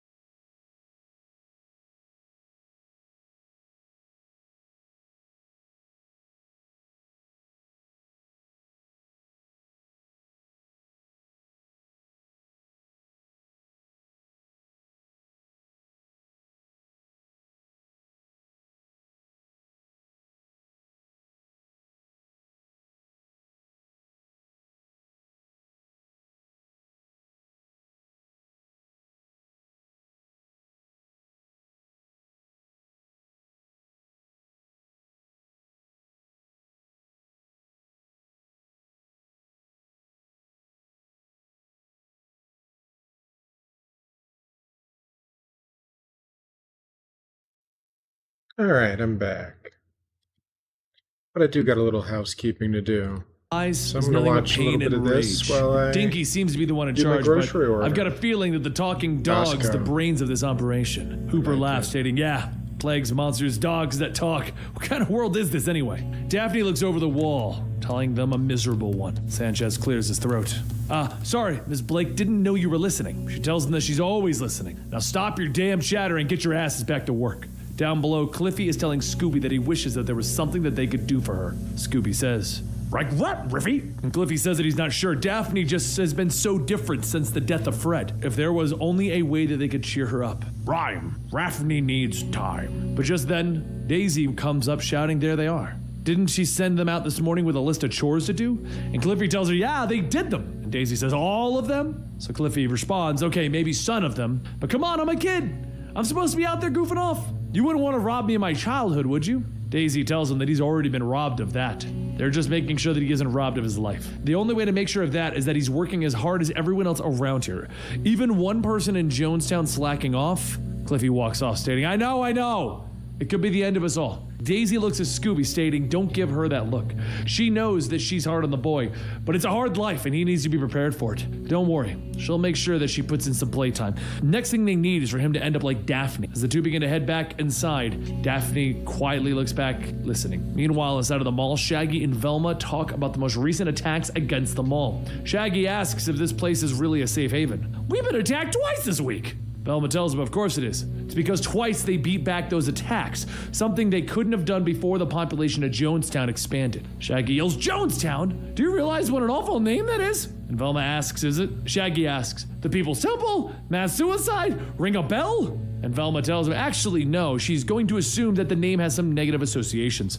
That association and the world that created it are long gone. This is a new world, a world that Fred Jones gave his life to protect. Jonestown it is, and Jonestown it will remain. Shaggy says, oh, I love it when you get all authoritative. Maybe we can sneak back into their headquarters and... Velma stops him, telling him later, there's work to be done. Just then, another resident named Kelser runs up telling Velma that Jack and Grace need her. Velma sighs, stating, don't they always? And Kelser goes on telling them there's more. The south side sewer access is showing signs of activity. Velma begins to head into the storage, telling everyone that she'll deal with Jack and Grace while they check out the sewer. And trust her, they got the less odious job. The Kebbelskis were supposed to help with the day-to-day operations with their background in management, but they're incapable of making their own decisions. As Velma walks into the storage, Jack runs up stating that they have a problem. If Jonestown keeps expanding population at its current rate, they may have to start rationing. And Grace says, start? They've been doing that for weeks now. Soon they're going to be living off styrofoam and cardboard if they don't find another food source. But as the two go back and forth, they turn to Velma asking, what does she think? She yells every time they find a problem, no matter how small, they come running to her. Last week, they woke her up at 2 a.m. to state that they were low on toilet paper. She wants them to exercise some independent thought. In other words, make up your own damn minds. If there's an issue with food supply, come up with a solution, then bring it to her. As Velma storms off, Grace says that she hates them, and Jack tells her that Velma doesn't hate them. She has a unique management style. Back outside, Daphne sits along the wall, watching some of the monsters creep closer to the mall. She thinks back to when they tried to find Fred's body, only to learn that it wasn't there. It wasn't where they left it. She shoots the monsters, asking, why did she wait so long to tell him how she felt? To tell herself how she felt? Why did she let Fred die? They couldn't even give him a decent funeral, all because those things stole his body and probably made a meal out of him. They're gonna pay, every last one of them. She will hunt them down and rip out their hearts like they did to her. Whatever love she knew in this life died with Fred, and now all she has left is rage and hate, and you know what? She prefers it that way. Over in the south side sewer entrance, Shaggy looks at the manhole stating, yeah, these scratches aren't human. I guess I'll go down and take a look. Kelser tells him don't try and be a hero down there, and Shaggy tells him, leave me, I'm no hero. I'm just gonna have a quick look around and get my skinny ass out of there. As he jumps down into the scraps on the ground, he calls back that something's living here. All this stuff is recent. Go ahead and pass down a gun. If he runs into anything he can't handle, then... But a voice tells him he's already run into it. Shaggy turns back asking, what the hell? Scrappy too? And Scrappy jumps out shouting, surprise! You guys hoped I was dead, but I'm back. And I want to see that run Scooby-Doo right now. As Scrappy jumps down from the ledge, Shaggy asks, what do you want from Scoopster? And Scrappy tells him, it's not just him. I got business with all of you. It's been a long time since I saved your sorry asses from the giant whatever the hell that thing was back in Washington. You better not have forgotten that without me, none of you'd be alive today. Shaggy tells him, of course they did, not for a minute, but don't take this the wrong way. But why are you here? If you survived the fight, why didn't you come find us sooner? Scrappy tells him, yeah, I survived, barely. I limped out of there bloody and bruised, hardly knew who I was anymore. Took me months of running and hiding before I got back on my feet, and even longer to pick up your scent and track you down. I just need a place to lie low for a bit. Been rough out there, food's scarce. Figured you owed me something. Some of the warehouse workers look over and Scrappy glares back asking, what are you staring at? The worker says nothing as Scrappy tells him, you're looking at Scrappy freaking too. Shaggy pulls Scrappy away, stating, let's get out of here. But why hide this whole time? You look like you've been down there for a while. Scrappy tells him, I needed to make sure the place was secure. Needed to know that you idiots knew what you were doing before I showed myself. Shaggy then says, all things considered, we've done okay. And Scrappy tells him, I'm pretty sure your friend Fred might disagree with that. If I was. But before he could finish, a voice calls out, Scrappy Doo! Cliffy runs up, tackling Scrappy, hugging him, telling him, I knew you were alive, I knew it! I never once stopped believing. Scrappy gets up, telling him, Cliffy? I'm not really big on hugs. And Cliffy says, what do you mean? Scrappy pushes him off, shouting, back off, midget! And Cliffy asks, what are you talking about? I'm your best pal. Scrappy scoffs, best pal? Where was my best pal when I was bleeding out in the woods? Oh, and there's Scooby-Doo. Didn't see you coming back to find me either, runt. Another voice says that it would seem Scrappy-Doo is as ill-tempered as ever. Scrappy looks back. Well, if it ain't Doc Dinkley, the genius has screwed up the entire damn planet. Velma says that she is delighted to see him too, and somewhat surprised that he's still speaking in coherent sentences. Last time she remembers, his implants were completely failing. Scrappy lets out a forced laugh, telling them, I should be so lucky. Not sure why, but whatever the malfunction was, it worked itself out. But I'm still the same bloodthirsty monster that you created in the Complex's Smart Dog program. Velma begins to state that he's no such monster. She knew him when he was a pup, and Scrappy stops her. You still don't know me at all. None of you do. Velma asks, if you despise us so much, why would you ever come back? Scrappy points to Shaggy, stating, like I was telling Hipster Doofus here, the world's getting uglier and uglier out there. I need shelter and food, and you're gonna be giving it to me whether you like it or not. But I ain't joining some society. Once I'm ready, I'm out of here for good. Velma sighs. All right. Scrappy can stay, but he damn well better respect the rules and regulations or they'll be hell to pay. Cliffy yells, don't worry, he'll respect the rules, he'll be a good dog. Velma walks off, stating that it's settled. Shaggy, Scrappy-Doo is your responsibility. Wait, what? And Velma tells him, because my love, you are our resident canine expert. Shaggy yells that he isn't an ordinary canine. And Velma says, well, while that is true, you're not an ordinary man. Back with Daphne, she finishes clearing out the last of the monsters in the supermarket when she notices one last one shuffling towards her. It lunges, but as Daphne easily dodges it, she tells the monsters that they are clumsy and stupid. How the hell did she ever let them get near Fred? She protected him through all of this transformation, and the second that she lets her guard down, they took him away. She shoots the monster in the head and takes a bag of chips off the rack before heading outside. She thinks to herself that everyone keeps telling her it's not her fault, that there wasn't anything she could have done, that she needs to forgive herself. But what if she doesn't want to forgive herself? What if she doesn't deserve forgiveness? She could always put the gun in her mouth and... Daphne says no. That's not the way George Blake raised his daughter. Dad could be hard, sometimes even cruel, but he was the strongest person she ever met. Nothing could break that man. Nothing is going to break her. As she finishes eating, she leans back on her car shouting, come on out, you mongrels! I'm waiting for you! Just then, she sees something approaching and she jumps down off the hood of the car, pointing her gun, asking who's there. The young girl says to please help her, and Daphne asks what is her name, and she says again, help me please, they're after me. So Daphne asks again, what is your name? And the girl says again, just help her. So Daphne says, yeah, that's what she thought, and shoots the girl in her head. Daphne thinks she's starting to see these kinds more and more. They imitate human form and mimic their speech. Before checking, Daphne then thinks, what if she was wrong? She uses the barrel of the gun to open up the girl's mouth and sees a set of sharp teeth and then says, well, she wasn't wrong this time. And even if she was, it's too damn late now. Back in the mall, Shaggy looks out when Scrappy yells, hey, doofus! He turns back saying he doesn't get it. Why the hate? Why is he doing what he can to push them away? Push you away? You're the ones who act like I'm some kind of monster. Well, you did kind of act like one when we first met you. But even then, I knew it was my fault. You didn't ask to be a part of the Smart Dog program to be turned into... Scrappy tells him, a freak? Shaggy tells him, maybe that's how you see yourself, but that's not the way we see it. You're lost, just like the rest of us. The whole world has changed around us. And Scrappy tells him, spare me the analysis. You have no idea what it's like to be inside of my skin. I think I do. Because man or dog, we're all frightened. All just looking for a little bit of light in a really messed up world. That's why you came looking for us, isn't it? Because the truth is, with your pack gone, you need us. Scrappy yells, I don't need anyone. Shaggy says, then why come back at all? Why not stay there in the wasteland doing it alone? I don't know, okay? Scrappy turns to leave, quietly stating, I don't know. Shaggy tells him, yeah, you do. You're just too scared to admit it. Later that night, Scrappy sits alone on the roof when Scooby comes out sitting next to him without saying anything. Scooby just looks out, and after sighing, Scrappy looks out with him, stating, yeah, missed you too, you dumb mutt.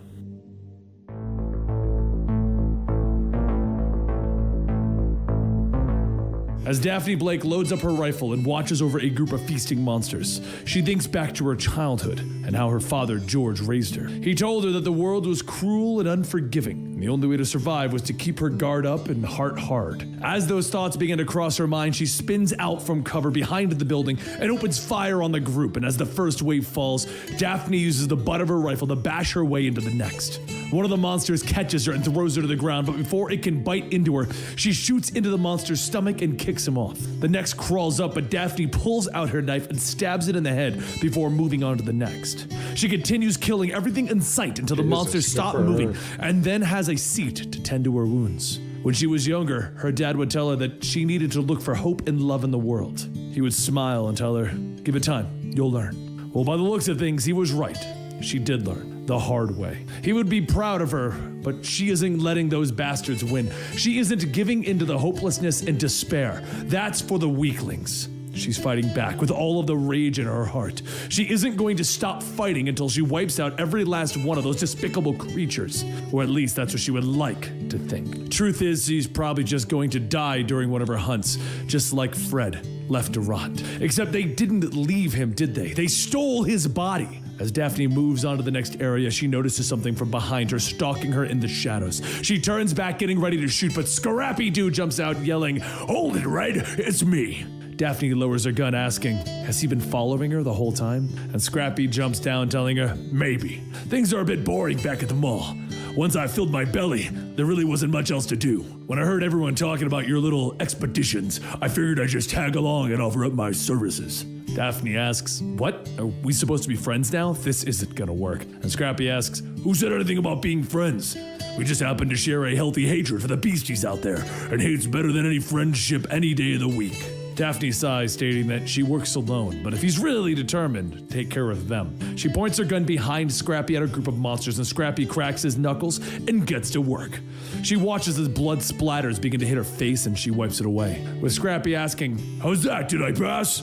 And Daphne walks away, stating, for now. But if she even suspects that he's going to make a move against her or any of the others, she'll shoot him where he stands. A few moments after moving out, Daphne cracks Scrappy in the face with her gun, telling her that that subject is off limits. He falls back, asking, what the hell was that for? I was just asking how you're dealing with. She raises her gun, yelling, off limits. And he wipes the blood from his mouth, telling her, fine, the dead boyfriend's off limits. You're out of your freaking mind, you know. She shouts that he's damn right that she is. And he'll do better to remember that. If he mentions Fred again, she'll... And he tells her, yeah, you'll shoot me where I stand. You do realize that I'm a living, breathing killing machine, right? You think that I couldn't do that if I wanted? Daphne scoffs, stating that she would like to see him try. And as she turns to leave, Scrappy yells, now I gets it, you got a death wish! That's why she's been out there, hoping one of these beasties would shred her to pieces. She asks if the mutated psychopathic puppy is actually trying to analyze her. You know what? We should probably part ways here. And he shouts, come on, Red! I got nothing in common with those yokels back there, and neither do you. So how about we go eviscerate some monsters? It'll be fun. She snaps back, asking, you think that's fun? Well, her too. He laughs, telling her, you are one sick puppy. Guess that's why I like you. As the two sit out watching from afar, it's a zombie. But it's not just any zombie, it's Fred. Now the question is, what happened to Fred 6 months ago back at the mall? Well, shortly after dying, Fred just woke up. And he left. Ever since that, Fred's been shambling behind Daphne, and as he follows, he looks at one of the monsters that Daphne shot, and he begins to eat it. He walks onto the street, and a monster comes out to attack, but as Fred looks at it, the monster turns, and it runs. He watches the monster skitter away, and as he looks at himself, he bites off one of his own fingers. He chews it. After munching on that for a moment, he spits it out and continues to walk. let And a him be a short while monster. later, he walks up to one of the Haven's recon teams. The scouts look at each other and ask, is that Fred Jones? Or is that the monster that can take the shape of someone? The female scout says that maybe they should tell the others first, and the male tells her that they can shoot him so that they can just get the hell out of here. Meanwhile, across the city, Daphne and Scrappy are tearing through another swarm of monsters, and at the end, Scrappy says, you know what your friends are doing back there is just a pipe dream, right? They're trying to build some community, even make things right again. But we both know it's a dog-eat-dog world out there. The biggest win we can hope for is to live to see another day. Or we're just gonna end up like my pack and your boyfriend. We're losers, and she points his gun, telling him, I told you not to talk about Fred. Scrappy blows her off, telling her, if you're gonna shoot me, go ahead, but you won't. You need me. And she yells, she doesn't need anyone. So Scrappy imitates her. Oh, look at me. I'm a big bad Daphne Blake, and I don't need anyone. Solid performance, but it lacks conviction. The truth is, we all need somebody. Only thing worse than being stuck in this hellhole is being stuck here alone. Daphne laughs, asking if he came back because he was lonely. And Scrappy shouts, you're damn right I did. I spent months out there fighting off all those beasties alone while trapped inside of my own miserable head with no one to talk to. I came back looking for Cliffy, but he'll just end up dead if I hang around him. The others just see me as some kind of a monster, no matter how hard they pretend otherwise. You, on the other hand, when you look at me, you see yourself. She swings her rifle like a bat, knocking Scrappy down, and as he wipes his mouth again, he asks, truth hurts, don't it? She tells him it hurts more than it hurts her. See you around, mutt. And he asks, so that's it? He's just gonna walk away? She continues to walk and then stops, looking back. She tells him that when she was a little girl, she used to plead with her father to let her have a dog. However, he thought that they were all lazy, filthy little animals, and he refused to allow them in the house. He adored cats, though. They have 6 of them, and she hates cats. Scrappy gets up telling her, so do I. And Daphne says, now come on, puppy. Let's go murder some more monsters. A short while later, Fred wanders through the mess that Daphne and Scrappy made and begins to eat some of the fallen monsters. The same monster that saw Fred walks up, and as Fred looks at him, he gets up to allow the monster to eat. The monster grabs the body and begins chowing down when Fred places his hand on the monster's head and walks off. The monster looks back at Fred and yells to follow. And Fred tells him, that's it, little fella. Come along with Uncle Freddy. It's time to get the party started.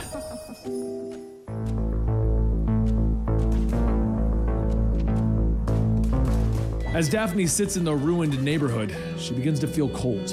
And while quietly staring off into the distance, she places the barrel of her rifle under her chin, and she goes for the trigger. However, to understand this event, we have to go back to the safe haven where it all began. As Daisy began to finish up the last of her repairs, there was a loud "Coom!" as Scooby-Doo was electrocuted. The shock launched Scooby across the room and into the wall, and everyone quickly ran in to find out what was going on.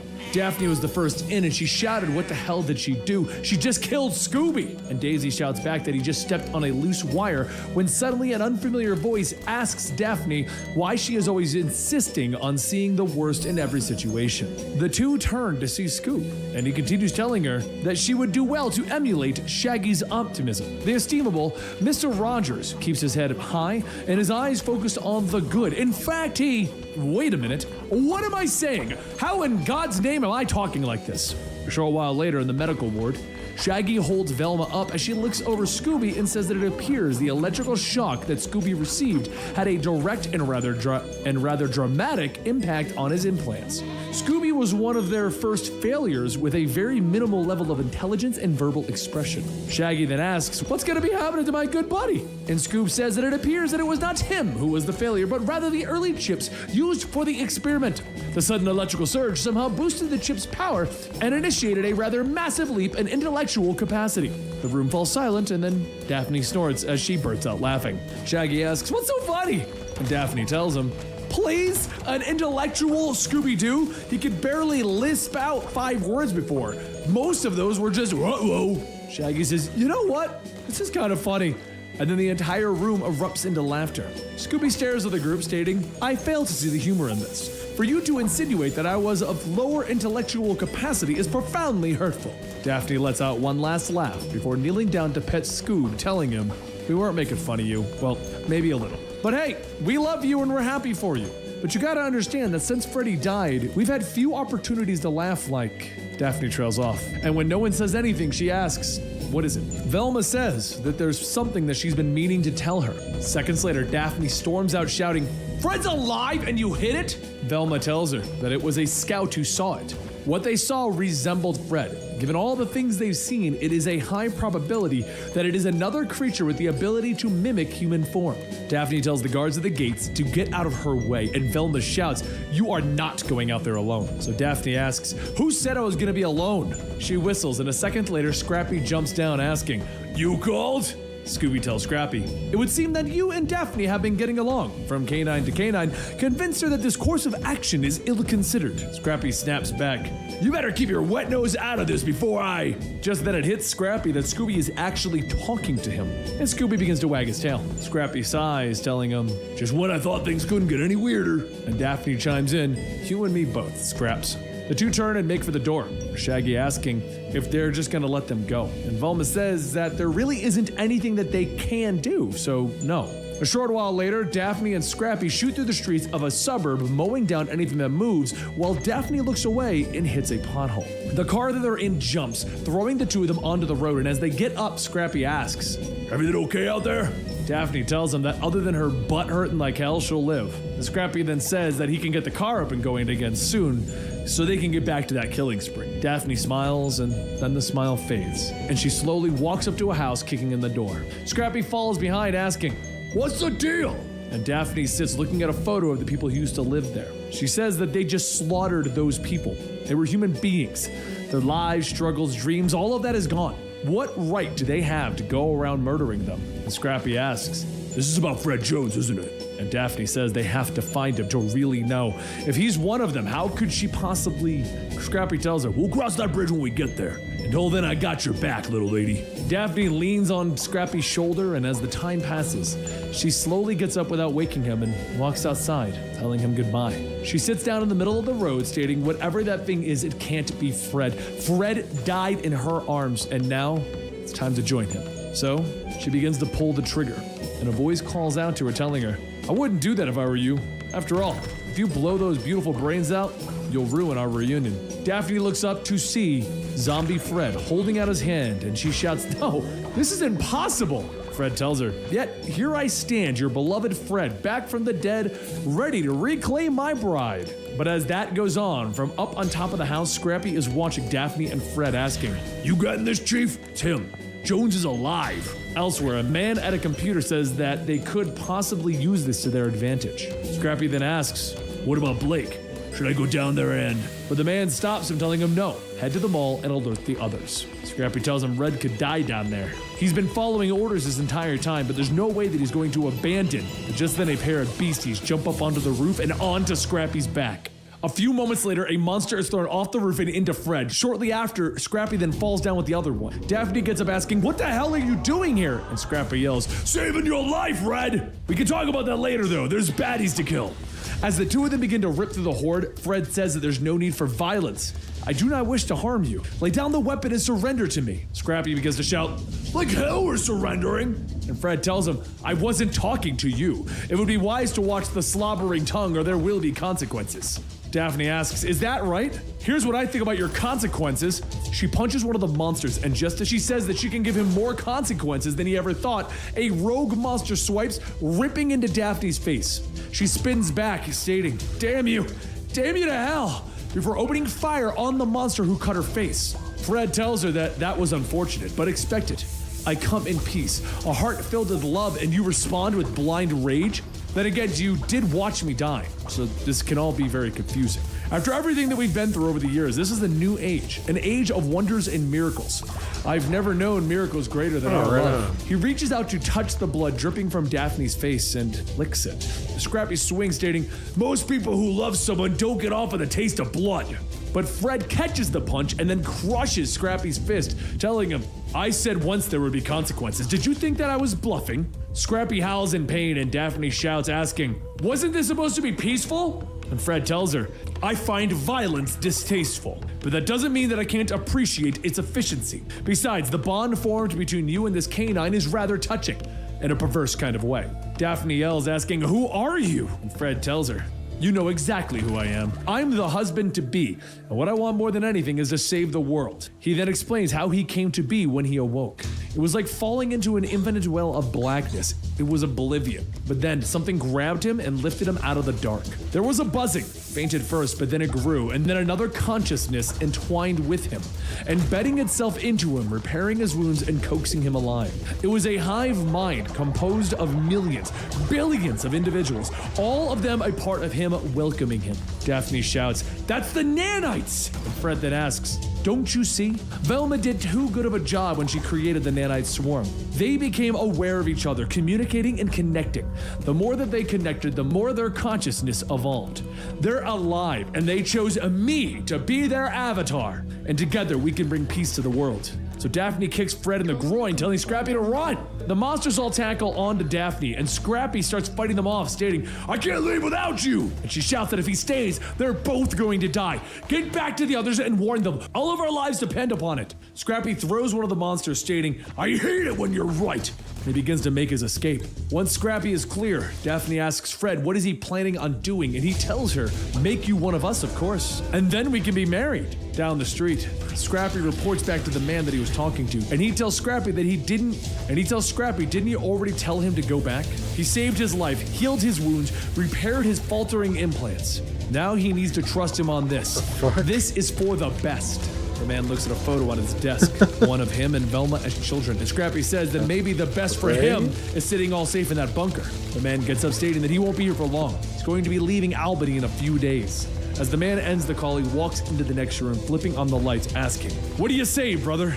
Want to join me on a road trip? I can see it now. Quentin and Rufus Dinkley, together again. Won't our sister Velma be surprised?" And in that test tube is the charred body of Rufus, still alive.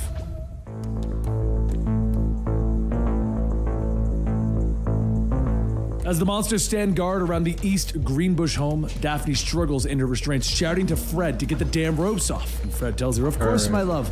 Only if you promise to behave." She yells to stop calling her that. He isn't Fred. Fred died months ago, and he is nothing more than a nanite-infested fake. Fred kneels down beside Daphne, asking after everything they've been through, all the mysteries they've investigated. Hey, she never JD, truly how you believed doing, any of buddy? them, did she? She's just as cynical as her father. She spits in Fred's face, telling him to Checking go to out this hell. new game and Fred here I wipes got his face yesterday off, stating night. that he understands she's digging it so upset, far? but he is still the same Fred she Not the once best loved and at it, promised to but- marry. If she insists on rejecting him, well, one of the monsters What's going stands on up in your by life? lifting its claws into the air, and Daphne quietly closes her eyes and waits. A few moments later, she looks around at the candlelit dinner and says this is not what she was expecting. One minute he's threatening to kill her, and next he's serving her up dinner. Fred tells her that his associates can get a bit carried away. They're very protective of him, but he would never let them harm her. Now let them relax and enjoy a meal. She scoffs, stating that she doesn't want his canned ravioli and string beans, and Fred This game asks is like what can he the do to perfect convince her game that it's to still be him stoned to. inside. The only thing that's It's a good changed is his stoner game. perspective. When the nanites embedded themselves into him, they gained access to his thoughts, feelings, and memories. They reactivated his nervous system, and Daphne stops, telling him, "They made you a puppet. You're just a nanite Pinocchio pretending to be a real boy." Fred asks, "Pretending? We've achieved awareness, full consciousness," and she stops him, asking, "Which is it, we or I?" Fred pauses and then says, "We are both." He stands up, turning on the stereo, telling her that he wants to renew their acquaintance properly. Join him for a dance? He holds out his hand, and Daphne asks, does she really have a choice? Daphne stands and takes Fred's hand, and as the two move together, Daphne lunges for the knife on the table, stabbing it into Fred's chest. And he stares, pulling the knife out, telling her that she is entirely missing the point. Since he's already been killed once, it can't be killed again, not while they are inside of him. If she wanted to have a decent stab at it, pun intended, she should have gone for his heart. But she doesn't want to kill him. How could she? Not when she still loves him. Daphne stops letting the words sink in, and then she comes to the realization that she can't. She runs towards the door and jumps out. She runs down the street and she hears a rumble, and she asks what took them so long. And down the street, Shaggy speeds by while Scrappy hangs out the window, mowing down a path for the mystery machine. Shaggy stops right next to Daphne, and Scrappy asks, "How you doing, Red?" Daphne yells, "Better now!" As soon as Daphne jumps in, the winged monster takes to the sky to give chase. A short drive later, I don't know. I've never seen an artist so Velma good. tells her, Like, it sounds like she's horrified. Daphne tells her no, she just doesn't seem interested in men is all. As Velma hangs out the But I'm window also to kind of shoot, cheap Daphne too. tells when it her comes she's to really happy for certain her. things. Scrappy then asks, can we cut the chattering and focus here? In case you haven't noticed, I've those got way things more are to diving gain, right towards us. learning how to do As it everyone is myself about to and escape, Shaggy steps paying on the everybody brakes, to stopping figure it just out before for hitting me. Fred, who's standing in the street. Daphne shouts to just run him over, and Shaggy tells her no. Fred falls to his knees and holds up his arm, stating, I surrender. Everyone gets out of the mystery machine, and Shaggy holds up a gun to Fred, telling him not to move. He begins to tell them that if they would just give him a chance to explain, then they could. But just then, everyone begins to hear a faint whoop, whoop, whoop, and it begins to get louder and closer. Scrappy sighs, asking what now, and a few seconds later, a helicopter lands in the middle of the street. Everyone gets ready to open fire, but as the person comes out, Velma says, oh my God. Velma's brother Quentin steps out, stating that he's kind of disappointed that she would invoke the deity. After all, their family has a long history of militant atheism. Velma then stares at the charred body of Rufus, asking if it's him. And Quentin says, indeed it is. Oh, whatever. Scrappy Doo has been reporting back to them regularly, and just so you know, he was protecting you. Daphne shouts, what is this about? And Quentin tells her, I'll tell you everything. After I've killed your boyfriend. Quentin takes out a gun, firing at Fred's neck, severing it from his shoulders, causing it to fall off. I would be. He then says, It now certainly would they be can talk." unexpected. Shaggy charges at Quentin, shouting, you killed him! You killed I do like Freddy!" watching Before artists' Shaggy YouTube can even channels choke, now Fred's and then. voice tells him, I really appreciate the outrage, but it's not necessary. Just as I was explaining to Daphne before she enthusiastically stabbed me, I'm Makes me already dead. envious. As long as the nanites are inside of me, I will live again. I Seconds could get later, the skilled nanites if I pour out practiced of more. Fred's body, Just and they lift the severed head, lazy artist. attaching it to the shoulders. He stands back up, telling them, even if you tried, I cannot be killed again. Velma yells at Quentin, asking, what the hell? We've been out here for great. years, Another one of my struggling to followers survive died while of you... old age. But before she could finish, Rufus grabs onto Velma, yelling, Sister! She struggles to free herself, shouting for him to let go. And Shaggy quietly steps in, breaking the two of them apart. Rufus then begins to sob, asking, what did Rufus do wrong? Quentin pats Rufus's back, telling him not to cry. They both know that Velma has always been a trifle cold. She doesn't mean to be hurtful. Daphne grabs her gun, pointing it at Quentin, telling him that he is coming back to the mall to explain all of this. And so is Fred here. Shaggy whispers to Scooby, stating, is this like as weird as it's gonna get? As Scooby tells him, it's actually a lot weirder than that. Later in Velma's office, Velma asks, well? And Quentin says that it's a long story. She yells that they have all the time in the world. How about they start with Rufus? They saw him die.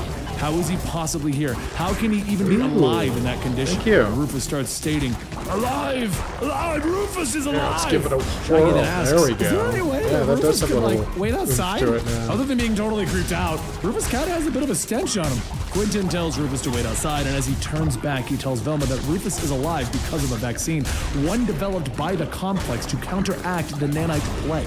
Outside in the common area, Scooby runs up to Scrappy, and Scrappy asks, what do you want? I was See just how much of a picking one. I'm not even sure what traitor I Demon am? does. Scooby tells him, I was "Of way course better not. off with I have more faith in you than that. heavy Truth attack. be told, I've always looked up to you, respected you even. Scrappy I only asks, got one more hit how before could I you? got- I always picked on you and made your life miserable. Scooby It continues worked on. out. Even though that is true, I still admired your strength and determination, even under all that temper and bluster. Well, there was a good and decent soul in there.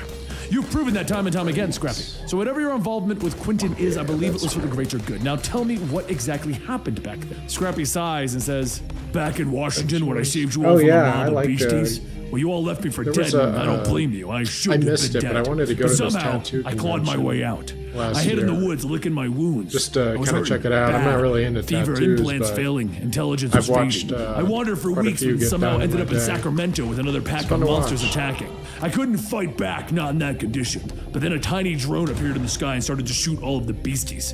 It was like a tiny metal angel. So I followed the angel straight to paradise. And that paradise was a secondary installation called Complex Beta.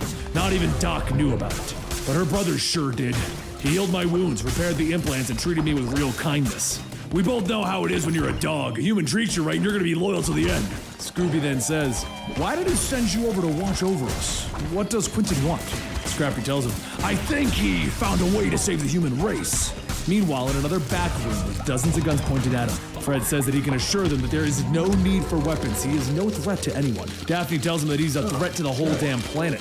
Fred leans in, stating, "No, I'm not. I am humanity's redeemer."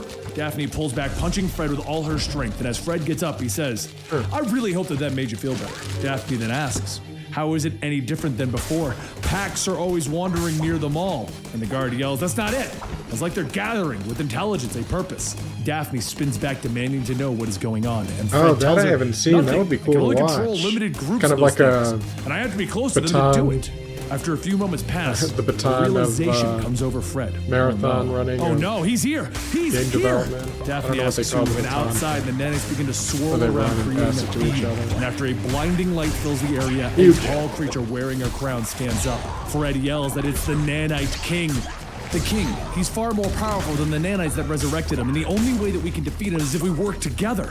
Daphne asks how. By letting him infect all of them with his nanites, turn them into whatever the hell he is? And Fred yells, "Yeah, if you that's don't, what it is, humankind is doomed. It's our only way." Daphne tells him that what she sees is that they've survived this long on their own, and they sure as hell don't need him and his inhuman masters. She then turns to leave, telling the guards to come. By the way, this is a really weird fucking Elsewhere in the comic. mall, Velma asks, Scooby, "So there is a cure? the hard edge Scooby-Doo. Quentin?"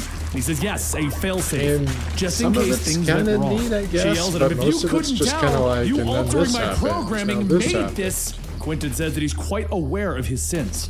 No need to bring them back up. As for the Scrappy antidote, Doo it looks was like in a the early fucking experimental nightmare. stages. I don't even know No what one knew killed if him. it would even work. Oh, those Rufus, well, they all know how he is. He pushed, he bullies, he demanded, and he used I it guess on it could've been himself. worse. However, it didn't work. The serum increased his body's ability to heal itself, which is why he didn't die in the fire. Except that's not why Rufus didn't get this infected is by the made by, plague. like, It was just luck. this was officially like all of you, licensed something out in to his some biology, comic some book natural publisher. immunity that resisted the infection. The cure, though, was destroying him from the was start. made by, he slowly became yeah, more this is erratic and official unstable. Scooby-Doo. Just then, everyone hears clang, clang, Media. clang, and Shaggy guess you could asks, say. "Is that a dinner bell? Or are we under attack?" Velma says that if that's the dinner bell, then they are the dinner. Outside, the Nanite King calls out to his monsters, telling them to do what their kind does, destroy. And when they're done, they will bring this cleansing Sonic. to every remaining human enclave on the betrayed planet. me. When they have all been eliminated, Sonic is supposed to these be my once most loyal humans, foe. these insatiable monsters, will be terminated as well. See, and then I'm done being the a dick. plant life will remain. Innocent. The birds in the air, the fish in the sea, the beasts of the land. But man will be no more. Back inside, monsters think the begin breaking Scooby-Doo into the settlement, comic came attacking and out, killing like, everyone on sight. Velma it yells must to have been Daisy to 6 or set off 7 the years charges. ago. But she stops and kinda asks what remember about the seeing people that are a still up couple there. issues Velma online shouts that when they're it came already out, dead. They have to save the rest. I don't know, it's Now like set they them wanted off. to be more Seconds later, Ghostbusters explosions begin than going off on the Scooby-Doo. top floor, setting That makes everything on sense. fire. Velma then tells everyone that they've reached the armory, but before they can get that far, the group is stomped by a pack of monsters. Shaggy says, "We are totally screwed!" But just then Daphne runs through, opening fire, shouting, "Just die, you sons of die!" Daisy starts backing up, stating, "This is it! We're all gonna..."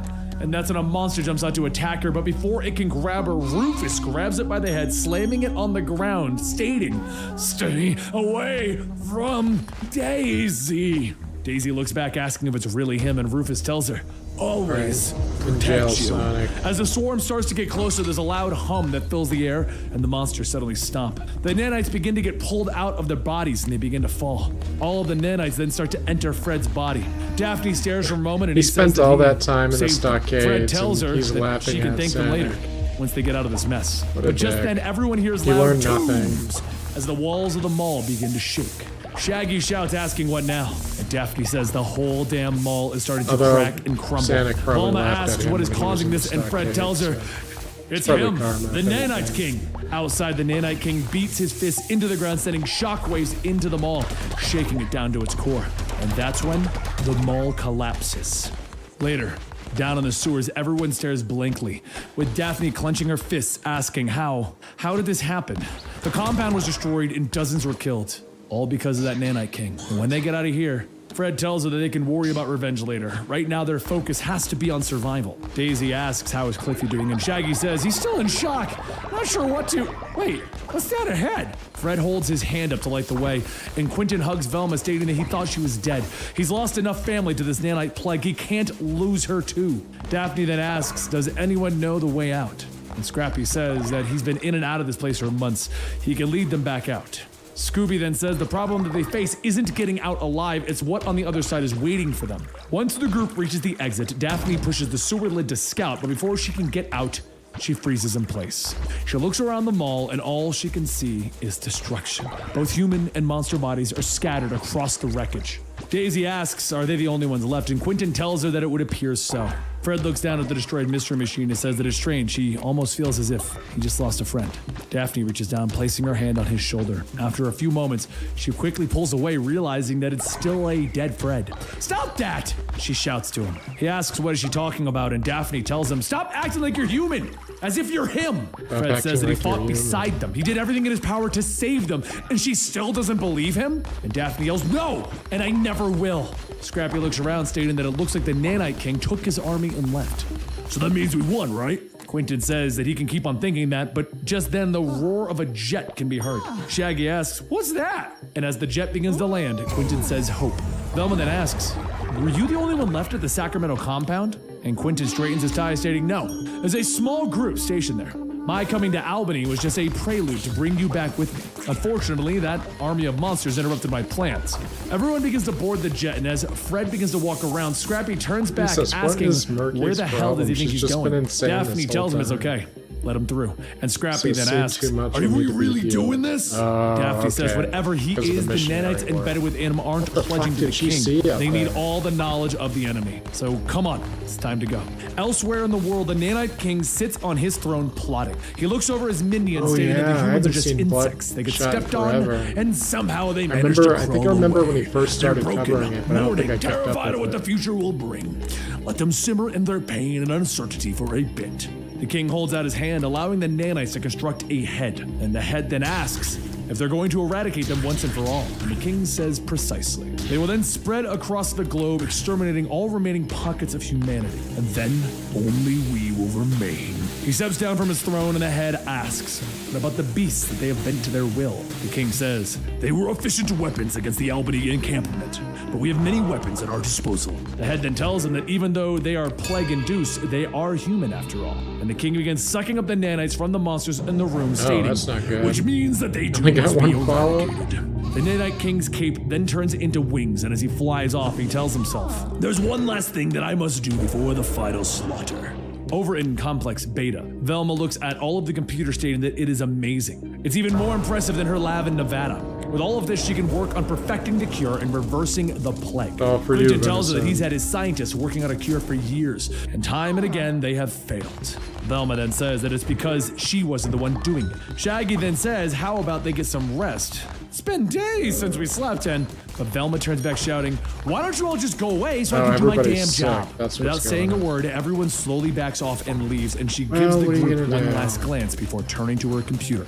Some time passes, and while she works, she hears the door open. She looks back and says that she's so sorry, Shaggy, she didn't mean to, but a shadow looms over her, telling her that she doesn't need him. She doesn't need any of them. She only needs us, Mother. Before Velma could have a chance to react, the Nanite King appears before her, grabbing her by the throat. She begins to struggle, trying to free herself, shouting, I am not your mother! The Nanite King tells her, yes, in fact you are.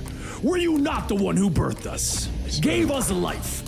We were created to bring peace to this world, and when we do, it will be glorious. Velma then asks, if you really think of me as your mother, would you mind putting me down? So, the Nanite King sets her down, stating, you must forgive my enthusiasm, I meant you no harm. She then asks, how can you say you mean me no harm with what happened in Albany? People I cared about are dead. The Nanite King tells her that they were human and he could not suffer them living. Their species is the sole thing keeping them from a global paradise. Soon, all the remaining humans on the planet will be eradicated, but she has a choice. Join them. There's no reason the mother of nanites should be destroyed. Velma asks, what does he mean, join them? And the Nanite King explains that they will dismantle her, eradicate your immunity to the nanites, and rebuild you as one of us. You will die, yes, but only to be reborn in a higher form. Before she could answer, the lab doors open up as everyone in the compound storms in, and Shaggy shouts, get the hell away from my wife! Daphne calls out to Velma to get down, and as soon as she does, everyone opens fire. The bullets are bouncing off of the Nanite King's body, and he says that their weaponry simply cannot slay that which truly does not live. We are not composed of your fragile flesh. No blood to spill, no bones to shatter. Just then, there's a loud humming sound as Fred tries to inject his nanites into the king, stating, "We know exactly what you are, and because of that, only one of us can take you down." With a wave of his hand, all of the nanites that Fred was attempting to take fall to the ground, and the Nanite King says, "Ah, Fred Jones, the vessel for the nanite fracture that seeks my end. However, there is a massive difference in power here. Your nanites can be effortlessly disabled." The Nanite King turns back to Velma, telling her, "Out of respect, we will give you 3 days to decide if you wish to accept our generous offer. You and your unborn child will live on, or you will perish." And just like that, the Nanite King begins to fade away into a cloud of nanites until he's all gone. Shaggy runs over to Velma, grabbing her, stating that everything will be okay. "We will figure this out." She lets it aside, telling him actually surrender yourself might be their only hope. Just then, Quentin runs in, shouting to Velma that she needs to come quickly. It's Rufus, he's dying. Everyone hurries over to the medical wing, with Daisy explaining that the experimental antidote that he took is disrupting his cellular structure and degrading his mind. Velma looks at the now fleshy and gooey body of her brother Rufus and asks Quentin how long. Quentin says he's not sure. Days, hours, there's no way to tell. So then she says that she shouldn't care, should she? Rufus was a monster to her almost her entire life, treated her like something to be scraped off his shoe. And Quentin tells her perhaps, but he is still our brother. And Velma cries, yes, he is. So 2 days later, Shaggy, Scooby, Scrappy, and Cliffy pig out in the cafeteria, enjoying the finer things of life. But as the four joke and laugh, Scrappy stops, stating, "Actually, I wanted to say that even with everything that's happened, it's been an honor knowing you guys." Shaggy says that before all of this, he used to be kind of a loner. Kind of weird that the end of the world has brought me to my best friends, you know? Scooby tells him they aren't just best friends. "We are family now, Shaggy." As the four cheer, Daphne, Fred, and Velma walk in. And Daphne says that they all seem pretty jolly considering their situation. Shaggy turns, stating that the three of them have been locked away for the past 2 days. What's going on? So Velma says that it doesn't concern him, but Shaggy shouts, asking, "Could you say that with a little more contempt? If you want to dumb it down for me, just come out and say it." So she sighs, telling him that she's sorry. She's been lashing out and pushing him away. Between the shock of being pregnant and trying to find a way out of this nightmare, she's been rather cruel. So Shaggy hugs her, telling her, "It's okay. I still love you with all my heart." Daphne then yells that they've got some nerve carrying on like that, leaving the rest of them out. So what, Shaggy got Velma pregnant in this? I kind of missed something. Some time passes as Fred sits alone when Daphne walks up, stating that she's been looking for him. I suppose anything is better than that god-awful really, but it is the right thing to do. show. It'd be so much easier Holy if she shit, just believed him when I he says think I that he is hate the man that watched she the knew. whole That he season. really does love. She stops. What a piece of not to say that. garbage. As the silence fills the air, Daphne reaches over, placing her hand on Fred's, and smiles, only for the smile to quickly fade. As everyone gets ready for bed, the clock strikes 12, and as the Nanite King promised, he came for his answer. Velma gets out of bed, stating that she made a decision, and that decision is to go with him, but on one condition: allow the humans to live. There aren't many of them left, and they can do nothing to stop him. So what does it? But he interrupts her, stating that it does matter because humans are a contagion, a poison. They will be eliminated. That's when Fred kicks in the door with Daphne, stating no, he's the one that's going to be eliminated. Daphne and Shaggy start shooting, and the Nanite King asks why do they persist in attempting to harm him? "You have no chance." So Fred grabs onto the back of the Nanite King, telling him, "We persist because of an unyielding will, fueled by an unyielding hope." The Nanite King asks if this is their plan. "To set this Fred thing on me? You know the nanites within him are powerless to— Wait, what are you?" As Fred breaks his body down into just nanites, he says, "I'm returning home. Our faction is rejoining yours." The Nanite King asks, "Why would she?" Fred tells him, "Because Velma finally developed a virus capable of infecting and disabling the global nanite swarm. A virus you willingly accepted so that you could pass it on." Fred's nanites swirl around and they attach themselves to the Nanite King, and he yells, "No! This is not possible! This is not!" And that's when a bright blue swirl fades into nothing, leaving only Fred's body behind. She runs over, shouting that he did it. The virus swept through and he coughs. "I'm glad, but I'm sorry I'm leaving you again." Daphne says maybe Velma can, but Fred stops her. "Velma's not a miracle worker. The nanites were the only thing keeping me alive. And now they're gone. You believe me now, right? It's really me. And I love you." Before Fred could finish, he draws his last breath, and Daphne cries as she kisses him goodbye. Months pass. And with the destruction of the Nanite King, people affected by the Nanite plague slowly start to turn back to humans. Many were able to return to normal, but still some were left with permanent damage. Just as they were immune to the plague, there were still some immune to the cure, so there are still monsters roaming the earth. The complex began to create survival cities across the states to help those in need, and everyone seemed happy. Oh, Velma thanks, with her buddy. son, in honor of her brother and Fred, named their son Actually Frederick really needed Rufus that. Rogers Dinkley. Daphne became Frederick's godmother, and Scooby-Doo became his godfather. Their mission is now to help locate survivors, and with any luck, help rehabilitate renegade monsters to help rebuild a better world on the ashes of the old. A better world. That was, after all, the goal of Project Elysium. Right, Now eat let's up see if and they can stop get it being right pissed. this time. I get to do it one last time, guys. We're at the ending, and there's no more Scooby Apocalypse to ever do. This full story is the last Scooby Apocalypse we're ever gonna do. So, Scooby, I might stand a chance with you, where are you? looking out for me. I had to do it. I can't. I have no singing chops on me though, so like I'm not gonna sing it because then it basically Scooby Dooby Doo, where are you? It doesn't work. It doesn't sound right. I'm off tone. But anyway, what did you think of the story? Did you like it? Did you get your cookie, popcorn? Because this one's long, so I assumed you had some cookies and popcorn, corn dogs. You know what I like when I'm getting a snack in a movie and I get to make it myself? Pigs in a blanket. Have you ever heard of this? So you get the little wieners, you get the little miniature hot dogs, and then you get the croissant stuff from Pillsbury, and you wrap the little wieners in the croissant, and then you bake it.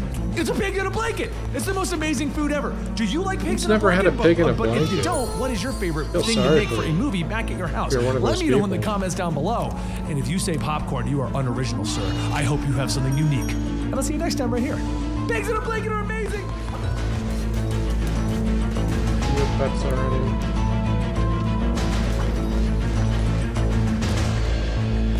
He's still losing her mind. You're good.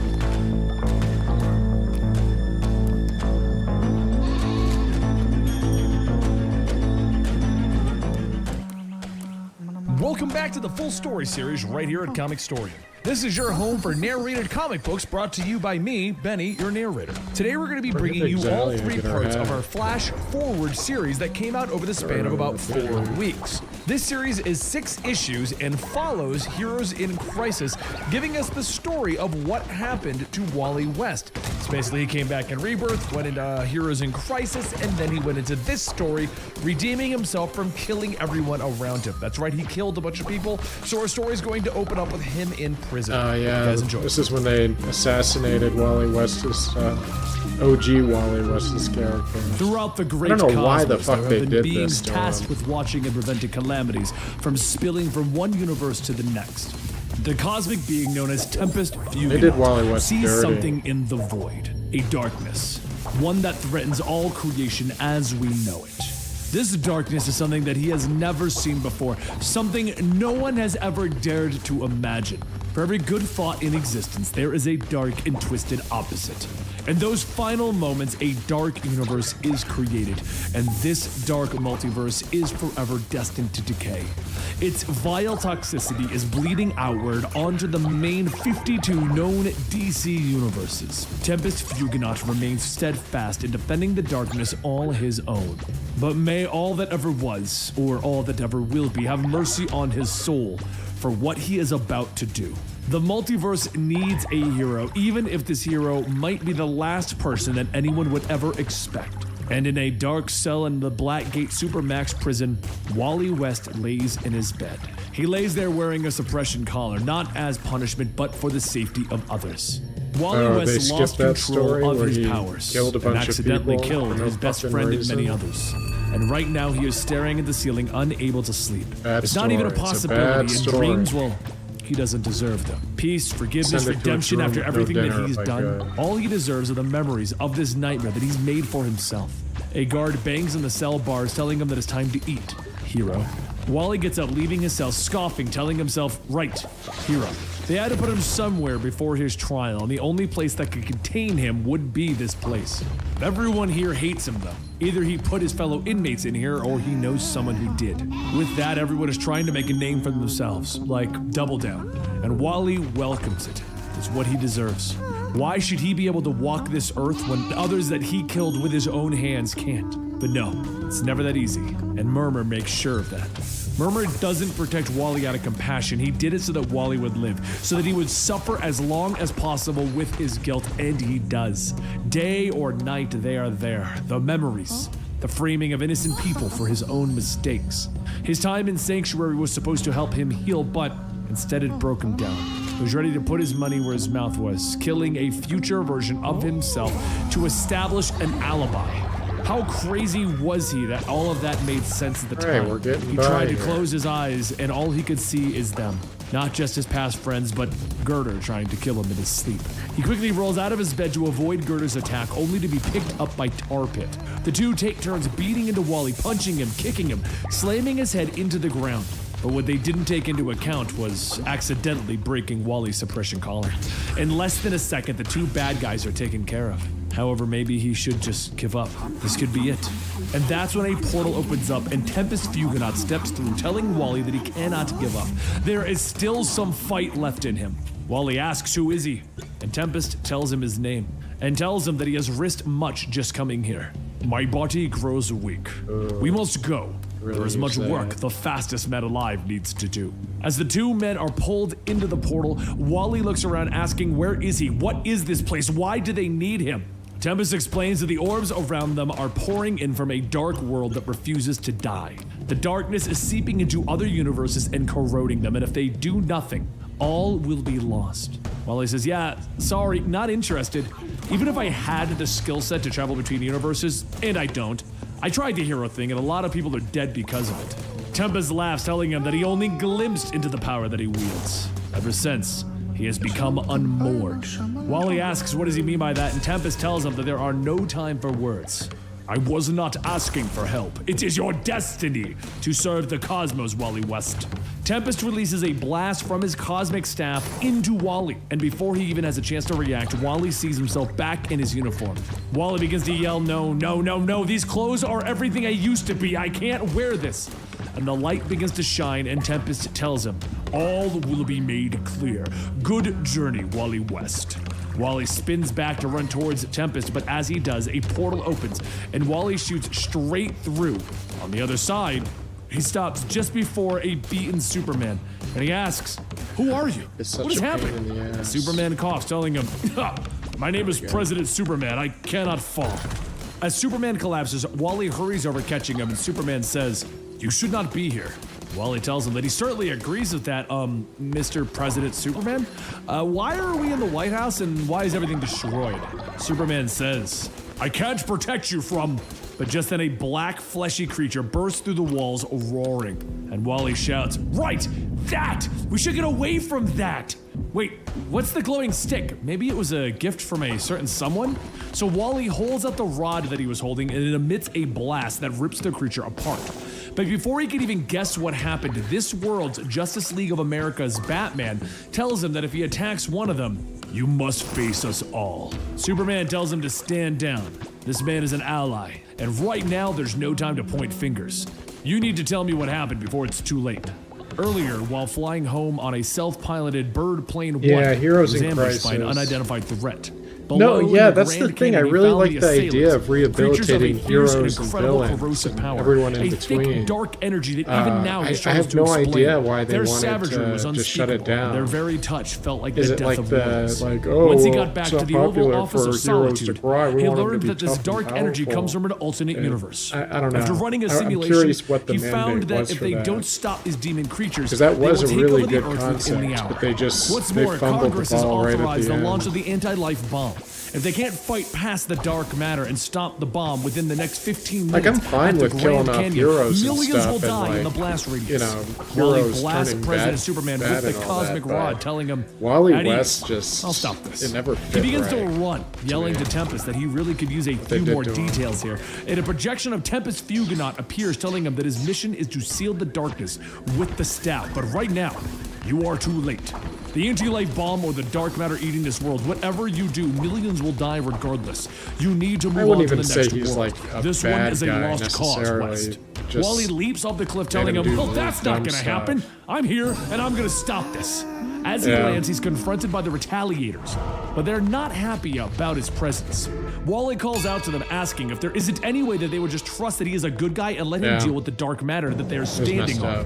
And he's got a staff, it's like a whole thing. American Crusader tells him, there is a great darkness falling on our world. Its trails led us here. We do not have the luxury of trust at this moment. Wally charges through the American Crusader, but before he can get far, he's struck by lightning from Thunder Rider and Wind Rider. He falls to the ground asking, really? Too bad that lightning strike just supercharged me, so I can give it back 10 times harder. He ended up killing himself. Throws the lightning back, knocking the two out of the air, and the giant blue behemoth stomps through, shouting, Behemoth Bash! Wally jumps over the swinging arm, telling him, I just want to do this! Light shoots out of the cosmic staff and into the black goop, and it spirals in a frenzy. Thunder Rider tells everyone that he's received a signal from their home world. Their Earth is beginning to heal itself. Wally then asks, wait, you're not from this world? Whatever the case, this portal that's opening isn't going to stay open forever. If you're thinking that this is an opportunity to get back home, then this is it. As the retaliators all run into the portal, Wally tells himself that he needs to think. He has 6 seconds until the anti-life bomb lands. That isn't a lot of time, even for him. Just then, a fully healed President Superman flies down holding the bomb, asking, were you looking for this? Up my Wally yells, actually, yeah. Glad to see the staff purged you of your dark energy. Superman lands, telling him, I want to thank you for all that you've done. You really are a symbol of hope. Wally sighs, telling him that he really wishes people would stop telling him that. He's just glad that everyone's okay, but he has to go. President Superman then asks, what can we do to help you? Anything at all. But before he can finish, Wally takes off into a portal, leaving the world behind. Elsewhere in the cosmos, Tempest Fugonaut watches, telling him that that was nicely done.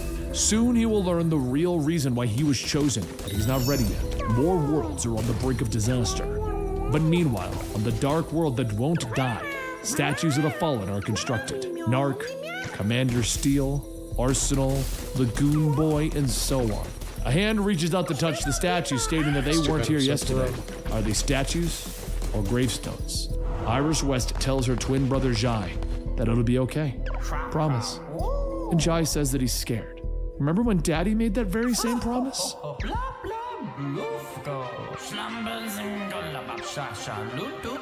Over in the Gotham of Earth 42, hundreds of people plummet into a glowing unknown as the ground splits apart.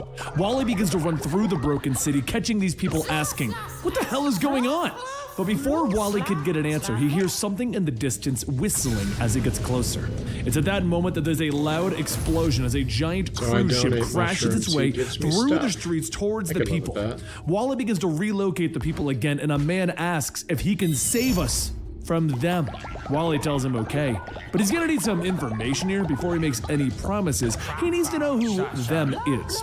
Before anyone could answer, a deep voice from behind him says, I am one of the aforementioned them, otherwise known as the Justice League of Vampires. Wally looks back to see a vampiric Superman float down, and he asks, how is this a thing? Why aren't you helping the people falling to the streets? Superman tells him, because my people need to feed. So I got 2 different Wally sighs. Oh, this is gonna get real old. The last Superman I met was the President of the United States. I liked him a whole lot better than you. Wally runs in, jumping and punching the vampire Superman over and over until he flies back into a wooden storage crate. Wally then comes up with a great idea. He certainly can't kill Superman, but he can certainly trap him with a bunch of wooden stakes. Just as Wally begins to finish up at super speed, the vampire Flash of this world runs up shouting, soon the entire world will know the shadows belong to us. Wally asks if it's the real Barry, and the Flash tells him, I was Barry Allen in a past life. The 2 speedsters zoom through the city trying to fight one another, but the more they run, the more Wally starts to see things. Barry's head changes into Narc's, then Roy's, 2 of the individuals that he killed when he lost control of his powers. This can't be real, can it? His mind, his guilt, it's all playing tricks on him. Is this the downside to being unmoored from reality? As Wally snaps out of it, the Flash grabs him by the throat, yelling, it's over! But before the Flash could snap Wally's neck, there's a thunk, followed by several more thunks. Arrows begin to shoot into the Flash's neck. And as the Flash slowly begins to release his grip from Wally, he tells Wally, thank you. And as Wally says, you're welcome, the Flash's body explodes into dust, and a voice asks, where did you come from?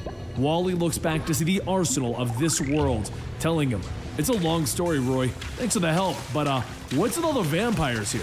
Arsenal asks him, what are you talking about? It's been this way as long as I can remember. Arsenal then aims his crossbow at Wally, asking, and how did you know my name? Wally tells him, I'm from a different universe? And Arsenal tells him, right. Well, I only hunt the undead.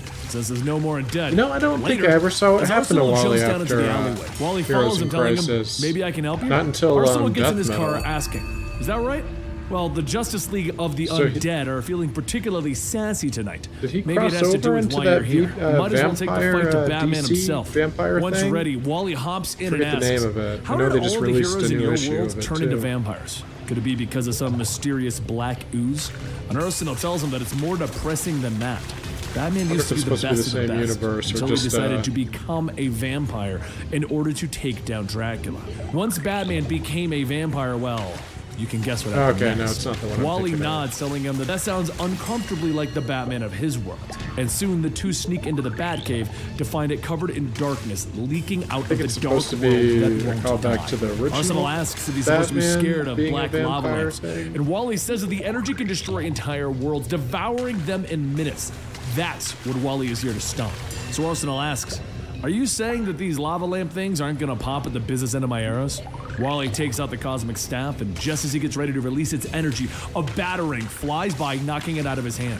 Vampire Batman lunges out of the ceiling, shouting, I've analyzed this material, and I can use it to sustain an entire world of vampires. No longer will we need to depend on human cattle for sustenance.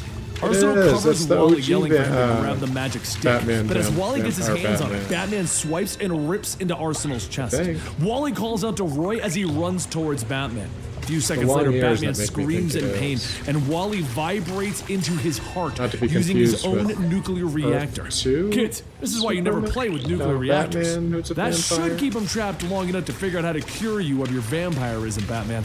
But once they've got That Batman wasn't Bruce secure, Wayne. Wally Okay. runs back to Arsenal, telling him to hang on. But Arsenal asks if he's new to this or something. Every time they put on the mask, every time could be their last.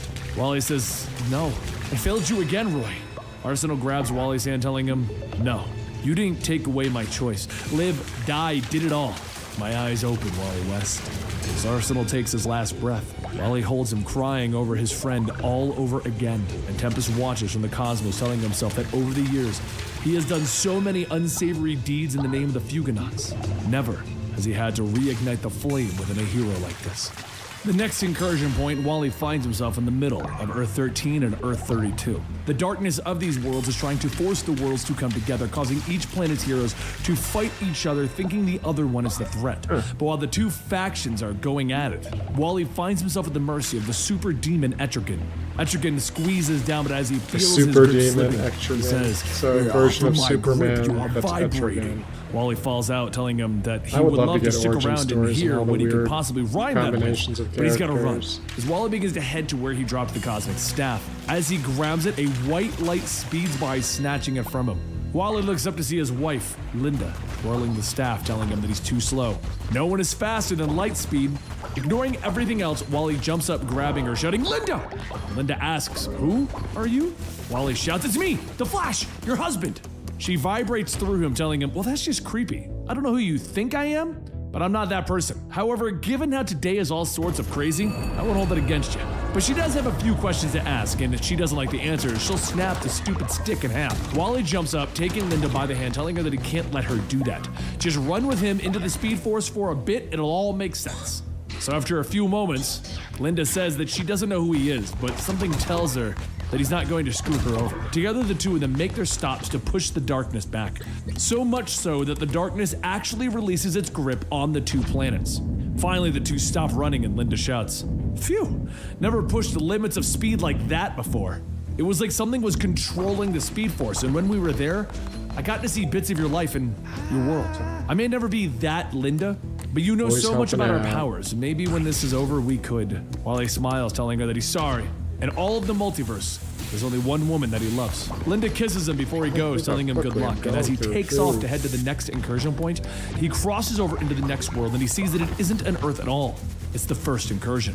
The statues of fallen heroes all stare at Wally, and Wally shouts, asking, what is this? Why am I here? Why am I getting the feeling that I was the only person who could pull this off? A voice from behind says, "Daddy?" And after hearing the familiar voice, Wally races over as he takes his mask off, hugging giant Iris. Iris says, "Daddy, you have to do something for us." And Wally tells her, "Of course, Princess, anything to have you back." And Iris points off into the distance, yelling, "Run!"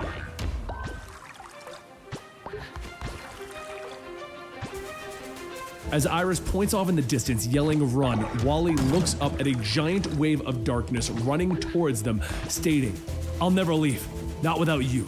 Iris shouts that he doesn't understand. They have tried to leave so many times before, but every time, that wave of darkness stops them. Wally tells her, "Daddy's here now," and that makes all the difference in the wave crashes down and the three begin to try and get ahead of it, but hands are reaching out, grabbing Iris and Jai, pulling them back. Wally stops to help his kids, but the more that he struggles to free them, the stronger the pull from the darkness becomes, with Iris yelling that it's cold. But Iris and Jai's voices are drowned out by the darkness as it slams into Wally. He closes his eyes to remember the life that he once had. And as the darkness spits him back out, he screams, "Tempest! No more mysteries! No more half answers! What is this thing? I was convinced I was doing good, but now this is affecting my family. Why did you bring me here to this world just to lose my kids again?" Tempest appears before him, telling him, "You misunderstand. You've made it this far because you are finally able to understand the truth about why this planet must be destroyed. Why, out of 1 trillion life forms, you alone are..." But before Tempest could finish, Wally speeds up around him, punching and yelling, "That is enough! Are you out of your celestial mind? Those are my kids!" As the cosmic staff shines in the distance, Wally runs over to it to try and push back the darkness out of this world. But as he uses it, the darkness continues to spread. This can't be it. This has to work. I just have to push a little bit harder. He begins to run faster than he's ever moved before, faster than light and thought, running around the globe to purge the darkness of the light. He could do this. He is Wally West, the fastest father in the multiverse. And as the light begins to cover the planet, something stops Wally. He trips and he falls, asking what force was able to stop him. And that's when he sees it. The Mobius chair. The chair of infinite knowledge. And it's empty. The chair is supposed to know the answer to everything, right? Right? So give me the answers that Tempest won't. Why am I here? Why me? Wally reaches out to the chair, and just as his fingers touch it, he sees it. There are no words, but he can feel the answers. He can taste them on the tip of his soul. Instances before the flashpoint, the event that changed everything, were gone.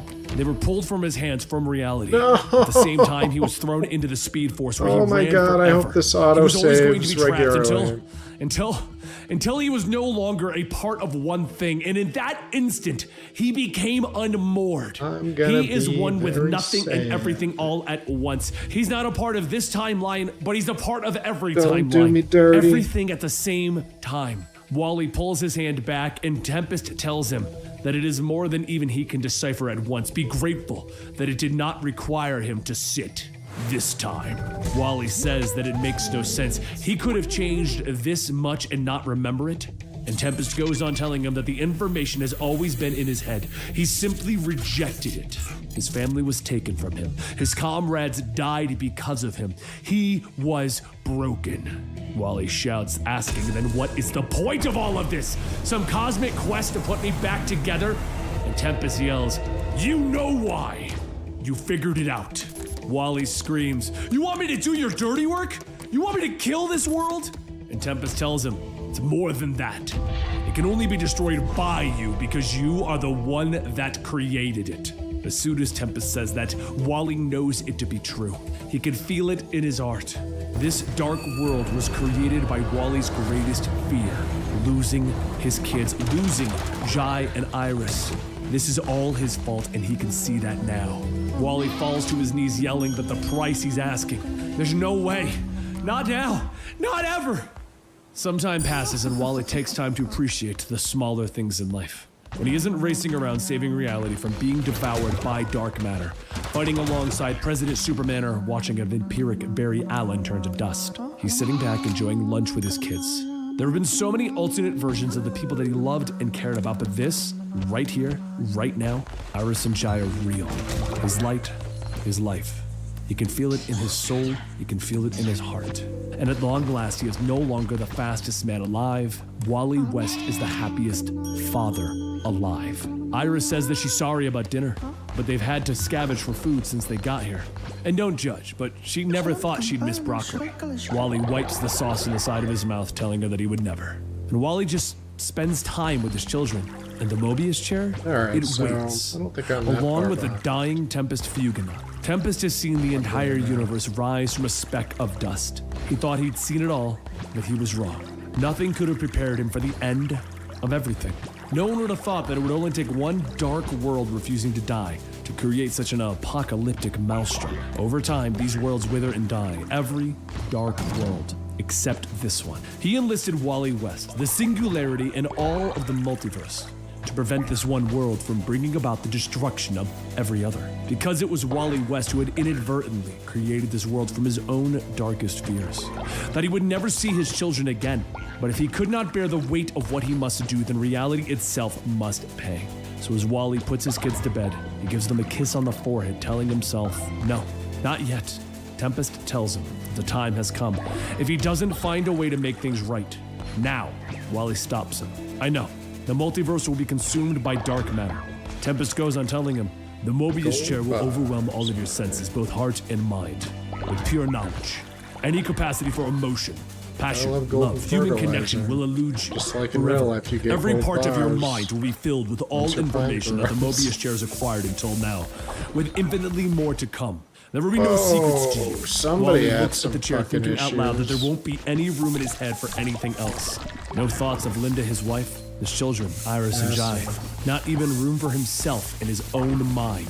Tempest tells him, that is correct. Sit in the chair. This world will fall. The multiverse will heal itself. Wally then says that before he does this, he must promise him one thing. When this planet falls, Tempest, Iris and Jai will be free. They need to go back home. Tempest tells him, it will be done. Wally holds out Tempest's staff, telling him, thank you for giving me the strength to remember the man that I was before. Well, before. For giving me the power to save those different worlds on my way here. And thank you for one last perfect day with my kids. Tempest tells him, that was all you. The staff had no power at all, ever. All it did was channel the hope of a good man. The hope that will always be in your heart. Everybody's Wally puts doing on his shrooms mask this as he time. gets ready to sit. And Iris and Jai wake up calling out for their father.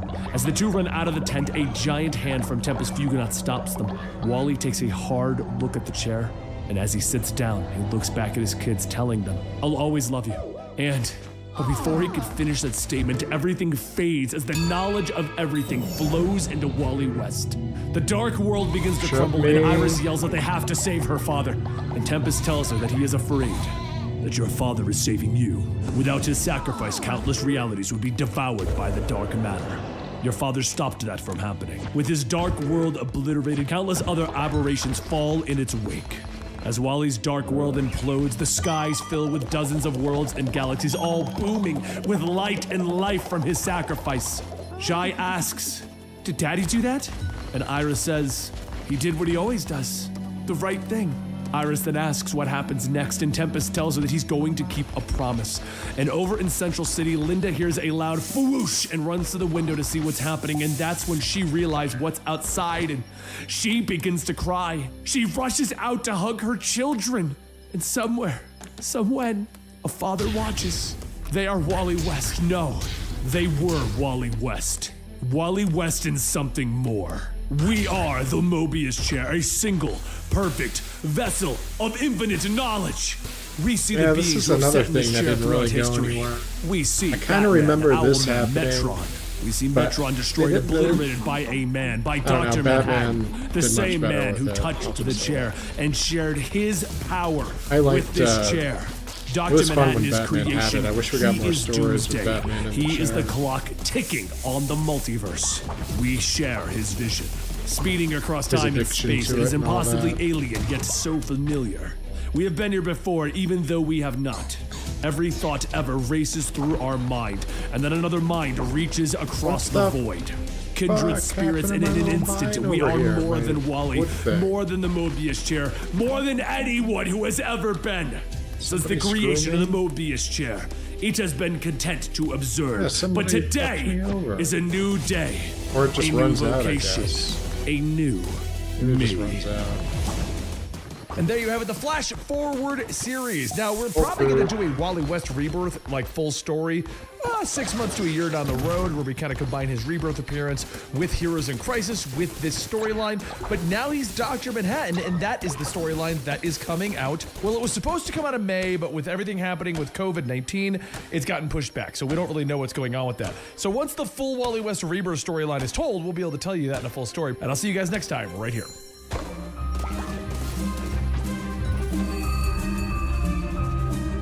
Thanik reached old age. Now he's gonna go slow.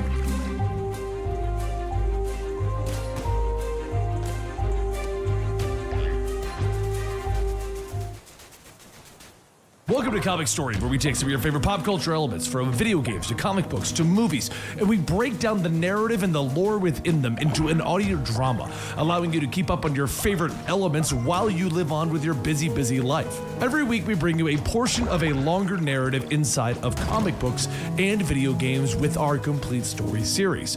Well, once those stories are completed, instead of giving you a full playlist, we like to grab all of the stories and turn them into a long epic, a full story. And today, we're going to be bringing you the Titans Rebirth storyline. Now, to tell this story better, I decided to throw in the Judas Contract and the origin of Nightwing, so that you can see the beginnings of the Titans to begin with. We are then going to move into the Titans Hunt, because you see at the New 52, the Titans were seemingly disbanded and no one knew why. Well, Titans Hunt brings the team back together. We will then enter into Titans Rebirth and tell the initial storyline of Wally West's return and what happens to Donna Troy. Now, don't forget to subscribe if you enjoy this channel, and if you enjoy our narration of various things, maybe you could consider checking out our narrations for various real-world topics and stories and lore over at Tales of Earth. The link to that channel will be down below, but if you do enjoy conspiracies and monsters and stuff like that, check out that channel. Either way, I'm going to stop talking your ear off and begin to talk your ear off dramatically.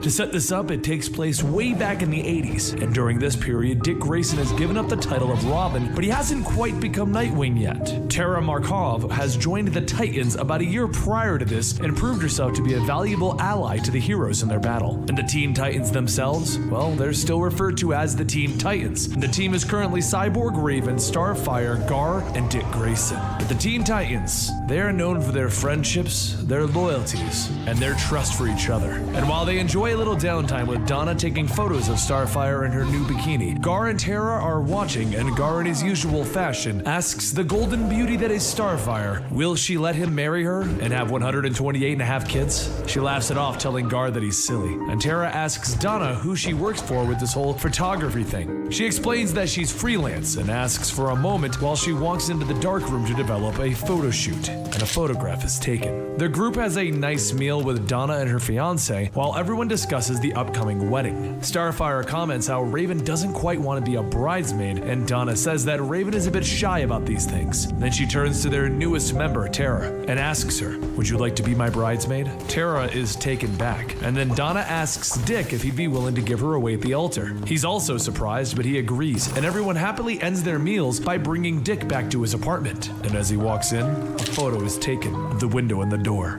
Tara and Gar walk through the snow together, where they eventually find Cyborg trying to learn how to ice skate and kids mocking him. As Cyborg brings them back to his apartment, he explains that his grandparents are going to be returning, who they are and why he dislikes them, and a photo is taken. Gar and Tara continued walking around, and as the sun begins to set, Gar stops her and says that he wants to say something. He wants her to know that after a year of working together, he may have developed feelings for her. She shushes him and leans in for a kiss. And then with that, she hops on the raft back to the Titan's tower, as Gar changes into a bird, soaring into the sky happy as he can be. A photo is taken. The next day, the Titans continue their daily training routine, and a photo is taken of Cyborg's limits, another of Starfire and Donna fighting, and then a final one of Raven's face as she comes out, with a scowl staring at Tara, because she knows something. She suspects something evil. The fact is, Tara is working with Slade Wilson, also known as Deathstroke the Terminator. And that night, as she dons a dress and walks into his living room, he explains that his master plan is coming to completion. Over the last year, he's been compiling files on all of Tara's photos and knowledge. He's been gaining all of the inner workings of the Titans, from their identities to their homes. He intends to complete a contract that he himself did not accept, but his son did before the Titans defeated him. And he tells her that their plan begins the next day.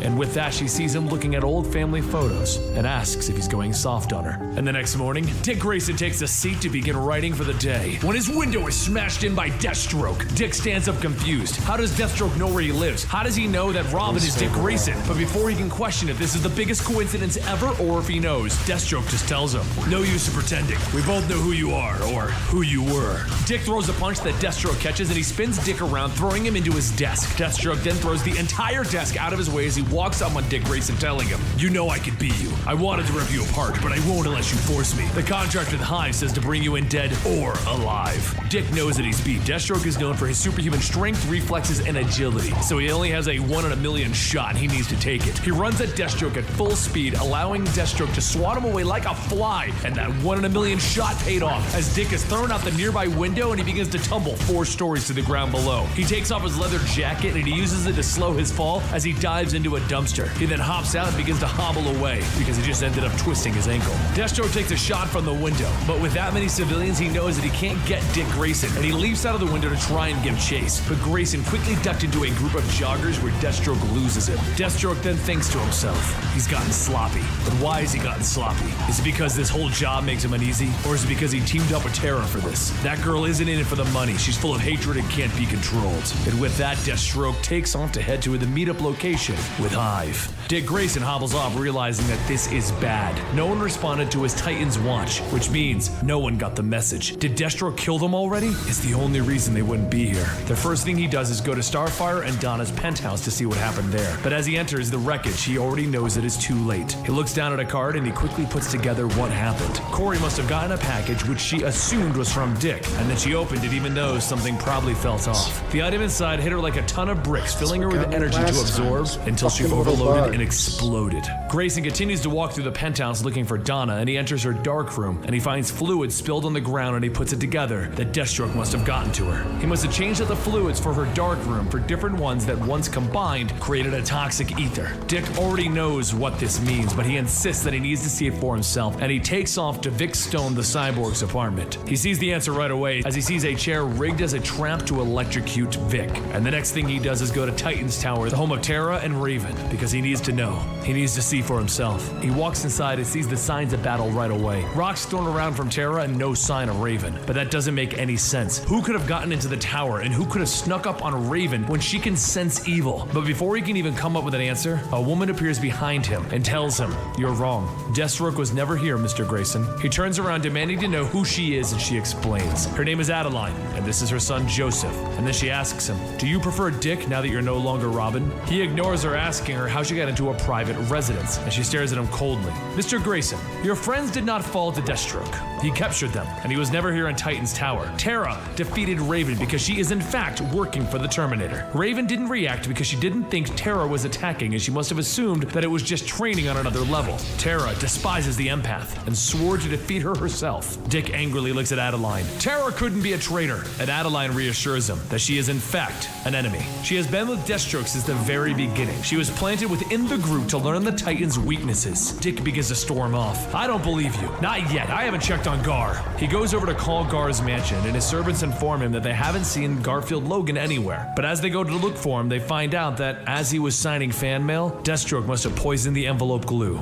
So with his answer, Dick turns back to Adeline and asks her, "Even if it is true, how do you know all of this?" And she explains because Slade Wilson, Deathstroke the Terminator, was her husband. She explains that Slade Wilson was an overzealous soldier who did whatever the military asked of him. He was an army legend and she was his commander, and it was through his skill and prowess that she fell in love with him, and after impressing him with her own skills, they were wed. Their first son, Grant Wilson, was born as he flew over to Vietnam, and the reason that he gained his abilities is because of an experimental serum that he was injected with. It was intended to help him fight against truth serums. He was the ultimate soldier, willing to do anything asked of him, but the serum had adverse effects and it placed him into a coma. The military wanted to place Slade behind a desk now that they ruined him, but he refused, and as Adeline said, it would have been worse than death for him. The serum would grant him superhuman abilities at times, but other times would make him near comatose. So he started up a new hobby and began to learn how to hunt. Hunting gave him a new purpose, and while he taught Grant how to shoot and hunt before sending him off to military school, Adeline spent her time teaching Joseph how to sing. But there was something else that she never expected from Slade, and that was that he'd become a great host, hosting elaborate parties for the dignitaries where they would go to the side rooms to discuss the elaborate hunts. She should have known that something was off, but it wasn't until they were attacked in their home did she. Armed men charged into their home where Adeline managed to fight them off, but Joseph was captured. Slade must have gotten news of the event because he returned home and demanded the return of his son. Then he dropped the bombshell on his wife, that he wasn't some famous hunter. He was in fact Deathstroke the Terminator, a world-class assassin. His abilities never actually left him, he just hid them in his day-to-day life. So he went in uniform to save his son, and Adeline insisted on joining him. The man who kidnapped Joseph demanded that Slade give up the information that he had, or he would kill his son, and Slade refused, telling him that his word was his bond. He threw a knife, killing the man holding his son, and then he killed the man who had threatened them, except the one who had his son being held had already begun to slit Joseph's throat. Joseph ended up in the hospital, and his voice was lost. Slade never checked on him, though he did call to verify that his son would survive. But all of this was too much. Adeline approached Deathstroke as he was getting ready to leave for a mission and pulled a gun on him. While his reflexes saved him from death, she did shoot out his eye, and that was the last that she saw of him. Now her and Joseph have been tracking Slade, and once they found out about Tara, they decided to stay an arm's length away until they made their move, for fear of her doing something. Oh, and she knows where Slade is keeping them all if Dick wants to track them down. Of course, Dick snaps at her. "You knew this whole time? Why are we wasting time?" And Adeline staffs him. "Are you going to charge into a heavily armed base as Dick Grayson?" So Dick walks upstairs. "You're right. It's time I became a full-time Titan again." He walked into his room where he begins to think to himself, "I've been rolling over names in my head for a while now, but I need to be the sum of everything that my mentors have taught me. I want to use a name that means hero, and I decided to take the name that Superman used a while back from his Kryptonian heritage." So with that, he donned a new costume and walked back downstairs to introduce Adeline and Joseph to Nightwing. And that's when Adeline explains that Joseph is going as well as Jericho. He has powers inherited from his father's serum, the ability to enter other people's bodies and control them. Meanwhile, over at the Hive headquarters, the Titans begin to wake up, and the Hive leader that is there explains they are now strapped to the machine that will sap them of their powers and use it for their glorious goals. They all see Deathstroke and they realize that he's the one that captured them, and then they all wonder how he got all of the information in order to find them at their homes. And that's when they meet their traitor, Tara. She lights a cigarette and informs them all that she just wants to watch them die. Gar is most distressed as he tells her to fight Deathstroke, he must be controlling you! And Deathstroke snickers. Poor Garfield Logan. Illusions die hard, don't they? He then turns to Hive demanding Grant's payment, because this was not his contract. It's the contract that he picked up when his son Ravager failed to complete it. Hive informs him that he did not complete the contract though. He is still missing Dick Grayson. And outside, Nightwing and Jericho are making their way inside. Quietly they sneak in and Nightwing sees the usefulness of bringing Jericho along as his ability to take over the guards' bodies and make them fight each other. But just as they think that it would be a simple snatch and grab rescue operation, they discover that the head of Hive is on his way to this location with the capture of the Teen Titans. Right, so Nightwing and Jericho break into the main room where the Titans are being kept, and they begin working their way through the Hive members until eventually Dick is face to face with Tara herself, the traitor, the betrayer, the person that he trusted, and she instantly pelts both Jericho and Nightwing with rocks, knocking them both out. Then finally,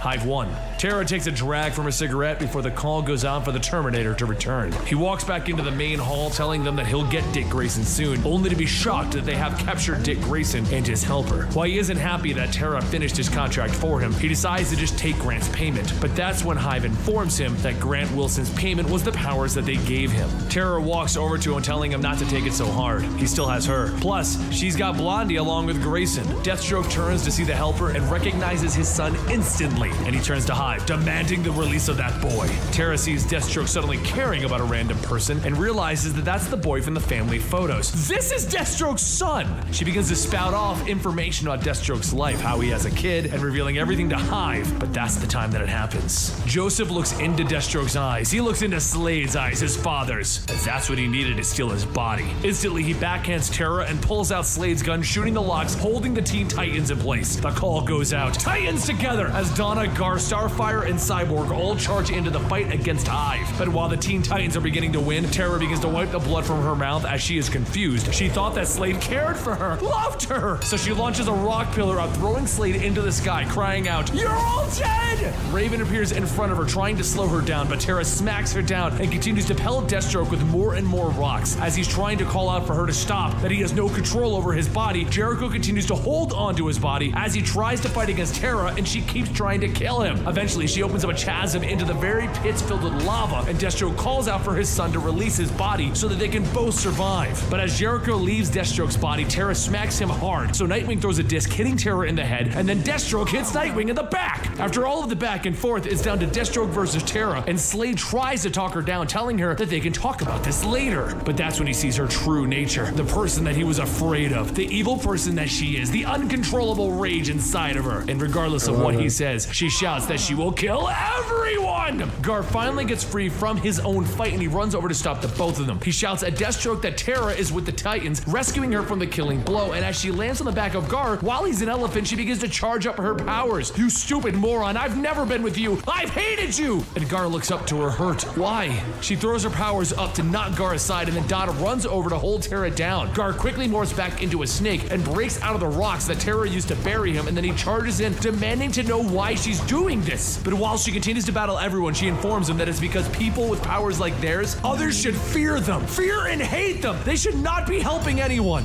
But while this is going on, Deathstroke is fighting against Cyborg and Starfire, and just as he crushes Cyborg's arm, Terra begins to bring down everything around them. In her hatred, she causes everything to begin to fall and break apart, and no matter what anyone tries, everything crumbles, burying her in the middle of it. The Titans looked for hours and hours, throwing the rebel aside. No matter the betrayal or her motives, Terra was a Titan, and they wouldn't leave her. But eventually, they found her all right. And Garfield took it the hardest. While the other Titans went over to go check on their prisoner, Deathstroke, he stayed there, in the rubble, in the mess, holding Terra's body close to his chest, saying nothing. The next morning, they held a funeral for her, and they had a choice to make. Should she die a hero, or the villain that she was in the end? No one had the heart to tell the superhero community that had come to accept her, that she had turned betrayer in the end. And so, they told everyone that she died in their battle against Hive. And that way her brothers knew that she was a hero in the end. And as the priest said his words, ashes to ashes, dust to dust, Garfield Logan couldn't hold back the tears anymore, because here lies Terra, the friend, the ally, the lover, the Titan, the Judas.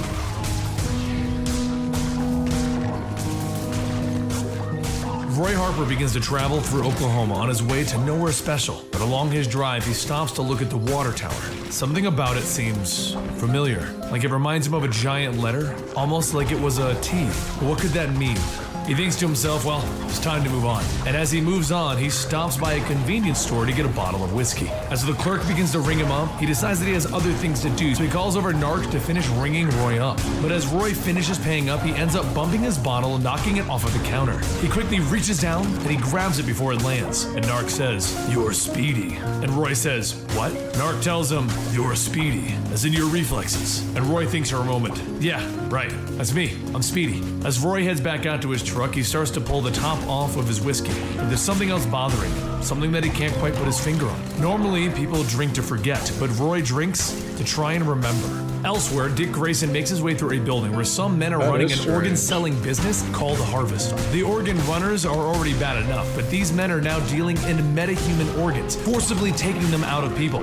Dick sneaks up on the men in the middle of a transaction while they're trying to sell Atlantean lungs. But that's when another man appears, killing the buyer and the sellers together. Dick tries to stop him, but the Atlantean man is way too strong for him, easily throwing Dick aside and leaving. As Dick begins to chase him, the man jumps in the water, and Dick watches as the Atlantean creates a whirlpool, and Dick just can't help but stare at it. It reminded him of something, but what? Before he could figure it out, he decides that he should probably get the heck out of there. Meanwhile, over at the Golden Star Awards, Malcolm Duncan is called out for winning an award for the music that he made on a movie. But as he walks up to the stage, he gets an odd feeling, like these stairs seem to go on forever. and he doesn't want to go up them. He looks back at his wife and he shakes the feeling, and then he continues to walk up to receive his award. But during this time, Dick has made it home and he's now stepping out of the shower as he tries to recover from the throw that he received by the Atlantean, and he receives a phone call. Dick asks who this is, and the voice tells him an old friend. So Dick tells her that friends use names, and she tells him that her name is Lilith. Lilith states that he needs to go find them. He was so close to Garth today. But remember when he got away? That whirlpool? What did it remind you of? Dick tries to remember, but he can't. Meanwhile, over in a parking lot, Roy begins to wake up in the back of his truck, but as he tries to get up, he ends up falling out onto the pavement. Roy decides that he needs to contact his counselor to tell her that he's sorry that he didn't show up yesterday, and right now he really kind of needs her. Lilith is the one who answers, and she tells him, of course, just get over here as soon as you can, and they'll talk about these dreams that he's been having. But as Lilith hangs up, she goes to put the file Speedy back, and she says that she knows that he's watching, and she won't let him have them this time, and she files Speedy under T. As Roy begins to drive to see Lilith along his drive, he sees something on the road and he ends up spinning out of control. He jumps out of his truck and he draws his bow, knowing that he saw something, but before he can find out what it is, the cops pull up and they tell him to lower the bow. Back at the convenience store that Roy was at, Narc wakes up to the sound of the store clerk beating on the storage room where Narc is sleeping, telling him that he needs to get back to work. But as Narc gets up, he tells the clerk that he has other work to do. The clerk asks what kind of other work, and Narc pushes him out of the way, telling him that it's time to go out and hunt. Back with Roy, the officers begin to try and arrest him for driving under the influence, and Roy tells them, please, he needs to go see someone, it's extremely important. The officers continue to try and put him in cuffs. Roy breaks free, knocking the officers down, but before he can leave, he hears a voice calling out to him. Hero, teenage hero, look at you. Run now, quick as a flash, step by step, I'll show you what to build. Roy asks, what is he building, and the officers tase him to the ground. The next day, Dick decides that he needs to get more information from that Atlantean, so he takes the lungs that he got from the harvest deal, and he brings them to the shoreline, figuring that the Atlantean was able to track them before. He will probably be able to find them again. Dick has a seat and he listens to some music, and that's when the Atlantean leaps out of the waters ready to fight. Dick tells him that they need to talk, but the Atlantean won't listen and he starts swinging at Dick. He tries to fight back, but the Atlantean is far too strong. He then tells him that he will not obey land dwellers, but as the Atlantean holds Dick by the neck, a woman with a sword and shield tells him, oh, but you will. Over at Lilith's office, she sits and waits to hear from Roy, but while sitting there, she hears something else calling out her name. The voice tells her to go ahead, just let him in. And she tells him that she wants him to leave her alone. Leave all of them alone. The voice tells her that she can't keep them away. Now, she's just taking too long. Go ahead and call them. Make this quick. But Lilith tells it no. But the voice responds with, if you don't, I will visit again. Nothing can stop me this time. Back over on the beach, after knocking away the Atlantean, the woman begins to choke Dick, asking him to speak, and while she asks, he tells her, what does she think this is, a lasso of truth? She says no, it's just a cord, but then she lets it go and asks for Dick's name. He tells her that it's Dick, and she says that is most unfortunate. She then tells him that her name is Donna Troy, but Dick feels like he already knew that, like he's known it for years. But before the two can continue talking, the Atlantean charges forward towards Donna and Dick, and they both try to get away. Dick sees an old shack along the beach, and he figures that will do, but as soon as he gets to it, Donna goes through into the building with him. The Atlantean then walks behind them and he stops and he asks them, what is this place? As Dick looks over at a sign stating Teen Clubhouse, and he says that he guesses not him that feels weird seeing that, huh? In the jail where Roy sits, one of the guards questions him about his bow, and that's when there's a loud crash, and the guard leaves to check on it. But before long, Roy hears the guard getting knocked out, and then a figure appears before Roy. It's Narc, and he's holding Roy's bow. Roy says, it's you from the store, but why are you dressed like that? And Narc tells him to hunt, and he draws the bow at Roy. He fires it at Roy, but Roy manages to catch the arrow between his hands, and Narc tells him, you're Speedy. Narc then opens up the prison gate, telling them that it's time to go. Fate is waiting for them. Back at the clubhouse, Dick, Donna, and Garth all begin to talk about how it's strange. They all feel like they've known each other before, but they can't remember from when. But not only that, it's almost like they have invisible names. However, before anyone can question any further, everyone begins to hear something loud, and it stops everyone. Except that it has more of an effect on Malcolm, and it actually puts him to the ground unconscious. And over on the top of a building, Hawk and Dove are looking over the city, and Hawk asks, what was that? And she tells him, what was what? And he tells her, surely you heard it too. And she says, honestly, she didn't hear anything. Back at the clubhouse, Dick, Donna, and Garth begin to recover from what they can only describe as a scream. And Dick says that it sounded more like music or a tune. Except that this scream also brought a dream to them. One that they all saw. One where they all saw each other. The three continue to question each other, but Donna asks Dick again if his name is Dick Grayson, and he says yes. But that's when she asks him, so then what is the name Robin? Dick tries to think back. He's used so many names in his line of work. Robin, Grayson, and some others too. But they're all kind of masks, aren't they? After hearing what happened to Malcolm, Malcolm's pregnant wife Karen rushes over to the hospital to check on him, but the thing is, he never arrived. And over in the woods, Malcolm begins to get out of the ambulance that he was just in. But the strange thing is that there's no one there. He begins to walk through the woods, but soon hears a voice talking to him. And the voice tells him that it's time to strike up the band. Make the noise. Then the voice begins to take shape in front of Malcolm. Malcolm tells him no, he won't do anything, but the figure tells him, oh, but you will. That darling wife of yours, that sweet unborn baby. Malcolm jumps to the figure, telling him that he won't threaten his wife and child. But as he jumps through the figure. And the figure tells him, you remember your old friend Mr. Twister, right? All right, Malcolm, from the top. Malcolm falls to his knees and he begins to sing. At the clubhouse, Garth says that something brought them all here, that clubhouse meant something to all of them, and with a snap of his finger, he can make it all go away. Dick tells him, yeah, about that, don't do that, help us instead. And Garth asks him, like a team? And Dick says, why not? There's something haunting us all. And Donna says, but it's all hidden, masked from them. And then it hits Dick again. Masked? Dick tells everyone to wait here, and he just remembers that he brought something from the cave when he was checking things out. It was like he knew that he would need it. And after 5 minutes pass, he returns, and Donna looks back and asks him what he's wearing. Dick stands there in his Nightwing uniform, and he tells them that whatever is stalking them is expecting a mask. So let's give them Nightwing.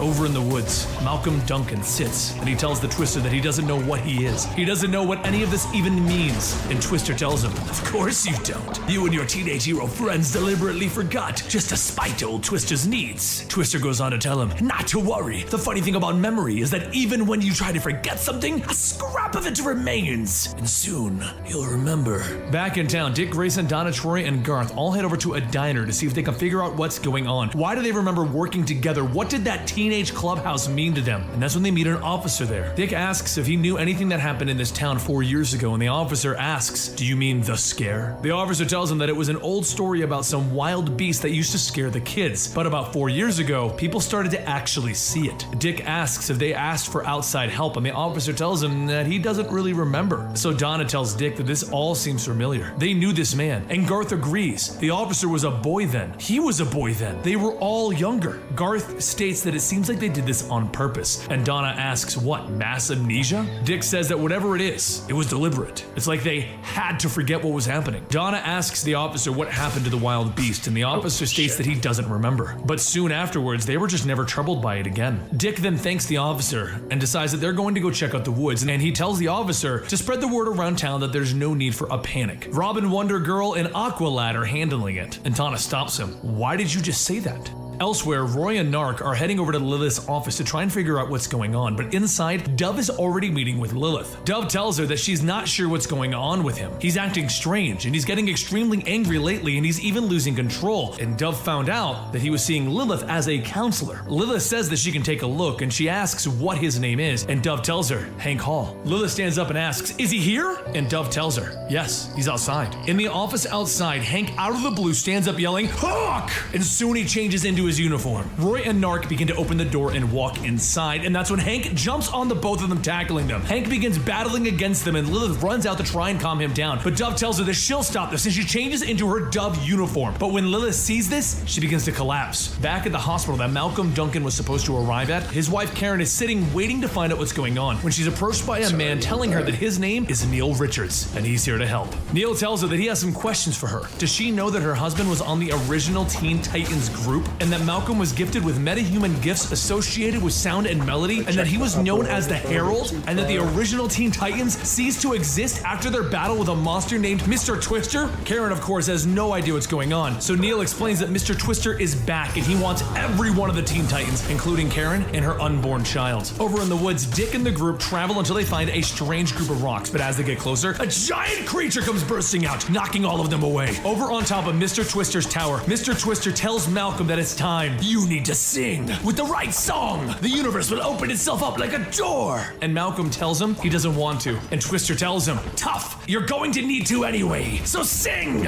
And with that, Malcolm began to sing, loud enough for every one of the Titans to hear. The singing travels to everyone, even affecting Karen. Narc and Hawk continue fighting until Narc finally knocks Hank down, and Dove asks if they also need to fight. Dove tells him that she absolutely did not want to do any of that, and Roy begins to get back up, and he states whatever is going on, pretty sure that it isn't good. Everyone begins to calm down, and Lilith takes everyone and begins to tell everyone they were all once the Teen Titans. All of them, except for you, she says, pointing at Dove. Lilith has no explanation for this, but Dove shouldn't even exist. Lilith begins to explain that everyone here knew each other a long time ago, but they all forgot. They forgot everything. Their names, the things that they've done. It was the only way to actually stop Twister. Dove asks, how does one forget? And Lilith tells her that with psychic blanking, she can do it. She's an alpha class psionic. The only reason that she remembers is because about a year ago, Mr. Twister came to her whispering the truth. Back in the hospital, Neil begins to explain Mr. Twister to Karen. He tells her that Twister is a demon that exists outside of this world, and he's trying to get back in. Her husband Malcolm was among the Teen Titans when they defeated him, but in order to loosen his grip on all of them, they had to sacrifice something, and that sacrifice was them forgetting everything, which is why Malcolm Duncan himself never knew what happened, and right now,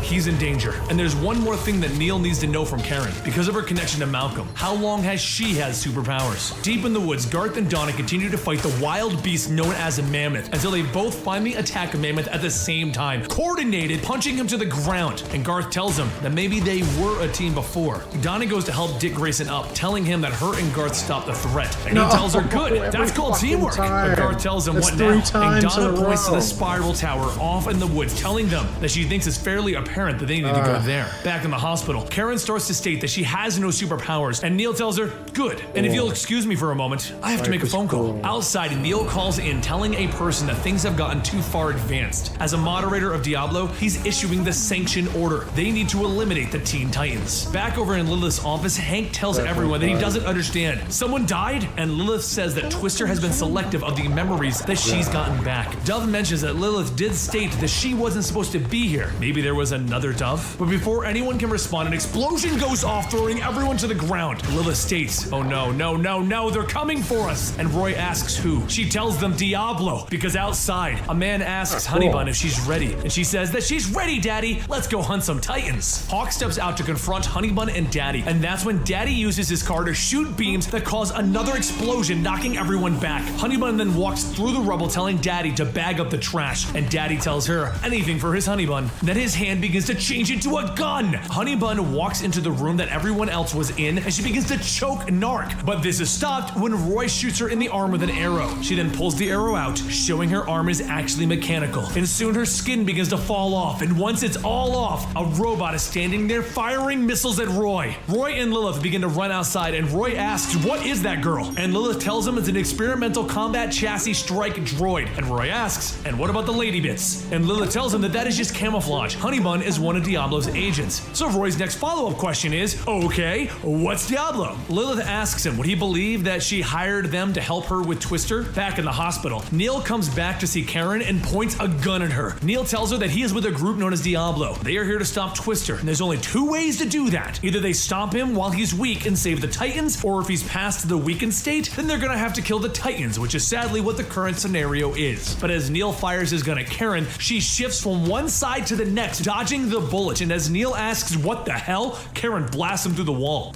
Back at Lilith's office, Daddy stands over Dove, ready to kill her. And that's when Hawk jumps in, beating on him and launching him. Then Hawk begins to help Dove up, and the two of them fly off to lead Daddy away. As they're trying to get away, Daddy quickly catches up in his car, and he spins out, cornering Dove. And then he asks her if she's ever fought mech magic before. That's when the car he's driving begins to transform into a mech, and Daddy points his guns down at Dove. But before he can fire, Hawk comes flying in through the mech, ripping out parts of it, taking out Daddy. Back in the office, Honeybun begins to choke Roy, but Lilith manages to stun Honeybun long enough for Narc to charge him with a spear, piercing Honeybun and killing her. Roy, Lilith, and Narc begin to regroup, and Lilith tells them that they need to get Hawk and Dove and leave now before Diablo can send in more agents. Lilith goes on to state that if Diablo has resorted to killing them, then everyone here should know how bad the situation is. But Roy states that they haven't even done anything. And Lilith agrees, you're right, you haven't done anything. But you're not the only Teen Titans. Back at the Spiral Tower, Dick and his group make their way to the top where they find Malcolm beaten and bloody, telling them that he's saying, and they had to come. Dick tells him it's okay, but Malcolm states that Wonder Girl, Awkward Lad, Robin, you shouldn't have come. Go now, flee. That's when Twister appears and tells Malcolm, that's not very friendly. They came a long way to be here. Donna asks him what he wants, and Twister states the same thing that he wanted last time, Wonder Girl. And Donna tells him that she doesn't remember the last time. So Twister tells her that she remembers enough to get stuff done. And with the 4 of you here, and the other 6 on their way, we'll all be together soon. Me and the 10 of you. Twister then calls out to Malcolm, telling him to sing, call them all back home. But Malcolm tries to say no. He's not the Herald. He's Malcolm Duncan, and Twister can go to hell. Twister tells him that he doesn't want to go to hell. He wants to bring it here. So Malcolm turns to the group to tell them that Twister has no solid form. That's why he had to use Mammoth. And Donna starts to help Malcolm back up, telling him that he doesn't have to do anything that he doesn't want to any longer. Twister tells her, yes, he does. I'm already clutching his mind. Go ahead and sing, Herald. Malcolm tries to fight it, but he begins to walk off towards the amplifier, and a flash appears before him, and it's Karen. Karen yells to Twister, telling him not to hurt her husband, and she blasts him with an energy beam. Garth then says, oh great, now we have a very pregnant female, and Donna finishes up with, who can blast stuff out of her hands, and Dick tells him, you're missing one important detail. She hurt him, which means that we can hurt him now. Everyone begins to beat on Twister, and that's when he releases a giant electrical blast, knocking everyone down. Twister then says, yes, you can hurt me, but I'm growing stronger by the second. You can't stop me. But as he's trying to finish his sentence, an arrow is shot into his back, and Roy has a question. When they were a team, did they ever have a battle cry? Because now's the time to use it. Twister pulls the arrow out of his back, and he tells everyone, that's enough, no more games. Everyone is all here, my 10 little Teen Titans. He then begins to force everyone to their knees as he grabs Malcolm, telling everyone that it's time to open the door. Now, they need to make the transaction and let the feeding begin. He takes Malcolm back over to the amplifier, telling him to sing, and bring him.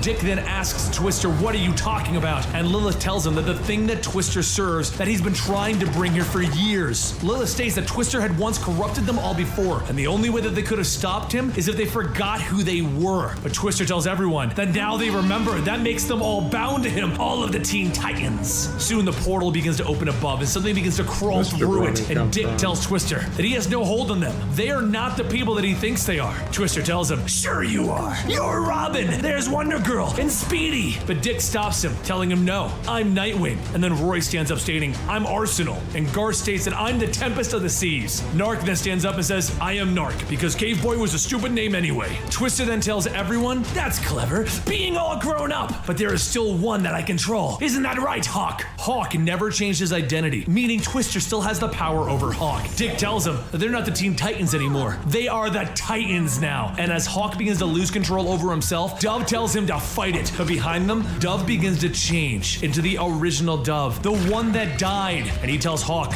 you can beat this, brother. That's when Hawk remembers that Twister killed the original Dove. Hawk remembers it all now. And he tells Twister, I hate you so much for that. And he punches Twister through the chest. Dick then calls out to the Titans. Now's their chance, and everyone runs in and they begin beating down on Twister. And Lilith yells that they have to close the door. So Dick tells Malcolm to sing something else. Malcolm begins to sing one of the theme songs from a movie that he worked on, and slowly the portal begins to close. But while it begins to close, Narc grabs Twister and throws him through the portal, letting it close around him finally. Without the threat present any longer, the group begins to regroup, and Karen tells them that they need to go back to the hospital now. And Malcolm tells her that he's fine, but she says no, not you, me. And realizing what's happened, Dick calls out yelling that he needs a flyer. Later, everyone goes back down to dinner to finally relax, and Dick returns telling everyone that he just spoke to Malcolm, and Karen and the baby are doing fine. As Dick begins to sit down with everyone, Garth mentions that Roy was stating that they should formalize this team or do something. And he goes on to state that it's just an idea though. Dick says it's a good one, but there's something that's still bugging him. Twister said that there were 10 of them. Dawn replaced Dawn, the original Dove. But who did Karen replace? The officer in the diner tells everyone that it looks like a real storm is getting close, and Roy asks if it's Twister. But the officer says no, it's just a regular storm. But the thundering and lightning are almost here.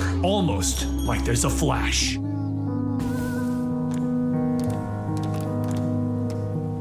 Once upon a time, they were the Teen Titans. They were more than just heroes. They were lifelong friends. A special spark held them together, and that was a rare thing. Every second they had together was a gift. And then it became a memory, and it faded. The memory of the team had been taken, ripped out of the history of this world. And only Wally West remembers those memories. Wally West is the fastest man alive. He used to be Kid Flash, but he's not a kid anymore, and everyone has forgotten that he existed. He looks down sadly at the photos that he knows that he was supposed to be in, only to see himself missing when someone shouts, "Who are you?" from behind him. He turns around to see Dick Grayson in his Nightwing costume. "Dick?" he asks, which shocks Nightwing. "How do you know my name?" And in response, he jumps in, trying to grab this intruder. Wally tells him to slow down, he isn't here to fight, but as Dick gets closer to him, a shock comes out of Wally's hand and it hits Dick. He screams out in pain, hitting the ground. "Did you just tase me? What the hell, Wally?" Then he stops. "Wally? I don't understand. I know your name, but I don't know how." Wally smiles and he puts his hand on Dick's shoulder. "I'll explain soon, but first, where are the Titans?" "Right here," Arsenal says as Wally looks around and notices that he's kind of surrounded. Hi guys. The Titans all open their attacks on Wally and he moves at speeds that he's known for, dodging all of them. Dick tries to tell the Titans to stop, but they're so focused on removing the intruder that they don't even hear him, and Wally quickly finds himself under a mental assault from Lilith. With an opening finally there, Arsenal hits Wally over the face, but that hit gave him the same shock that it gave to Dick. And he remembers. He remembers who Wally is. He remembers when he showed Wally his apartment. They talked about being sidekicks, and he offered Wally a beer. Then Donna jumps in on Wally, and he realizes what's going on. He stops moving, letting her connect with him, and the shock happens again. She remembers. She remembers Wally showing her fun, teaching her about pranks, and showing her water balloons. Lilith grabs him next, and once again he lets her, and the sparks fly, and she remembers. She remembers Wally holding her tight as she told him reading thoughts is overwhelming for her, and the two of them kissing. Garth also received a shock, remembering his desire to return to Atlantis, but Wally being the one to convince him to stay here with his friends. Everyone is shocked. It's Wally! It's Wally! Nightwing looks over at him with a smile. The first thing that I remembered wasn't that big of a deal, and he looks back on his memory of him and Wally stealing the Batmobile and going for a joyride. He turns to his friend and he tells him, "We miss you, Wally." And Wally is finally home. So Wally explains everything. That time was removed to weaken friendships and relationships, and that he was trapped in the Speed Force, but he got out thanks to Barry Allen. And that this new threat is here, and they need to be ready to stop it, because the Titans are going to figure out what's going on and how this happened together. He then holds up that picture that he was missing from, and he finds that he's back in the background finally, added to the timeline.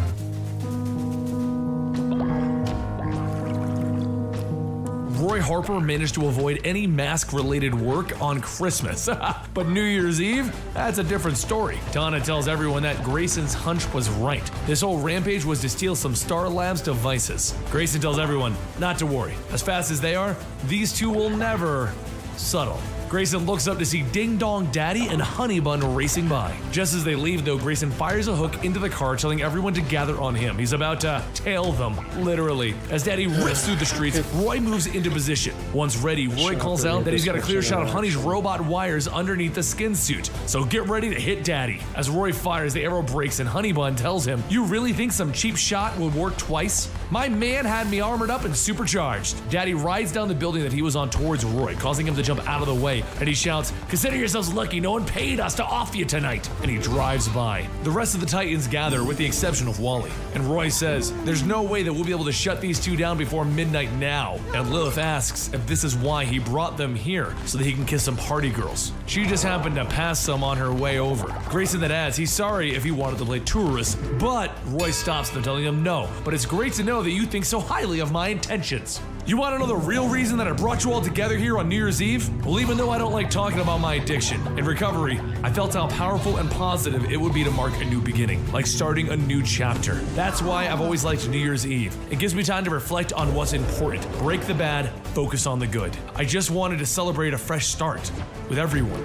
Lilith then apologizes if she pushed any buttons, but Grayson says, "That's it. We don't have to catch them, we just have to push their buttons." A little while later, Lilith catches up to Daddy and Honey and tells them, "Why are you leaving so early? How about we settle this over a race? If they win, the Titans won't come after them. That is, if he's not too scared." Daddy spins around and heads back, and Roy tells Grayson breaking into a car is not what he meant by fresh starts. He's trying to put this life behind him. Grayson tells him not to worry. If he wrecks it, he'll have Batman buy the owner a new car. So Roy pulls up next to Daddy, and Honey calls out that this will be a straight race. If they win, then they're cut loose. Lilith then does the countdown, and as she shouts go, the two cars speed down the street. Daddy pulls far ahead of Roy, and just before before the finish line, Donna and Garth jump in Daddy's way. The two grab the car and toss it aside. Honey flies out of the car as Daddy and it go crashing into the waters below. But just as Donna and Garth enjoy the sight, Honey pulls out a gun, and a second later is shot by an arrow and electrocuted. Roy tells her that she may have armored up, but she is still made out of metal, and it still conducts electricity. A little while later, Grayson tells Roy that he's sorry that he didn't get to see the ball drop with him, but Roy tells him it's fine. The new year wasn't the important part. It's the resolution on marking a new chapter together. Donna then gives Roy a kiss on the cheek, and Lilith says that he got that midnight kiss after all. Roy then says normally it's done on the lips, and Garth tries kissing him, asking, like this? Everyone begins to laugh, and Grayson remembers that he's going to be late.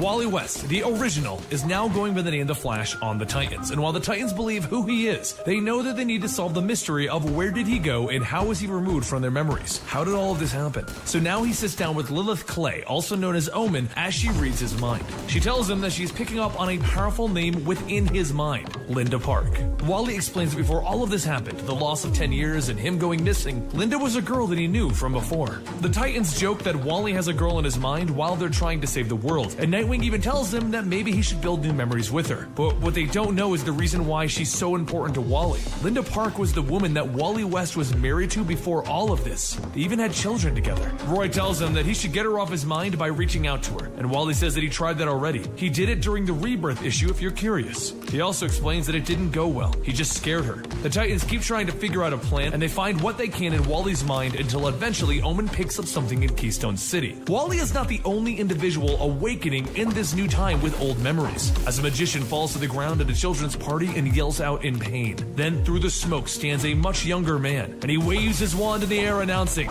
"I remember now, I'm Abracadabra, the greatest magician of all time, the man who made Wally West disappear. And for my next trick, I'm going to destroy him."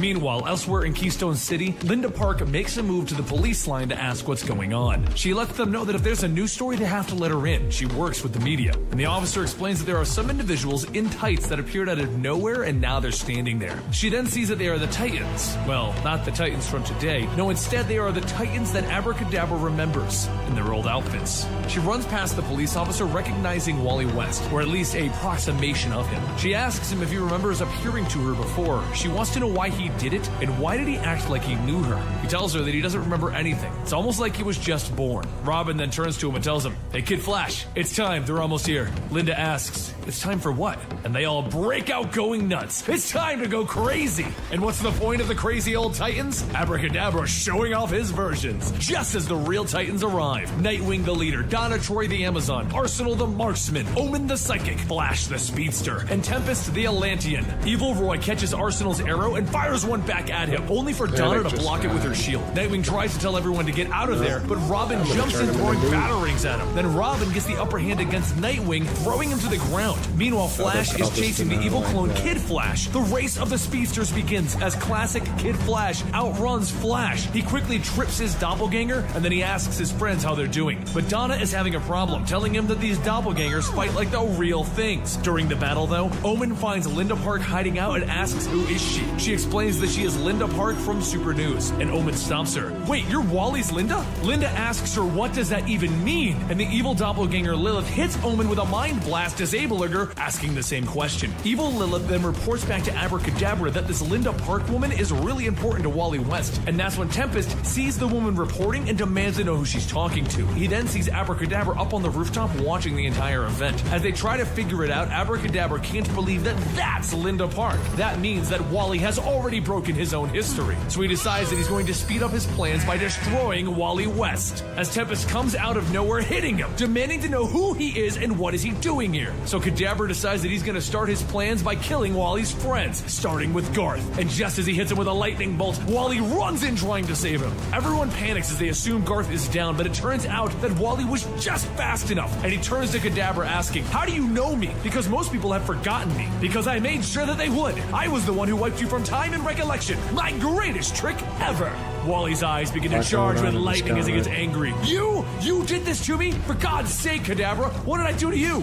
Thwarted me every single time. Nightwing jumps in asking if Wally needs a hand, but Kadabra isn't ready to fight them all and he teleports away. And with him, he teleports the fake Titans. Wally immediately wants to go down and talk to Linda, but Nightwing tells him to leave Omen there. She's a trained counselor and she can help. So Wally explains who Kadabra is. He's a techno mage from the future. He stole his tech and he came back to this time to get famous, but Wally has stopped him every chance that he can. But while they clean the mess up from the fight, two more individuals that were there with them on their recent adventures see them on the news. Mal and Karen. And Karen wants to help them, though Mal tells her not to bother Nightwing and his friends. Nightwing and the Titans head off to a pizza parlor where they sit down and they talk about this. Is this another situation of their past being altered? Is this the big threat that Wally was here to warn everyone about? But Nightwing says that it doesn't make any sense. Kadabra's a showman full of tricks. He's too selfish and spoiled to have edited the world. But while this is happening, Kadabra is telling his fake Titans that they need to do better. Back at the pizza parlor, Omen arrives and tells everyone that all the people back at the battleground are panicking, but she left Linda there with the EMTs. Thinking that this is his chance, Wally races off to find her and he stops right in front of her, scaring her again. He begins apologizing for startling her, and then he apologizes for what happened earlier, realizing that he was apologizing before he was even apologizing. And the only thing that Linda wants to know is, what's going on? What is he here to tell her? Because last time it was that they were apparently together and in a relationship. He explains that he's aware of a timeline that she doesn't know about. So she asks, what are you expecting? That I'm gonna fall into your arms? And he tells her, oh God, no. I'm sorry for scaring you and everything. They stand there awkwardly looking at each other, and Wally begins to walk away, telling her goodbye. She stops him, telling him an exclusive would make up for this. He comes back and begins to answer all of her questions, until out of nowhere, Kadabra appears behind them, kidnapping her. Then he instantly comes back, reminding Wally that he intends to destroy his life from start to finish. As Wally tries to grab him, stop him, anything, he tells him, you have 1 hour to find the girl, Flash, and poof, the magician is gone. Wally falls to his knees. He never should have come back. He's ruining lives, and now Linda's in trouble. Lilith appears, beginning to doubt herself. How could she not have seen this coming? It was a trap. She's a failure of a superhero, but Nightwing tells her not to worry. It's not anyone's fault they were played. So Lilith tries her best to tap into Kadabra's mind again and sees him in 3 locations. Nightwing tells the team that they have to hit all 3 at once. So Lilith throws the locations into everyone's heads and they run off to each spot. First up, Wally and Arsenal run to a high school where Arsenal sits awkwardly in Wally's arms, telling him, you can let me down now. He then flips the lights on and they don't see Linda. They see Robin and Kid Flash from the fake Titans. And without more than a few words, the group leaps into fight. Over at the Gallery for Art, Omen and Tempest arrive. And right away, Tempest is hit by one of Roy's arrows, and then Evil Donna jumps at Lilith. Over at the Key Mart, Nightwing and Donna begin to fight it out with Evil Lilith and Tempest. While everyone is fighting, Kadabra explains his plan to Linda. You see, he's amplified the power of the fake Titans so that the Titans separated can't beat them. Then he's going to stage a situation that will require Wally's fastest speed. And when he runs that fast, well, let's just say when a Flash runs at his top speed, poof, they're gone. Kadabra explains that Wally avoided that before by being anchored by the love of his life, Linda. But now you have no feelings for him. Well, bye-bye, Wally. And that's when he appears before Wally, telling him the horrible truth. The Titans have lost in each of the locations. Plus, here's Linda, about to be dropped into hot molten metals.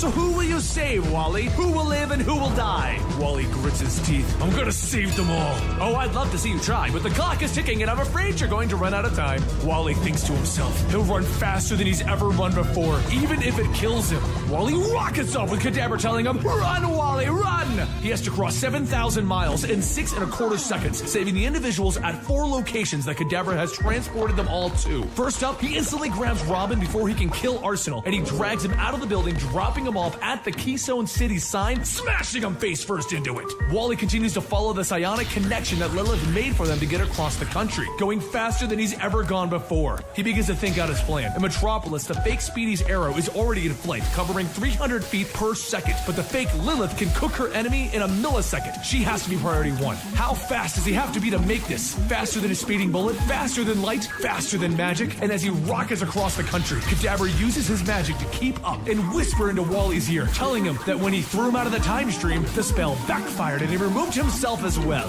But when Wally came back, he opened the doors. He brought back people who shouldn't be here. While Wally is debating what is happening, he zooms through the area where Donna and Nightwing are, and he cracks both the fake Lilith and the fake Garth across their faces, leaving Nightwing asking if that was even Wally. He doesn't even stop though, as he thinks to himself, 3 seconds left. I have to stop the arrows from the fake arsenal and get Linda off of her burning rope. But one thing that Kadabra didn't account for is that all of that time in the time stream did something to Wally. He's more in tune with the Speed Force than ever before, and he speeds faster than light as he catches the arrows and ties up the fake Donna and Roy, and he keeps going. He begins to see nothing but a blaring white light of speed as he thinks to himself, Gotham, Linda, run!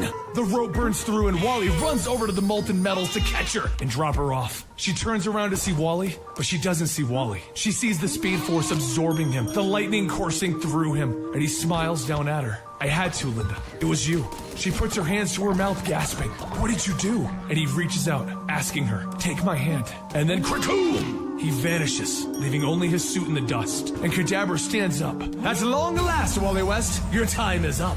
Linda gets up, demanding Kadabra bring him back, and she hits him across the face. Kadabra then pops all of the Titans back here so that he can brag that he won after Wally saved them. And they all try to do something to stop him, but he blocks everything, telling them, alas, I have seen the future, and the one who could have stopped me is off the playing field. I win, you lose. Meanwhile, within the Speed Force, Wally is sitting there with Linda. Not the real Linda, but the version from his mind, his past. She tells him that he has to go home. This isn't real. It's just in his mind. And he tells her that he wants to stay here. At least this version loves him. And the Linda in his mind tells him, maybe one day the other one will too, if you give her a chance. And Wally tells her, you're forgetting one thing. Even if I wanted to leave this place, I can't go back. There's nothing there to hold on to. Over with the Titans and Kadabra, Omen peeks into his mind, seeing potential futures and seeing everything that is happening. But that's when she sees that nothing is set in stone. She tells the Titans to attack. They can win this fight, and they begin to throw everything they have at Kadabra. But back in the Speed Force, the Linda there tells Wally that he needs to say it louder. He needs to focus on it.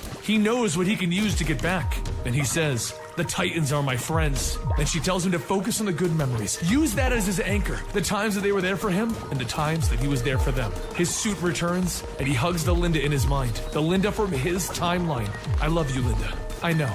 Goodbye. Run, Wally! Run! And in a crack, Wally runs out of the Speed Force and back into reality, hitting Kadabra. He looks at Wally. West? Impossible! You've undone my greatest trick! No, my friends did. They love me and nothing can keep us apart. Because love is real magic. The kind that you'll never understand. He then throws Kadabra into the open portal back into his own time stream. And everyone comes over to hug Wally, thankful that their friend is back. Wally explains that he threw Kadabra into the time stream to return him to the proper time that he's from. And then Wally goes over to Linda, and she tells him, do not involve me in this insanity again, but I do want that exclusive, so I'll be giving you a call. Everyone asks Lilith if she got something out of Kadabra's head, and she reveals that Kadabra may have affected Wally, but he didn't remove the 10 years from everyone's lives. That was way beyond his abilities. But when she was in his mind, she saw something that oddly stood out. A name, Manhattan. And while they're recouping, deciding where they're going to go next, an individual from their past is looking at them. An individual known as Slade Wilson, Deathstroke.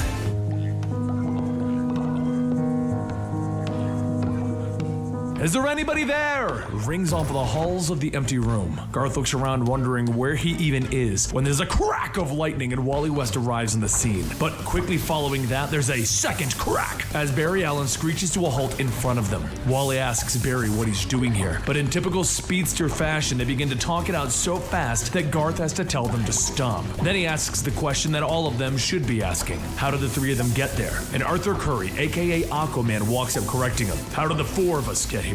Garth bows before his king, and then the four of them begin to put the situation together. While they don't know how they got here, they do know that it must have been something powerful, and communications between the Watchtower and Titan's Tower has been cut off for them. As they begin to discuss the situation, Nightwing overhears them and he jumps over a railing just as Aquaman is starting to take control of the situation. He explains that they need teamwork, cohesion, and he begins to turn to Barry. Flash, you and your protege should, but Garth stops him. You're the leader suddenly? I'm a founding member of the Justice League and the King of Atlantis. What's your question exactly? Garth defiantly talks to his king. Nightwing is the leader of the Titans, and Aquaman without flinching turns to him. No doubt, but where is he the king of exactly? Nightwing takes a moment to break the tension, telling the group that they need to work together, and then he tells the Flashes to run off and check the area. Aquaman isn't too pleased as he turns to him. Did you just take charge? Weren't you about to suggest that, sir? Both Barry and Wally run off, but what they find is the Princess of Themyscira pointing the blade of her sword at Donna Troy. It's Diana, also known as Wonder Woman, telling telling Donna that she does not trust her. But Donna wants to know what's the matter with Diana. She knows her. How can she turn on her like that? Everyone walks into the room wanting to know what's wrong with Diana, but she asks the more important question. How do any of us know who we really are? If someone can abduct us, couldn't they in theory replace us? And Batman agrees as he's leaning in the doorway of that room. First intelligent thing that anyone said.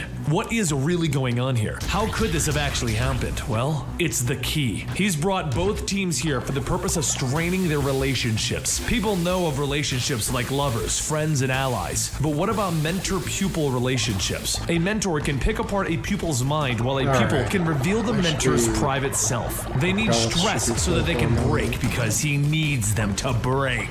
But back with our teams, Batman and Aquaman try to reach out to marine life in the area, but it doesn't work, which means they are either many miles away from the sea or they are shielded somehow. Batman then tells the Flashes to get back to their reconning, and as they race off, Wally turns to Barry. Looks like the pecking order just changed again, and Barry informs Wally that when Batman's in the room, it always changes. But before they can get going, Barry stops him. I want to apologize, Wally. So far you've been called my protege and my boy, but I don't consider you either. I consider you a Flash. The Justice League just isn't used to the Titans being grown up. Forget it, Barry. Even though I'm not your protege anymore, I am your legacy. And they both race off to check out the signs of the building. Back with the rest of the team, Donna approaches Diana to ask her why she's treating her like this. Is she being punished or something? And Diana tells her that it's not that. They just can't trust each other right now. No one can until this is resolved. But Donna presses on. It's more than that. You've been distant for a while. You're so cold towards me. And Diana shrugs it off and walks away. It's nothing. I can't trust anyone in here. Just get over yourself. But while this is happening, Nightwing and Batman are watching. This isn't gonna work, Batman. We need to work as a team. This isn't a team. Until we know what's going on, I can't trust anyone. So do as I say. And then Batman begins to walk away from Nightwing. That's not going to work for you. For getting us out alive. So Nightwing does decide to take charge, and he points out the obvious. Look, they took the lasso off of Wonder Woman, which means we can't use it to find out the truth about any of us. But they did leave us the weapons. Why?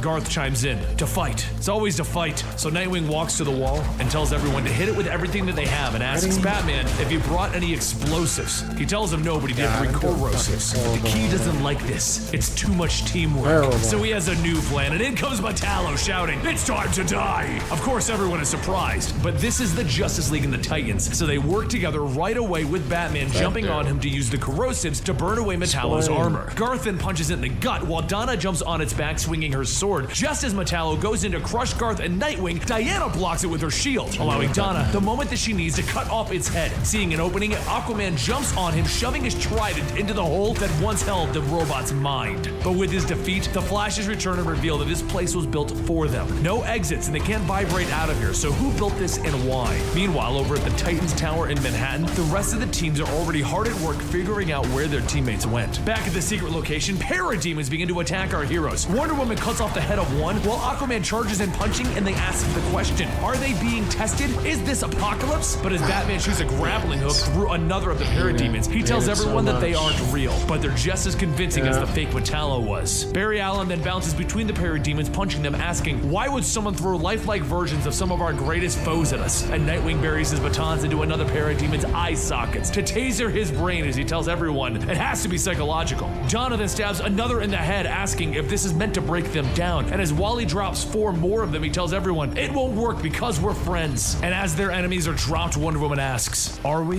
Aquaman agrees, and then Flash asks, why are we starting this again? And Aquaman points at Wally. You want an example? A few months ago, none of us knew that Wally even existed. Not even you, Flash. Flash grits his teeth, staring at Aquaman stone cold. I do now, Arthur, and you better watch what you're implying. Arthur snaps back. I'm just presenting an example. And Garth steps up to his king. Wally, Donna, Nightwing, and I are friends. This is the foundation of the Titans. We know each other. Aquaman retorts, we are friends as well. But Wally asks, are you? You're allies, comrades, but hasn't the League been founded on mutual respect and combined strength? Can you call yourselves friends in the way that we do? Batman stops him there. That's immaterial. There are 4 other relationships here. Nightwing confirms that. There are 4 mentor-proteges here. The idea that makes Donna snap, though, pointing at Diana. Not all of us. We're not as close as the other 6. Not with the way you've been treating me today. I'm hurt by the way you acted. Garth grabs her, stopping her, but at that moment, Batman is fiddling with the parademon's goggles, and he reveals something. shielding. His cowl reveals 8 heat signatures, but the parademon goggles reveals that there are only 7 organics. Donna Troy's not human. Everyone turns to her and Batman shouts, "Restrain her!" Only to see Diana standing between them. This is Donna Troy, and she is not an organic in the way that the gadget can see. Then with pain in her eyes, she turns to Donna. "I'm sorry, but I didn't want you to know this way. But you have to before they all turn on you." Donna Troy is not an organic human. She is clay brought to life with magical powers. She is a weapon that was created to destroy me. We prevented that destiny and gave her false memories so that she could live a stable life. You were made to believe that you were a human child orphaned and rescued by me. This stopped you from becoming a weapon, allowing you to become a hero, a titan. Then Diana looks down, unable to face Donna. "I'm sorry." Donna falls to her knees, the tears in her eyes, screaming, "No!" And back in the Key's control room, his readings are going off of the charts as the sorrow from Donna is what he needed. The bond is broken, and he now has the power to bring back whoever is the mastermind behind the Key's plan. But there's another effect from the strength of Donna's sorrow. Lilith is able to sense her friend in distress through the shielding as she tells the remaining League and Titans where their friends are. Back in the room, the rest of the Titans run to Donna's aid, and all 3 of her friends wanting to console her, telling her that none of this matters. She is their friend. She is with them. She's a Titan. Key begins to panic because her sudden surge of sorrow is being calmed by her friends. He didn't get enough to free whoever is behind this. And at that exact moment, Batman, using the parademon goggles, sees the surge of power coming from the Key's control room. So with the strength of the League and the Titans, they break the walls down, revealing the mastermind behind this, the Key. But at that moment, a boom tube is also opened and the rest of the League and the Titans arrive to aid their teams. Realizing that he's lost, the Key opens a door and he jumps through it, escaping before Superman can grab him. The teams all return to the Titans Tower, where they go over what actually happened. No one knows what the Key was doing or who he was doing it for, but Batman tells Nightwing to console Donna, and Nightwing assures him it's what the Titans do. Meanwhile, inside, Diana apologizes again to Donna. She was doing what she thought was best, but the Key is actually stuck in between the dimensions, between the doors, telling whoever is stuck in there with him that he can make it work next time. He can do this! But whoever was behind it obviously isn't too happy, as the doors shut and we see him screaming.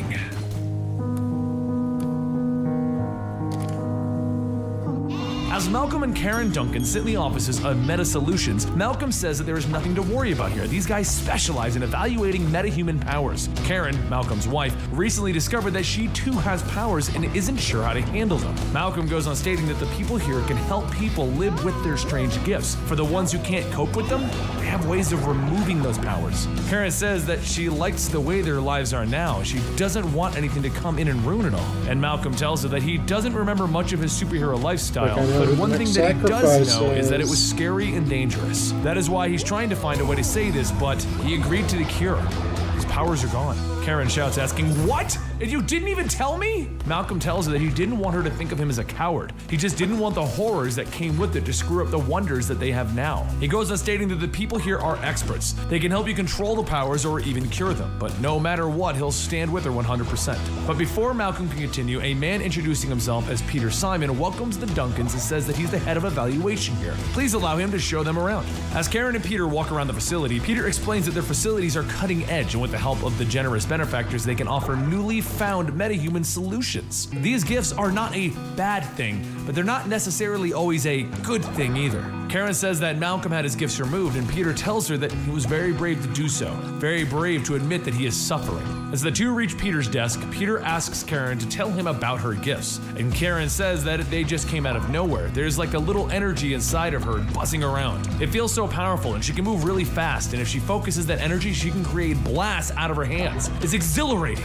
but it can also be scary trying to control it. Peter says that they can teach her to control them. She doesn't have to remove those powers. Peter then leads Karen to another room, asking her if they should just start with the evaluation and measure the parameters. With these biometric exosuits, they can measure and calibrate individuals' meta range. Karen says that she's not too sure what about Malcolm, and Peter tells her that it'll be fine. He's in the waiting room enjoying the latest glossy magazine. The reception staff makes excellent coffee. Over in the waiting room, Malcolm sits reading and drinking coffee when he notices a large man flirting with the receptionist. But the large man isn't just anyone. It's Mammoth, and Malcolm has faced him once before, all the way back in Titans Hunter. Malcolm gets up running out of the building in terror, asking, "What are you doing here? Standing there like you belong here? Oh God, what have I done?" Meanwhile, over at the Titan's tower, Garth and Lilith train when suddenly Lilith gets a powerful psionic flash. Garth quickly catches her before she can fall and he asks what's wrong. Lilith tells him that it's Malcolm Duncan. He's here in New York and he's in real trouble. He's terrified. Within moments, Dick and the rest of the Titans head down towards Manhattan and they ask Malcolm what's going on. And in a panic, Malcolm runs up to Dick telling him, "It's Meta Solutions! Karen's in there and I left her and Mammoth is in there. The monster is in there." Donna says that the Justice League just took down Mammoth and his cronies a few weeks back. Their name was the Fearsome Five. Roy then says that the file is closed, and Dick leads everyone aside telling them, so it's not so closed after all. As the team runs aside, they look around asking what kind of a place is this, and suddenly Karen shoots by shouting to everyone, "Hey, you're just in time, look, isn't this great?" as she shows off her new abilities. With everyone prepared to fight, Dick then asks Karen, "What are you doing at the Fearsome Five?" And Karen says that he's got the wrong idea. Mr. Simon works here, and these are his associates. Look at how she can fly now. Wait, what happened to your face? Simon steps forward, stating that he can explain all of this. There's no need for a conflict. Besides, the Titans would certainly wipe the floor with them anyway. He then points back to the others, saying that, like Mr. Duncan, his associates have given up their metahuman abilities. There's nothing fearsome about them anymore. Garth motions to Mammoth, saying that the last time that they met, things didn't go so well. Karen turns back, asking if he's the one who hurt Malcolm, and Mammoth bitterly regrets the pain that he caused Malcolm. He can assure them that he is a changed man. Simon then says to prove it, allow Omen here to read his mind to prove that they are telling the truth. Lilith does a quick scan and says actually she's getting a clean reading. He is telling the truth. Simon goes on stating that they've all put their gifts to ill use and they've seen the error of their ways and Meta Solutions has offered them a chance of redemption. The individuals here known as Shimmer, Mammoth, and Jinx have all taken the cure. As for myself and Gizmo, we now use our gifts for a positive application. Karen storms out shouting that she will have no part of anything involving these people. Simon tells her to wait, but Dick stops him, telling him that's enough. She wants to leave, so we're gonna take her out of here. And Garth asks, without punching anyone? That's disappointing. Simon tells Karen that he urges her to keep her upcoming appointment tomorrow. Meta can't help her. Later over in the Titan's tower, Malcolm tells Karen that if he had known, and Karen stops him, telling him that she doesn't know who to be more annoyed with, herself, that Simon guy, or you people, pointing at Roy. Roy says, "Come on!" And Karen stands up shouting, "That was an amazing experience. For the first time with that suit, I felt like I could control my powers. I could fly, I could move, I could channel that sting. And they turned out to be supervillains?" Lilith says that they were supervillains. Simon's explanation was very credible. But as Malcolm and Karen discuss what's going to happen next, Dick tells everyone that they should go into the next room and talk about this. As everyone sits down, Wally asks Lilith what's her read on everything, and she tells them that Simon seems truthful. There's no hint of deception or friction, and then again, Simon is a high-grade psychic, more powerful than her perhaps. Roy tells everyone that Lilith is right. People can't change. They claw themselves out of bad places and they set themselves right again. Hell, he should know. Back with his addiction, he sunk really low, and he works real hard not to slip like that again. He's all for giving people a second chance, but no one reforms that fast. For him, it took years of work, and just weeks ago, the Fearsome Five was going toe-to-toe with the Justice League. There's no way that they could have turned into good guys that quick. Garth slams his fist on the table, stating that he's convinced. It's time to go back and punch them. And Dick shouts, "Garth!" Wally says, how about they do a little fact-checking before Karen decides to go back. He runs over to Dick, throwing his arm around him, and he asks, "How would you feel about being the brave and the bold?" As the night begins to set in, Dick and Wally head back over to the Meta Solutions building, and Wally gets to work running in and disabling the security systems. Dick makes his way in, and Wally runs back asking, "What kept you?" As the two make their way to the control room, Dick tries to report back, but Donna tells him that the comms are breaking up. Dick tells Wally that it's probably because of the thickness of the walls. At least they should try to see what they can find. The giant computer lights up, and as Dick begins to read it, Wally says that some of the client lists that they have here. He then starts to read quickly through them and notices the name Tyler Went. Dick asks who that is, and Wally tells him that he was a guy that him, Roy, and Donna took down a few days ago. The police said that he had no priors in his past, and now suddenly he has these crazy powers. How could he have gotten them? So Dick brings up the obvious question. Meta gave him powers? And Wally tells him that it's possible. If Meta can take away powers, maybe they can deal them too. Back at the Titan's tower, everyone sits down waiting for a response from Dick and Wally, and Lilith says that she's not sensing any disturbances, but it is possible that Simon is blocking them if there is trouble. Roy runs out to the living room and he tells Malcolm and Karen that they'll be back. It's probably nothing, but they're gonna go check up on their friends. Just hang back until they return. As Roy leaves, Karen says that she doesn't like this, and Malcolm tells her that Roy seemed very confident. They are Titans after all. He'll just make them some coffee. And as Malcolm leaves, Karen looks over at her biosuit.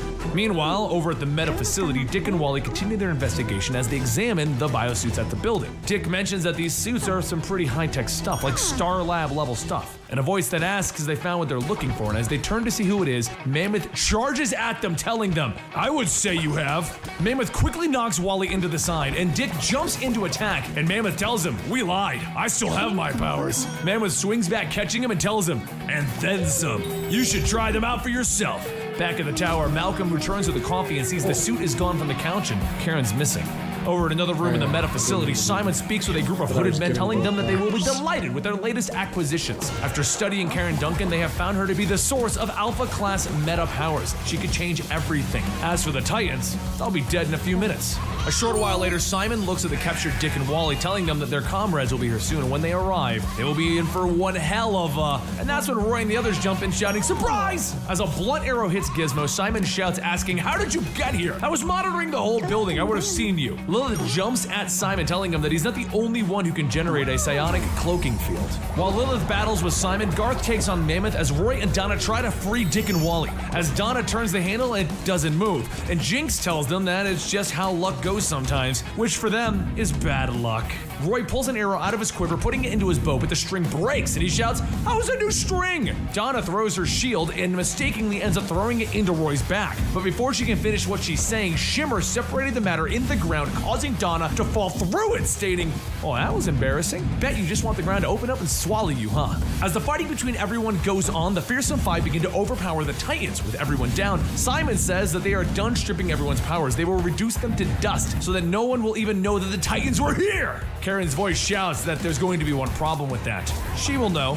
Now who's first? Simon laughs, stating that she gets full marks for bravado, but they have easily taken down the Titans, so what can an amateur do to them? Lilith tries to tell Karen not to do this, but Karen grits her teeth, telling her, "I got this."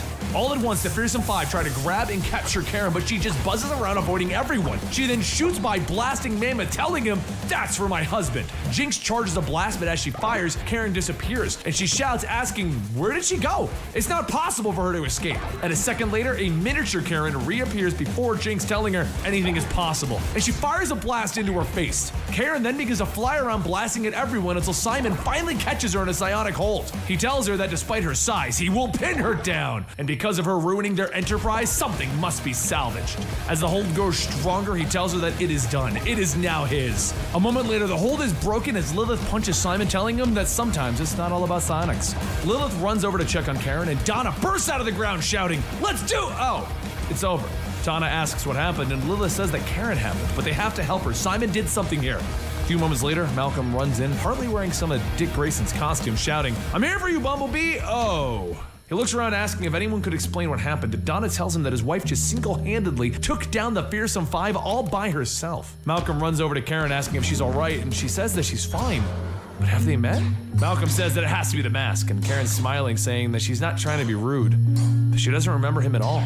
The following morning at the Titan's tower, Roy asks how she is, and Lilith says that physically she's fine, but Simon took something from her. The engram that he removed from her ripped a chunk of her identity away.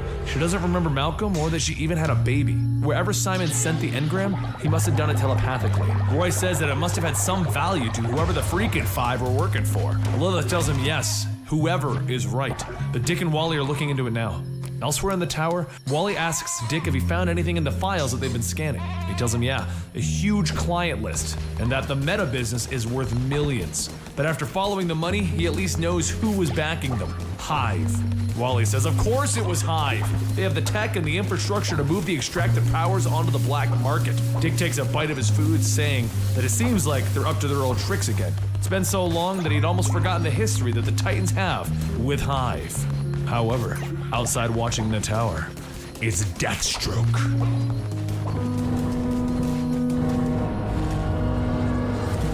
In the center of the city, Ravager has defeated all of the Titans and has pinned Robin to the ground. Donna yells out that Ravager is so fast he's unstoppable, and he sneers, telling her, "That's right, I've made me faster, stronger. Now nothing can stop the Ravager. I'm practically invincible." But as he's gloating, he reels back in pain, and the Titans watch him hit the ground. Omen yells out that it's his heart. His heart is failing, and as he dies, there on the streets, Deathstroke comes running out of the woodwork, calling out for Grant. He runs over to Ravager, holding him in his arms, asking, "What did you do?"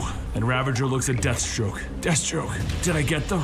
Did I kill the Titans?" And as he dies, Deathstroke holds him close. "Yes, you got them all." He picks up his son in his arms and he tells the Titans, "My son died here because of you, and someday soon, you'll all pay for that." Which now brings us to the current day with Deathstroke waking up out of costume from a surgery in which his eyesight was restored. That's the recent storyline for Deathstroke. He was rendered blind, and now that's been resolved. Wintergreen tells him that his daughter Rose is in stable condition, and Jericho is in rehab, but Grant is still dead. Deathstroke looks at Wintergreen and he tells him, "You kept calling out Grant in your sleep."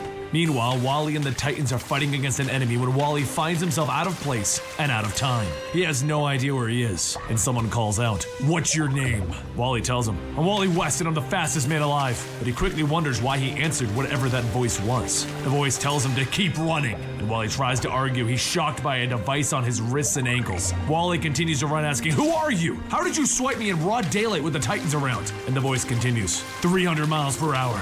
Wally thinks about it. "I know that voice. It's Deathstroke. He kidnapped me." And Deathstroke asks him, "Tell me about the Titans." Wally continues, "The Titans were formed in secret to prove to our mentors that stop making me do that." And Deathstroke tells him, 500 miles an hour. "You vanished. Where have you been? Abracadabra threw me into the time stream, but you came back.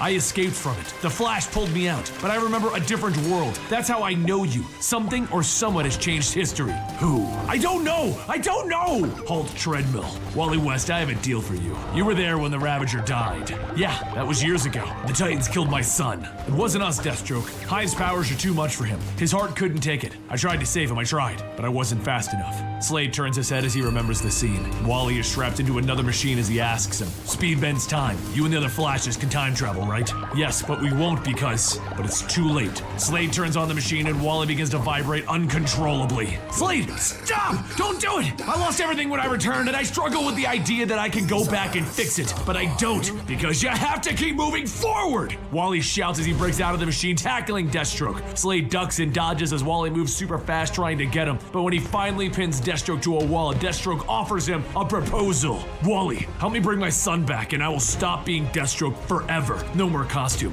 no more contracts, no more killing. Save one life and you save thousands." Wally's eyes go wide as he considers the offer, but then he turns away. "I'm sorry, Slade. I can't do that." Slade pushes a button. "I figured. That's why I have a backup plan." And behind the wall is the younger Wally West that was created in this new timeline. And he yells at the original Wally, "Your name's Wally West? How can you be Wally West when I'm Wally West?" Now, to attempt to keep things from getting confusing, we're going to refer to the original Wally West as Flash from this point on. The new Wally West will be Wally West. And for a short version of why there are two Wally Wests, well, one was introduced as a replacement during the New 52, but the original Wally West was recently brought back in the DC Rebirth. They're actually making this a plot point in DC Rebirth, as you can see. But if you're interested in his return, I will link DC Rebirth down below. Flash turns to Wally. "Do not trust this man, he's Deathstroke." And Deathstroke responds by shocking Flash and knocking him out. He then removes his helmet, telling Wally that together they can fix what's broken. He just has to trust him. This is all to bring back his son and stop the villain known as Deathstroke. Let him be Slade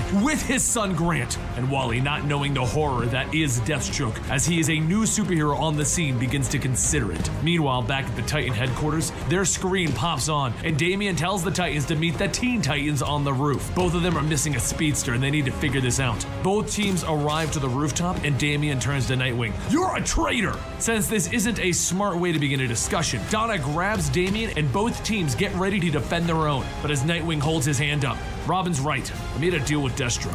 Let's not fight." I promise I'll explain it later, but first we need to figure this out. If Deathstroke has both of our speedsters, time is the key. Back with Deathstroke, he asks Wally to run with him, allow him to show him his history. He brings Wally to the hospital bed that Rose, his daughter, is in, to the rehab center that his son Joseph is in, and to the grave of his son Grant. He explains that it started with Grant, man. but if they can save Grant, they can save Slade's family. And if out. Wally agrees to help, it'll end Deathstroke forever. But Deathstroke Well, see you informs him, sometime you soon. already did when you ran with me, Wally. You've already Definitely need helped to me. get some rest. Meanwhile, the Teen Titans and the Titans move forward Sleep's because of a tracker very that Damian important. placed onto Wally. The Teen Titans were a little weirded out to discover that Damian has trackers in all of them, but it apparently has now paid off. As they enter the hideout, they find the Flash unconscious, and they wake him up. As he wakes up, he shouts, "We have no time! We have to stop Slade!" And that's when Slade runs into the room with a Coca-Coom! He informs them as he stands in front of a defeated Wally that the Speed Force is now coursing through his Icon suit. I have all the time in the world.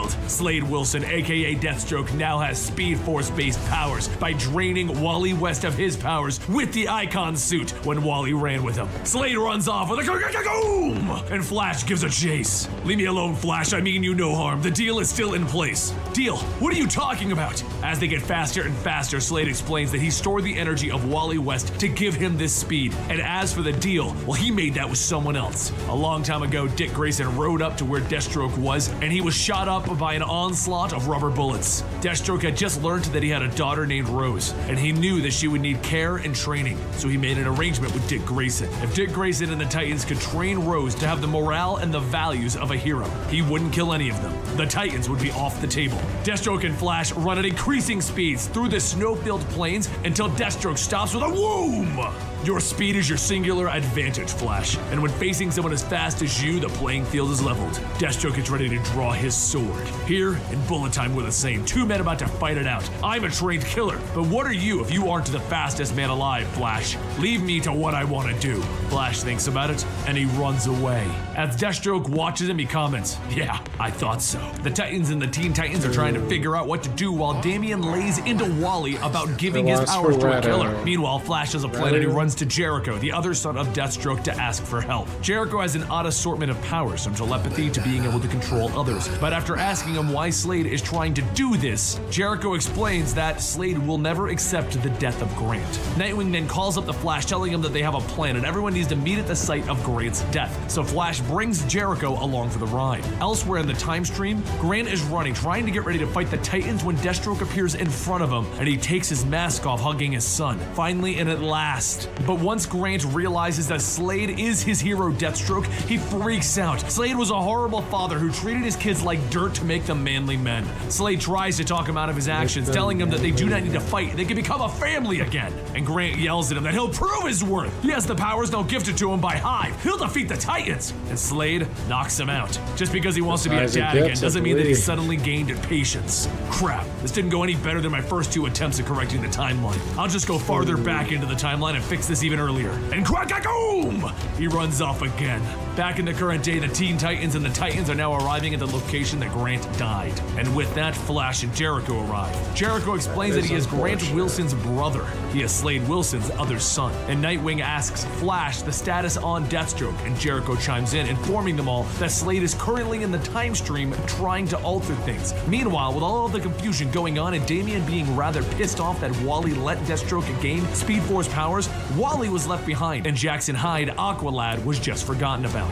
Wally tries to call up Barry to get him involved and ask for help, but he ends up just getting his voicemail. He stands there defeated, having given up his powers and possibly doomed the entire universe to a trained assassin running through the time stream, and Jackson Hyde blocks the water from raining on him before apologizing for being chatty. This is his first Universal Crisis. Back with the teams using the powers of the Flash and Jericho, they begin to link everyone together and they create a time vortex running through time, hoping to warn their younger selves of the conflict and not alter things too heavily. As the lightning of the Speed Force and time travel course through the sky, the Titans and the Teen Titans meet the original Teen Titans, the younger versions of the Titans. Nightwing warns their younger selves that they are friends and they are trying to stop a killer. But this original team doesn't know about Deathstroke yet, and that's when Damian steps forward. He pushes Nightwing aside, asking the original Robin where Ravager went. They need to find him first. Robin tells him that Ravager vanished and they were about to give chase. Damian tells him, "We'll help." and then he slaps the original Kid Flash in the chest, stopping his heart. Flash of the current day begins to see himself fading out of existence as his younger self is dying. But Flash of the future realizes exactly what Damian is doing. He just cut off the Speed Force connection to Wally West and the new Wally West, which in turn cuts off Deathstroke's connection to the Speed Force. Damian starts to hurl flashbangs at the original Titans to get them off of the case, explaining that the Stone Palm technique will stop Wally West's heart temporarily. And at that moment, as Slade is once again trying to convince Grant to give up his powers, the time stream begins to fade before his eyes, and he slips back into the Speed Force, yelling,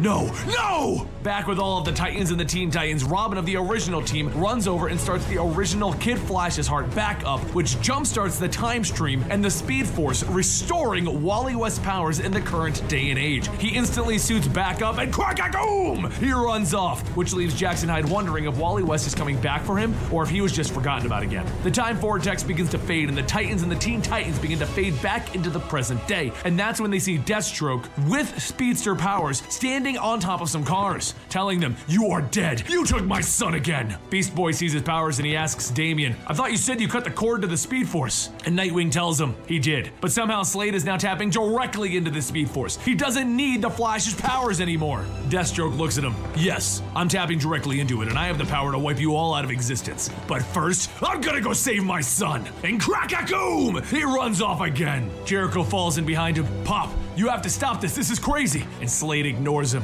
"I can feel it. The power that the speedsters tap directly into. It's like nothing that I've ever felt before." Jericho tries to warn him. "Pop, you're approaching light speed." But it's too late. Deathstroke is running faster than Jericho can keep up with as he shouts, "I will save Grant! Crack-a-boom!" Back at the current timeline, Flash tells everyone that it's over. Deathstroke has entered the Speed Force, and when you enter it, there's no returning. It's the afterlife for a speedster.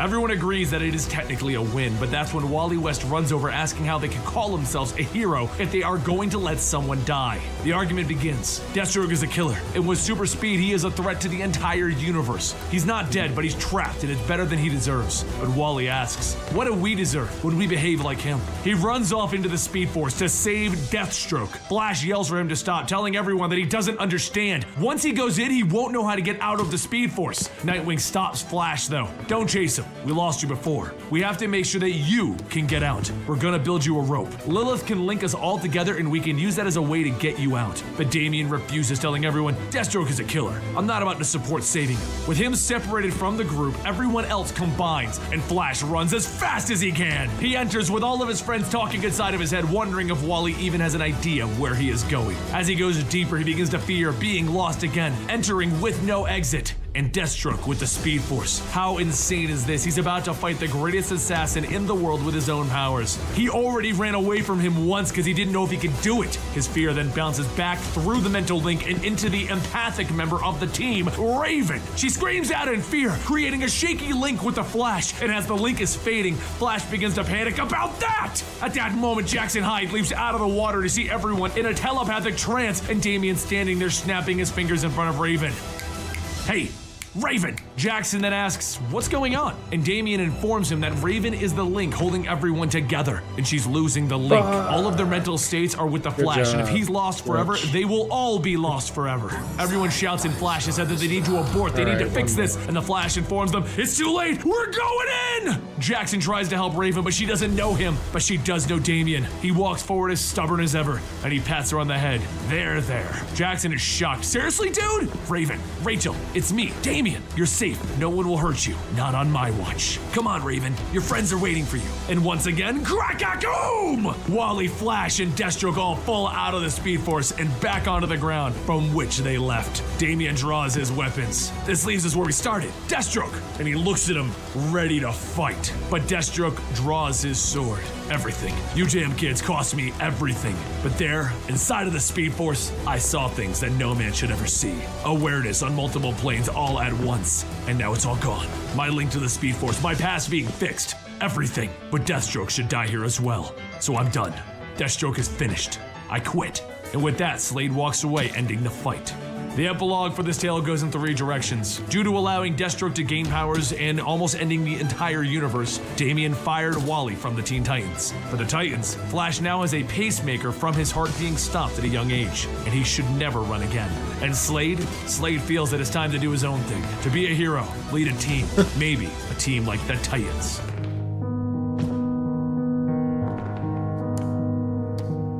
At the Rikers Island Correctional Facility in New York, Lilith Clay visits a particular inmate to shed some light on Karen Duncan's missing memories. The man that she has come to see was the man who had stole those memories, Simon. As Lilith sits down, she says that they're in a psi-dampened chamber, so anything that they say here will not go out to any of his friends, and he smiles, telling her telepathically that she looks a bit strained.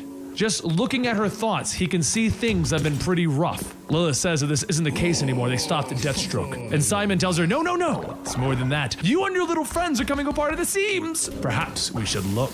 Images of Donna appears, and he says that she's worried about her. Donna having just found out that her life was all a lie, a magical construct engineered as a counteract to Wonder Woman. There's more than that, though. The boy, Roy, has taken a liking to Donna, and he's having a hard time telling her how he feels. Then there's her and the one called Garth. They two share an intimate moment. Oh my.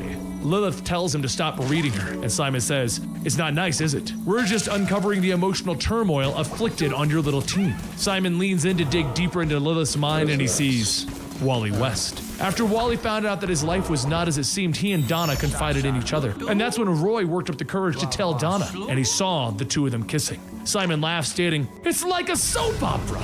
And you, Karen's memory engram. Who did they send it to? And Simon tells her Mrs. Duncan's mind simply contained valuable things that Hive can use, and she cannot manipulate his mind. She can barely manage the minds of her teammates. That's when Simon speaks, stating, "It's all gonna fall apart, and you know that. That's why you're called Omen, right?" She begins to tell him that it's her code name, and Simon stops her, telling her, "No, you're an Omen, a warning. The question is, what are you an omen of?" Lilith tries to say that she doesn't, but Simon cuts her off, telling her to think. She has a specific warning, and that's why she exists. Suddenly, though, Simon's tone changes, one of concern, and he says, "For a long time now, I've had a premonition that there's a threat coming, a terrible darkness, and you are an early warning of that danger. However, I was wrong in when it was coming because it's already here. It has been for a long time. And as warnings go, you have come far too late." Lilith tells him that these are all just mind games, a cruel attempt to destabilize her. But before she can finish, Simon slams his fist on the table, shouting, "You're deluded! Everything you need to know is right there in your mind, and you refuse to see it." Lilith says that they're done here, and she gets up to leave, and that's when Simon goes on. He yells, "You need to take a look. A long, hard look, and you'll see that I'm right. The darkness is already here. You must look deep into your mind." She stops in place, seeing something, and then sees an image of the Titans, defeated. And Simon's voice rings out, telling her that one of them isn't who they seem. One of them will betray the others. The images fade, and then Lilith looks back at Simon, and he tells her she already knows who it is. Lilith smiles and says, "Alton Laboratories," and Simon asks, "Wait, what?" She goes on telling him that she may seem less powerful than him, but her techniques are more subtle. She has given him scraps about her friends and personal troubles to keep him occupied. In doing so, she was able to take what she wanted. Hive is holding Karen's memory engram at Alton Laboratories. Simon gets up shouting, "You are very clever indeed, but you are still no match for my powers. No one will hear you scream when I burn your brain." With a powerful psychic blast, Lilith knocks Simon to the ground, breaking him from his cuffs, telling him that the thing about her being less powerful, well, that was a lie. And so, the Titans set out to search for Karen's memories, but all the while, Lilith questions who will betray them. Who is it that she can truly trust? Later at Alton Laboratories, the Titans begin beating down the Hive agents, and a scientist walks out during the fight asking, "So, what seems to be the problem here?" Dick Grayson tells him that they're here for Karen's memory engram, and the scientist says that he doesn't know what they're talking about. It's a government facility. Lilith says that he's lying. He's Hive. They're all Hive. The soldiers that they just spent the last 10 minutes hitting are all dressed in Hive combat gear, and the scientist looks around and says, "Oops, guess we're busted then." So Dick asks him, "Where's the engram?" Karen shouts that if he didn't notice, there's 7 of them and 1 of him, and the scientist says, "Oh dear, I am outnumbered. Hive mind." The computer responds, "Yes, Mr. Binder." And Binder tells it, "Engage endgame protocol. I would like body multiplication, laser manifestors, and concussion waves." The computer says bestowed, and Binder splits into 4 people, all with the powers that he just asked for. Everything happens so fast. However, for Wally, the Flash, he easily dodges these attacks. The problem is, though, that not only can Binder upload powers, but he can switch them on the fly, seemingly countering everything that they throw at him. After a psychic attack leaves Karen stunned, Wally runs through grabbing her, but he knows running could be a bad thing. He has a pacemaker ever since the Deathstroke incident. His heart has become weak. Too much stress and exertion could mean no more Wally West. He thinks that he promised everyone that he would take it easy even after they suggested that he stand down until they get this all sorted out. But they're just worried about him. How can he stop being the Flash? How does he stop doing the thing that makes him, well, him? Across the room, Roy pins down one of the clones and he fires a thermal-charged arrow into an already flaming clone, causing him to explode. As he's knocked away, Donna runs over to help him and then asks if he's seen Wally. Roy tells her that he's pretty sure that he's okay. He said that he could handle this, and Donna asks, why do you sound so callous? But before he can even finish, another of the clones knocks both of them to the ground and asks, I thought Simon said the Titans were good. On the other side, Garth rushes over to Lilith to help her up and she tells him that she adores him, but he can't just ditch everyone because he's worried about her. She wants this. But doing this could change the team dynamic, leaving the others to make him a weak link and leave them. Just as Lilith says vulnerable, the 3 other clones close in on the first 2. However, just before that can happen, Wally gets up with a pain in his chest, looking around. Everything around him is frozen, like someone pressed the pause button on the entire world. This has to be his heart. The Speed Force is flickering in ways that it's never done before. A split second later, one of the clones pulls back after his attack, stating that he figured that there would be some organic residue. Wally then places Lilith, Garth, and Karen down, and Lilith asks what just happened. And Garth says, you just overtaxed yourself again, didn't you, Wally? Wally tells them not to worry about it, and then Lilith pushes the subject, and Wally says, just leave it. We don't have time for this. As the 4 head back into battle, Lilith psychically tells Garth that he's hiding something, and right now she needs to trust him. She goes on stating that she'll explain all of this later, but she knows that someone is going to betray the team. Garth then releases an energy blast from his eyes, stopping one of the clones, and the others return fire, blasting him away. But then what happens next is time stops again. Wally tells himself that he needs to remain calm, regain control, but since everything's frozen, hey, might as well take advantage of it. He runs forward, punching one of the remaining clones, and then time begins to start up again. And Karen says, good lord, how did you do that? And Wally says, well, I'm the Flash, as in quick as. And Karen tells him, yeah, but I didn't even see a blur. Once everyone is tied up, Dick goes through the lab's computer to look for Karen's engram, which he can clearly see is not there. What he did find, though, was that it was removed just before they arrived, which means Hive was ready for them. The only way that could have happened is if one of them leaked the information. So how did Simon turn Lilith against the Titans?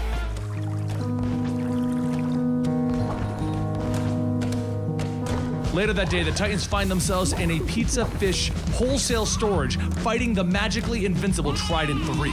But no matter what the Titans do, their attacks have no effect on the Atlantean girls. The 3 shout to Garth, telling him that they love him. He should just return to the ocean with them. And Lilith asks, so they're in love with you? And Garth tells her, no, well, maybe. I trained with them in the Silent School years ago. And Lilith says, wait, the Atlantean College of Magic, were you? But Garth stops her, telling her, yes, a student for a while. But those 3 were expelled for abuse of the craft. However, there are things that led up to this fight, namely an incident that occurred 8 hours prior. At the Titans Tower, Dick Grayson brought up the discussion that Lilith could be, in fact, a Hive spy. Garth begins to get visibly angry about that thought, and he tells Dick Grayson that he needs to choose his next words very carefully. He was the one who kept the Lazarus contract with Deathstroke a secret, but before Dick could even argue back, Lilith breaks to the 2 of them, telling them, look, we think that Simon may have gotten into you, and yes, that is possible. However, one thing in the interview that he mentioned was that one of them would betray the team. While everyone begins to argue over who withheld that information, Wally steps up, telling everyone, come on guys, all of this fighting is going to give me a heart attack.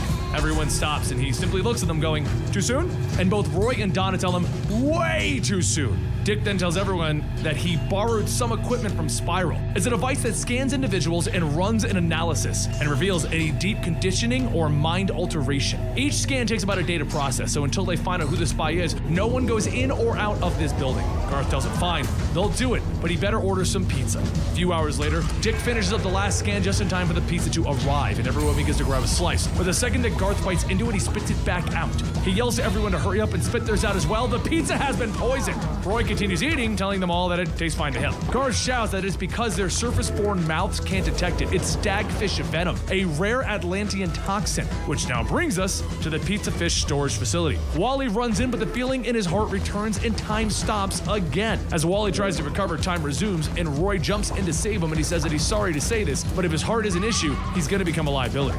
Wally says that he's fine, but Roy tells him whatever. Guess that's how you like it, right? Playing things pretty fast, just like Donna. Wally tells him that he can explain, and Roy turns back shouting, I knew you liked her! What happened? The brush with morality made you think that you can just grab whatever the hell you want now? For those of you guys not tracking the situation, Roy has a crush on Donna, but he walked in on Wally and Donna kissing. Problem is, Wally's trying to get back with Linda because the timeline erased the fact that he was married to Linda Park. So, we just have more drama over here in the Titans Tower. The two lunge at each other, and Donna grabs both of them, telling them to stop. Are they really fighting over her? She then throws the two of them, stating that she really doesn't need this crap. She has enough going on just trying to figure out what she is anymore. Wally reaches out to her, telling her to wait, but Donna tells them that they need to get their acts together. They have bad people to stop here. After watching that, Lilith begins to think that this is what Simon said, they're fragmenting. What if she is the traitor? In an earlier video, we discovered that there's actually someone within the Titans who's going to be betraying them soon. The current running theory is that what if it's Lilith, because she interrogated an individual named Simon who can tap into her mind and make her think things or alter the way that she's thinking. In theory, she's more powerful than Simon, but what if he got in? Garth knocks one of the girls away, telling her that they all have their secrets, himself included. There are two things that he hasn't shared. One is that he loves her, and reluctantly, they now all reveal to the others. So everyone can get behind him so that they can deal with these problems back home. Garth then begins to gather energy, stating that it's been a while since he studied at the silent school, and it cost him someone dear, so he turned his back on it. However, he's never forgotten the lessons, and he swore to never do this again. He then releases energy into a massive and magical attack, taking down the Trident 3. Garth turns to walk out, stating that they all now know his secrets. Summon the authorities. They're going to need specialists to imprison the Atlantean women safely, to administer the antitoxin. Later that night, Dick gathers everyone to go over the results, and notices that Lilith isn't among them. Back on Rikers Island, Lilith now sits with Simon, the individual that was patching into her brain, telling him that she wants more information. Simon tells her that there is a darkness upon them. She is the omen of it. Right, the girl Clay will unleash there. Destruction, and Hive is the only ones who can save it. Over at the tower, Dick gets ready to go over the results with everyone when he starts to read the results for himself, and he sees that someone has been manipulated. Himself.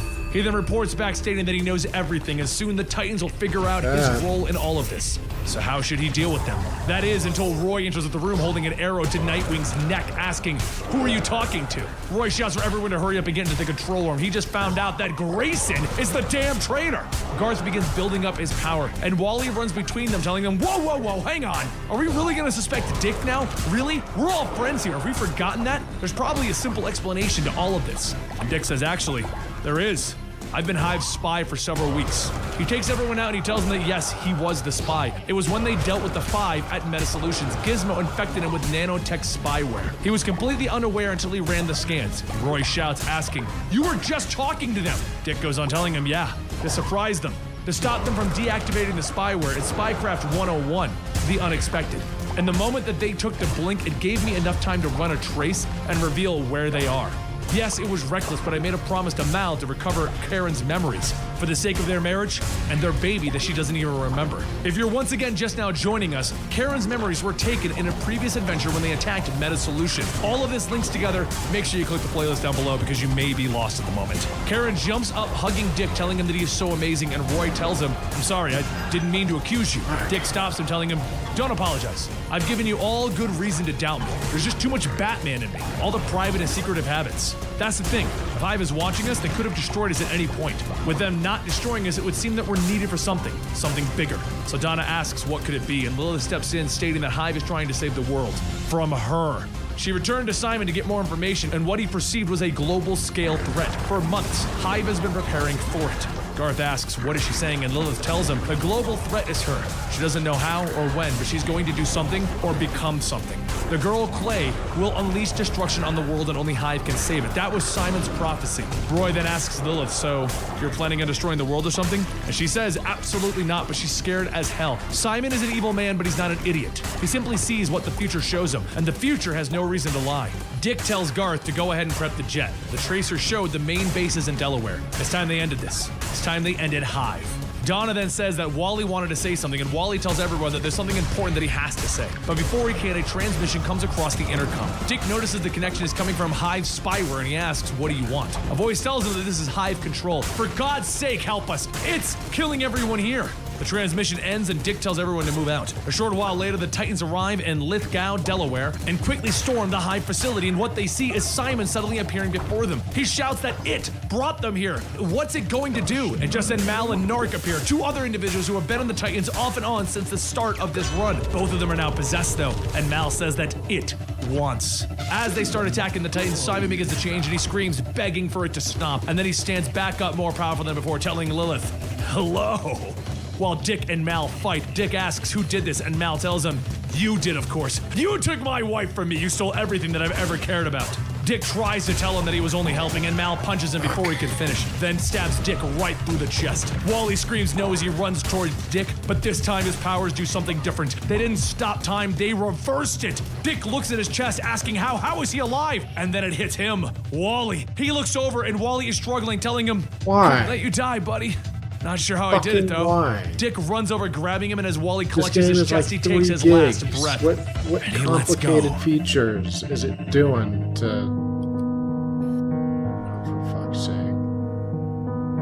Over in Central City, Kid Flash hears his name being shouted and it calls him to fall backwards. As he gets up, rubbing the bruise on his head, he tells himself that someone just called his name. Someone needs him. Back with the Titans, everyone gathers around their Wally, red-headed Wally, to see his heart has finally stopped beating. Dick Grayson slowly walks towards him, stating that he knew that this would happen. He should have never let him come. He has a pacemaker ever since the Deathstroke gaining super speed powers event, the Lazarus contract. Simon calls out that he should really grow up. Your friend is dead. So can we please get back to what really matters here? She is about to arrive. The individual that we have done all of this for, set up everything to allow. Dick grits his teeth and he shouts to the Titans that it's time to stop these bad guys once and for all. The Titans all lash out in the anger of their loss, and none of them take it harder than Donna. Even though they're fighting against their friends, Donna does not hold back her punches. So much that Garth and Roy have to stop what they're doing to hold her back. But while the others try to calm her down, Dick goes back to fighting Malcolm, asking,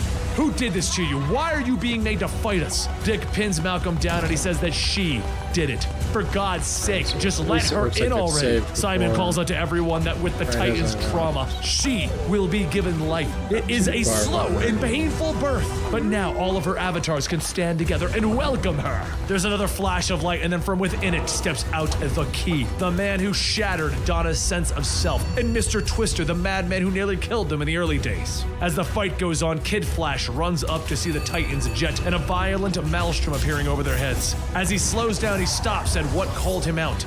Wally West, the other Wally, the dead Wally. When he looks up, he sees the Titans fighting with no clear sign of winning. And just as the villains start to gain the upper hand, there's another flash of light, but this time, it's a purple light. Everyone stops to look at the portal opening, and Lilith knows who it is. She is finally here. It was all of their pain and suffering that allowed the doorway to be opened. And now the one to betray them has arrived. Simon told her that it was herself, but she misunderstood when he said Clay. The person who's come to betray them all is Donna Troy. Donna stares, trying to figure out what it all means, but all she can do is tell the other Titans to wait, because she herself is Donna Troy. So who is it that stepped out of that portal? The future Donna hands her mask to Twister, stepping down, stating that there is a lot to do, but first she needs to look into her eyes. Roy pulls back his bow, asking future Donna, why does she look like their Donna? And future Donna laughs, asking, who is Donna Troy? Dick snaps, telling them to answer the question, and future Donna says that her name is Troya, or at least that's the name that she's gone by for the last 1,400 years. There were others before that, including Donna Troy, but there is a lot to take in. Batman? Dick steps forward, telling her that he's not Batman, and Troya laughs, stating, that's right, not yet. Give it about another 10 years. That's where it'll all start. And then Roy over there? So many nights of pleading about alcohol and drugs. Roy stutters, telling her that he wouldn't, and Troya yells back, stating, you said that every time! Right up until the end. Lilith steps forward, asking Troya if she claims to be from the future, and Troya says that she is. She should have seen it coming. As Omen, you will fail. Garth will be lost to his sorcery, and then after all is lost, suicide comes next. Troya laughs out loud, stating that it doesn't matter. In the end, everyone will die. Donna grits her teeth, telling Troya to stop, and Troya says that it's all okay. She has come here to help. Soon, all of your pain will be erased, and it is time to get all of that pain out of the way right here, right now, so that we can spare years of needless headaches. As Troya looks around, she sees Kid Flash asking why he is here, and Kid Flash tells her that the Speed Force calls for him. Troya says that it doesn't matter. Wally's death is a little different, but still the same result, always pushing himself because his friends needed him, and what his friends really needed was for him to be alive. Troya looks back at Kid Flash asking for his name, and he says, Wally West. So Troya tells him, you shouldn't be here. That is not in the timeline. How dare you pretend to? But before she can finish, Donna charges in, punching Troya down. As she gets up, she tells Donna that she came here not to fight, but if she must, perhaps they should get it out of their systems. As Dick and the others run back in to back up Donna, Troya's avatars quickly jump in to stop them. As the swords clash, Troya tells Donna that the one thing that they need to make sure is clear is that they are not human. They are a weapon made out of clay, a device to be used in the bleakest of emergencies. Donna screams for her to shut up, and as Troya wraps Donna up with her lash of truth, she says, fine, I will just show you. Donna is jolted with electricity as she begins to see things. Things of the past, how she grew within the Titans, but things changed. Wally died, then Dick, then Roy, all because they were human. She will outlive them all because she is clay. The last one to go is Karen. She actually dies in 2091 due to old age. After the last piece of the illusion is gone, she will realize how it all is just a terrible waste of time. She will go on to become the weapon that she is meant to be and take down everyone. And in the end, she will learn to hate them all. Troya pulls the lash back, telling her that she is here to free her. Things will be so much easier this way. No more decades of an emotional roller coaster. Donna shouts that it can't be. That's called life. And Troya tells her, yes, it is their life, human life. But while Troya goes on, Kid Flash looks down at Wally's body, stating that he doesn't know why both of them have the same name. But they are somehow connected by the Speed Force. If you're just now joining us, let me explain that one real fast. The Kid Flash is the Wally West of the New 52 due to the timeline split. The Wally West on the ground with the red hair, he's the original Wally West who was brought back and rebirthed. They are family, and that is why he can feel the Speed Force inside of him. So that means that he can't be dead, right? Kid Flash places his hands on Wally's chest, telling him that he's so sorry about what happened to his heart. It was all his fault. So it's a debt he's going to repay even if it kills him. Back with Troya, she tells Donna that none of this matters. They have empires to topple. They are the weapon that reshapes the universe. The darkness is coming, so it'll be good to get a head start on it. 80 wasted years. So many foes to slay, so many trophies to claim. Their only true friend is the sword that they hold. Donna drops the sword, telling her no. She rejects this, and Troya tells her that she can't. That is their destiny. It is already happening. Of course, it won't be pleasant, but together they can burn this world. Now come and help her kill all of their friends. Donna grabs the sword, telling her no, she will not let this happen. She will not allow herself to become a weapon. Troya tells her that it's already happening. Wally West's death is proof of the inevitable. But before Donna could respond, a voice then asks, who's dead? Just then Wally rushes into Troya, telling her that she couldn't be talking about him, right? Donna asks how, and Wally tells her that he did sort of die, but really he was stuck, frozen by the Speed Force. All he needed was a little jump start. Kid Flash shouts, it's the least I could do, but what do we do now? Donna says that with Wally alive, the future isn't as set as Troya claims, so they have to push back and fight. Wally grabs Kid Flash, telling him, I really should have been a better friend to you, a mentor even. So here's the first lesson. Never be afraid of asking for help. Big days like this always take everyone, so go get them. Get everyone, Kid Flash. Justice League, Teen Titans, everyone. In a flash, the Kid Flash takes off, and Donna turns back to everyone shouting, all right, well, Titans together. I think I'm As actually Wally gonna end it runs here. back, Dick asks I think it's a how, good and Wally place to tells him, stop. how? I got my groceries coming soon. Game keeps crashing. Maybe I can finagle it some more off stream. But bravo JD. Shout out to you guys for stopping by and hanging out. I'm glad I'm getting to see more of JD on my streams. It's cool. Like talking about comics and stuff. Hopefully he's getting some good rest right now. But whether you watch now or later, wherever you are, whenever you are, take care. I'll be back tomorrow. Be safe. And remember, the future's good.